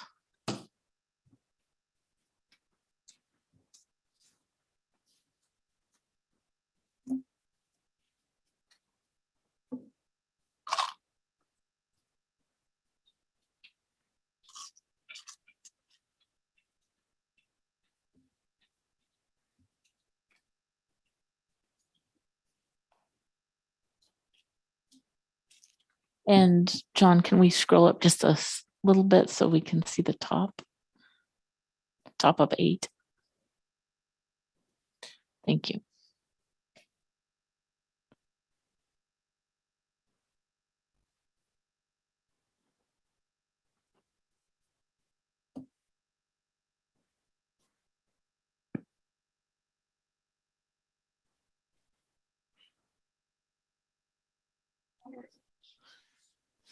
Okay, so looks like 8 is still almost 10,000 short. So what, Ferndale, is that where you were suggesting, Rebecca? Yeah, I mean, Ferndale's going to put you over. So we'd have to break it. Well, I don't know that you could possibly put Ferndale in whole, but then you'd have to go down to the lower part of 8 and sort of chip away below where the Bengali community is. So keep in mind that a 3.75 underpopulation by itself is not problematic. So one issue in making additional adjustments is that dilutive? Are you reducing the minority population? So from my perspective, and I'm not suggesting that this is necessarily a done deal and this never gets touched again.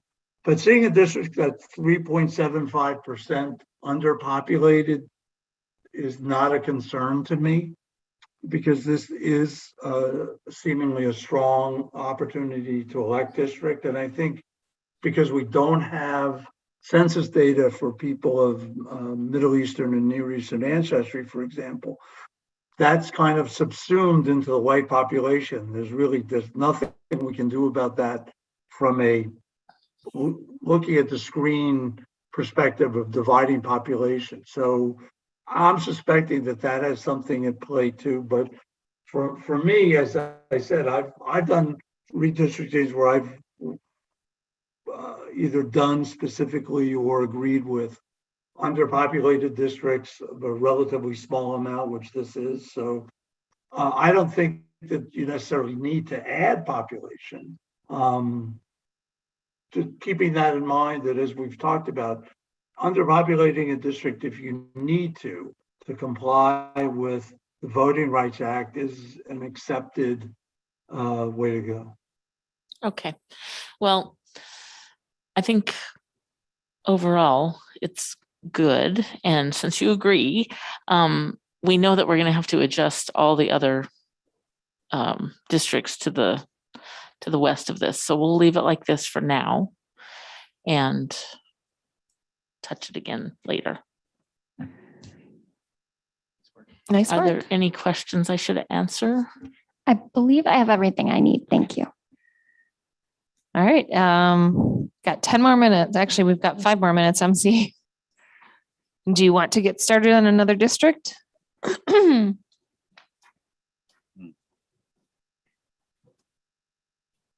So the answer is I want to do a 5-minute. We've done this with a speed round before, right? And what I'd like to try to do, John, is to see if we can get. I want to try that spoke of a wheel. So I want to sort of go west of 8, District 8, and I want to select.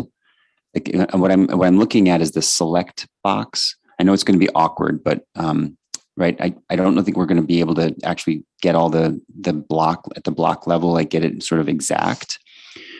I guess what I'm trying to do is see how we can, how many slivers, how many spokes, so to speak.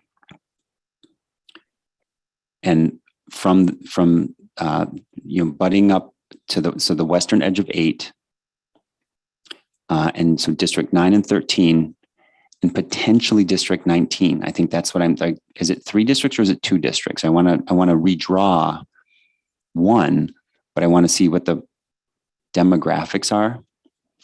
And then I want to try to look at just one voting age. Or I said voting age, sorry. I'm thinking of that bellwether elections, looking at their election results. And so while Bruce is here, so what I'm hoping you could do is just sort of select an area to the western edge, like run a district from, let's say, Huntington Woods at the northern edge, like where District 14, just under District 14, the northern edge, and create a sort of select a box, maybe a polygon, and see if we can go from all the way down to the river, again, just west of 8, and select a large enough area that we can actually see the demographic composition of that area, that spoke. Okay, so do you want to take Pleasant Ridge and Ferndale as whole communities as a starting point? Yes, and Highland Park, and yep. Commissioner Clark, did you have a comment? Yeah, if you're going to make, we start with 2 spokes, I think I-96 would be a good break point. between the north and the south. I think I see Grand River that cuts through, Maybe sort of south maybe- to north. Yeah, maybe that's Northwest. Grand River coming Yeah, down. Grand River is the diagonal. the west, 96 comes in east-west and then curves down. Yeah, no, I and meets Grand 94. River. Yeah. Which comes through right around Grand, the, Grand River's right here. Mhm. it's the same Grand River that we're on in East Lansing here. I think it actually is. It is. It totally is. We're connected to Detroit. Look at that. So what I hear you suggesting, right? We're suggesting a spoke along the Grand River all the way to East Lansing. That's quite a distance. I'd love to see the public comment on that one. We might get some. So your adjacent districts, you have 17, 19, 14 you mentioned, and you're looking at making changes between 13 and 9. Yeah, So but- what I would do is I would pick one of those districts and use the number from that. So either, call it 9 or call it 13 and then start drawing that. We'll call it 9. Okay. So would you like to keep most of this portion here in 9? No, that's the part that will be the second spoke on the south of Grand River, that diagonal line. That's going to be I'll just suggest the second spoke. So north and east of 9 of Grand River in 9 and up to 13 will be the number 9 spoke. Actually, let's call it 13 because we'll just keep number 9 in the west. Like that'll be, yes, we're going to make a district that's 13. And again, this is like the 5-minute round, right? Yeah. So are you going to try to push 9 up into Southfield and go around is what you're saying?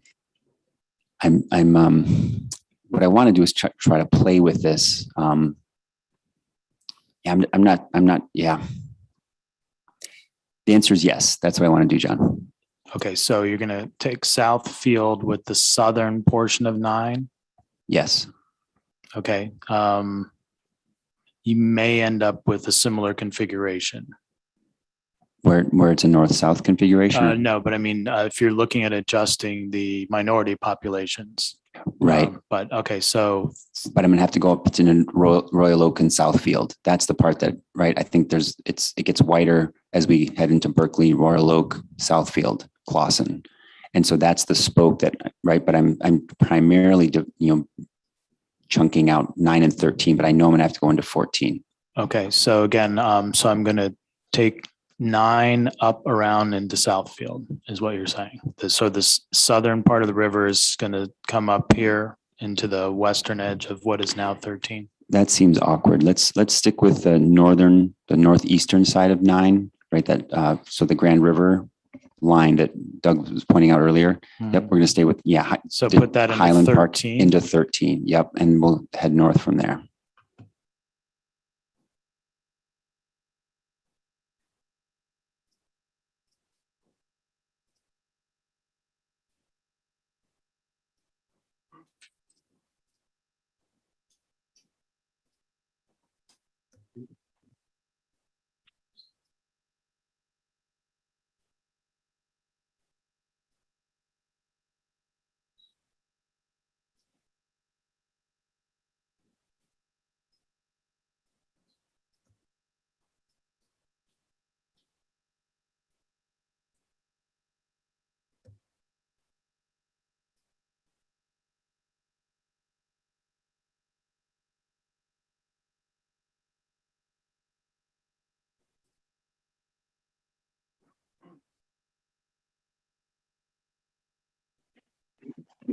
This is great, John. Thank you. Keep going.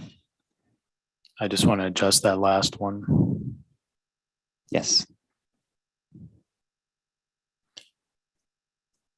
Yeah, because the voting precinct follows this, but you just want to take the portion that was in 9, so split the blocks.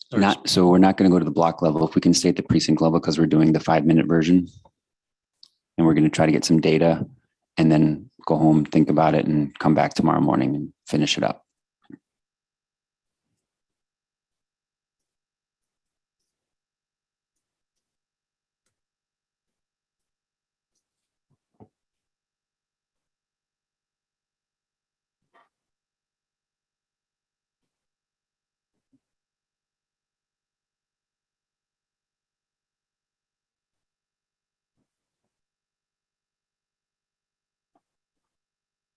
That's great. And then we're going to keep that. Yep. We're going to head north and west from there. Along the Grand River corridor.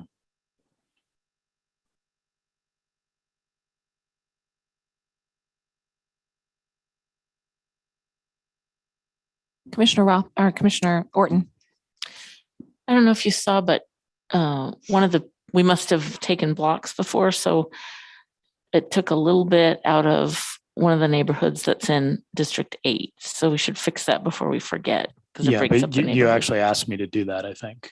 Oh, did I? Yeah, you said follow the voting precinct. Oh, yeah. So this is just really rough, Cynthia. So yes, but I appreciate that. That is my intention to come back and fix it, like you said. But this is just for data to try to get a rough idea. So continue along the line. Yes, please. In 13, we're 53,000 over. So how are we going to get data here that helps us? If you're going to balance it out, you're going to have to go north into Southfield, like we were discussing. Right. Because 13 will be overpopulated. You're gonna have to reassign the western half of 13 probably into 9 To 9. and just Okay, let's see do that. how it breaks out. Yep, let's do that.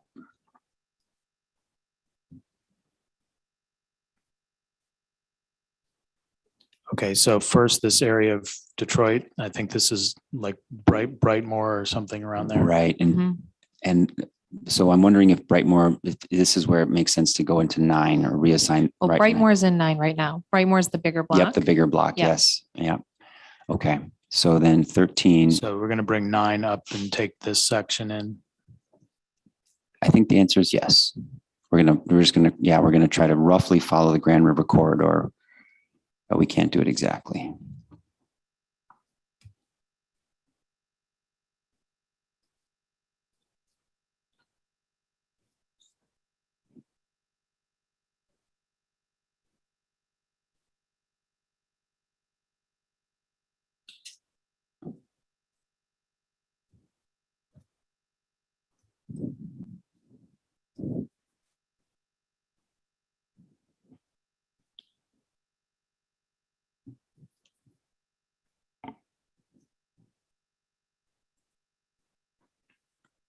Yes. Okay, Excellent. so that makes the connection. And then do you want to take? Let's take all of Southfield. Southfield. Yep. Now, did you split the township?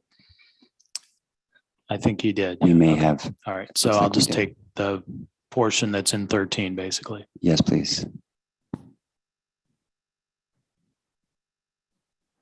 Well, no, you can assign all of Southfield, the whole thing, because we're going to adjust 14 as well, eventually.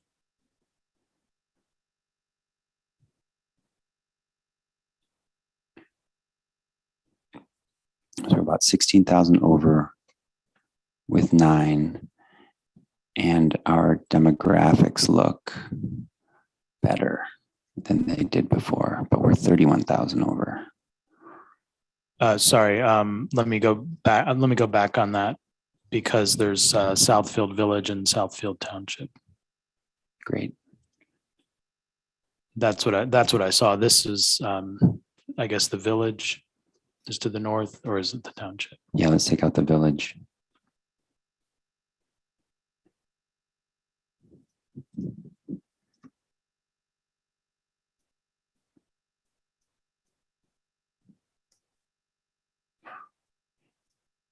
And John, I think we're going to let it stop. We're going to stop mapping here. I think we have to. So yeah, let's take Southfield Village out, but we'll take the remainder of the township into 9. But the village, which is the northern section, I guess will stay in 14, please, for the moment. And then we're going to put a pin in it. But I think it's fair to say so our demographics are looking better. So Bruce, can you help guide us, with these like remaining seconds that we have left to sort of look at, like, again, the populations don't quite match, but yeah. Yes, thank you. I agree. Your populations look better.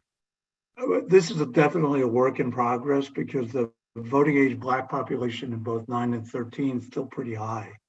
It's lower than it had been, but they're still needs to be some thought and adjustments because that's way above the figure that Dr. Handley estimated in her PowerPoint presentation for opportunity to elect. That threshold was closer to 30%, wasn't it, in what she was saying? And I think that she and I had talked about that 30% is just awfully low for, to presume that that's going to be okay. As far as affording ongoing opportunities to elect for the next 10 years. So I think she and I had talked about getting up into the 40s gives us some margin of error and some leeway. I think that's a better way to go than reducing the Black population to around 30%. Thanks, Bruce. So I'm just going to summarize and again, turn it back over and be done here. But I think we need some pretty thin spokes is what, right? We're going to go pretty far north and south and have thin areas, narrow areas as we head, up. But that's the information that we got. Thank Or, you. go west. As we go west. Or go west, because Southfield is not helping with the population. Yes. Redford and Livonia would. Right. Right. So it's. I understand your point on that. Yeah. All right. I think we made good progress today. Good work, everybody. So we're going to move on to review and approval of minutes, which we don't have any to approve today. So we'll move on to staff reports. Without objection, I'd like to ask communications. Is he here? Communications and Outreach Director Edward Woods III to provide a report. Please proceed, Mr. Woods.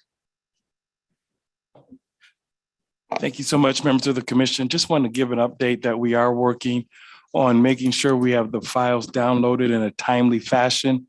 As you know, we want to be open and transparent as it relates to our mapping process. And that is something that we're working on diligently, and we'll provide you daily updates until we get it done correctly.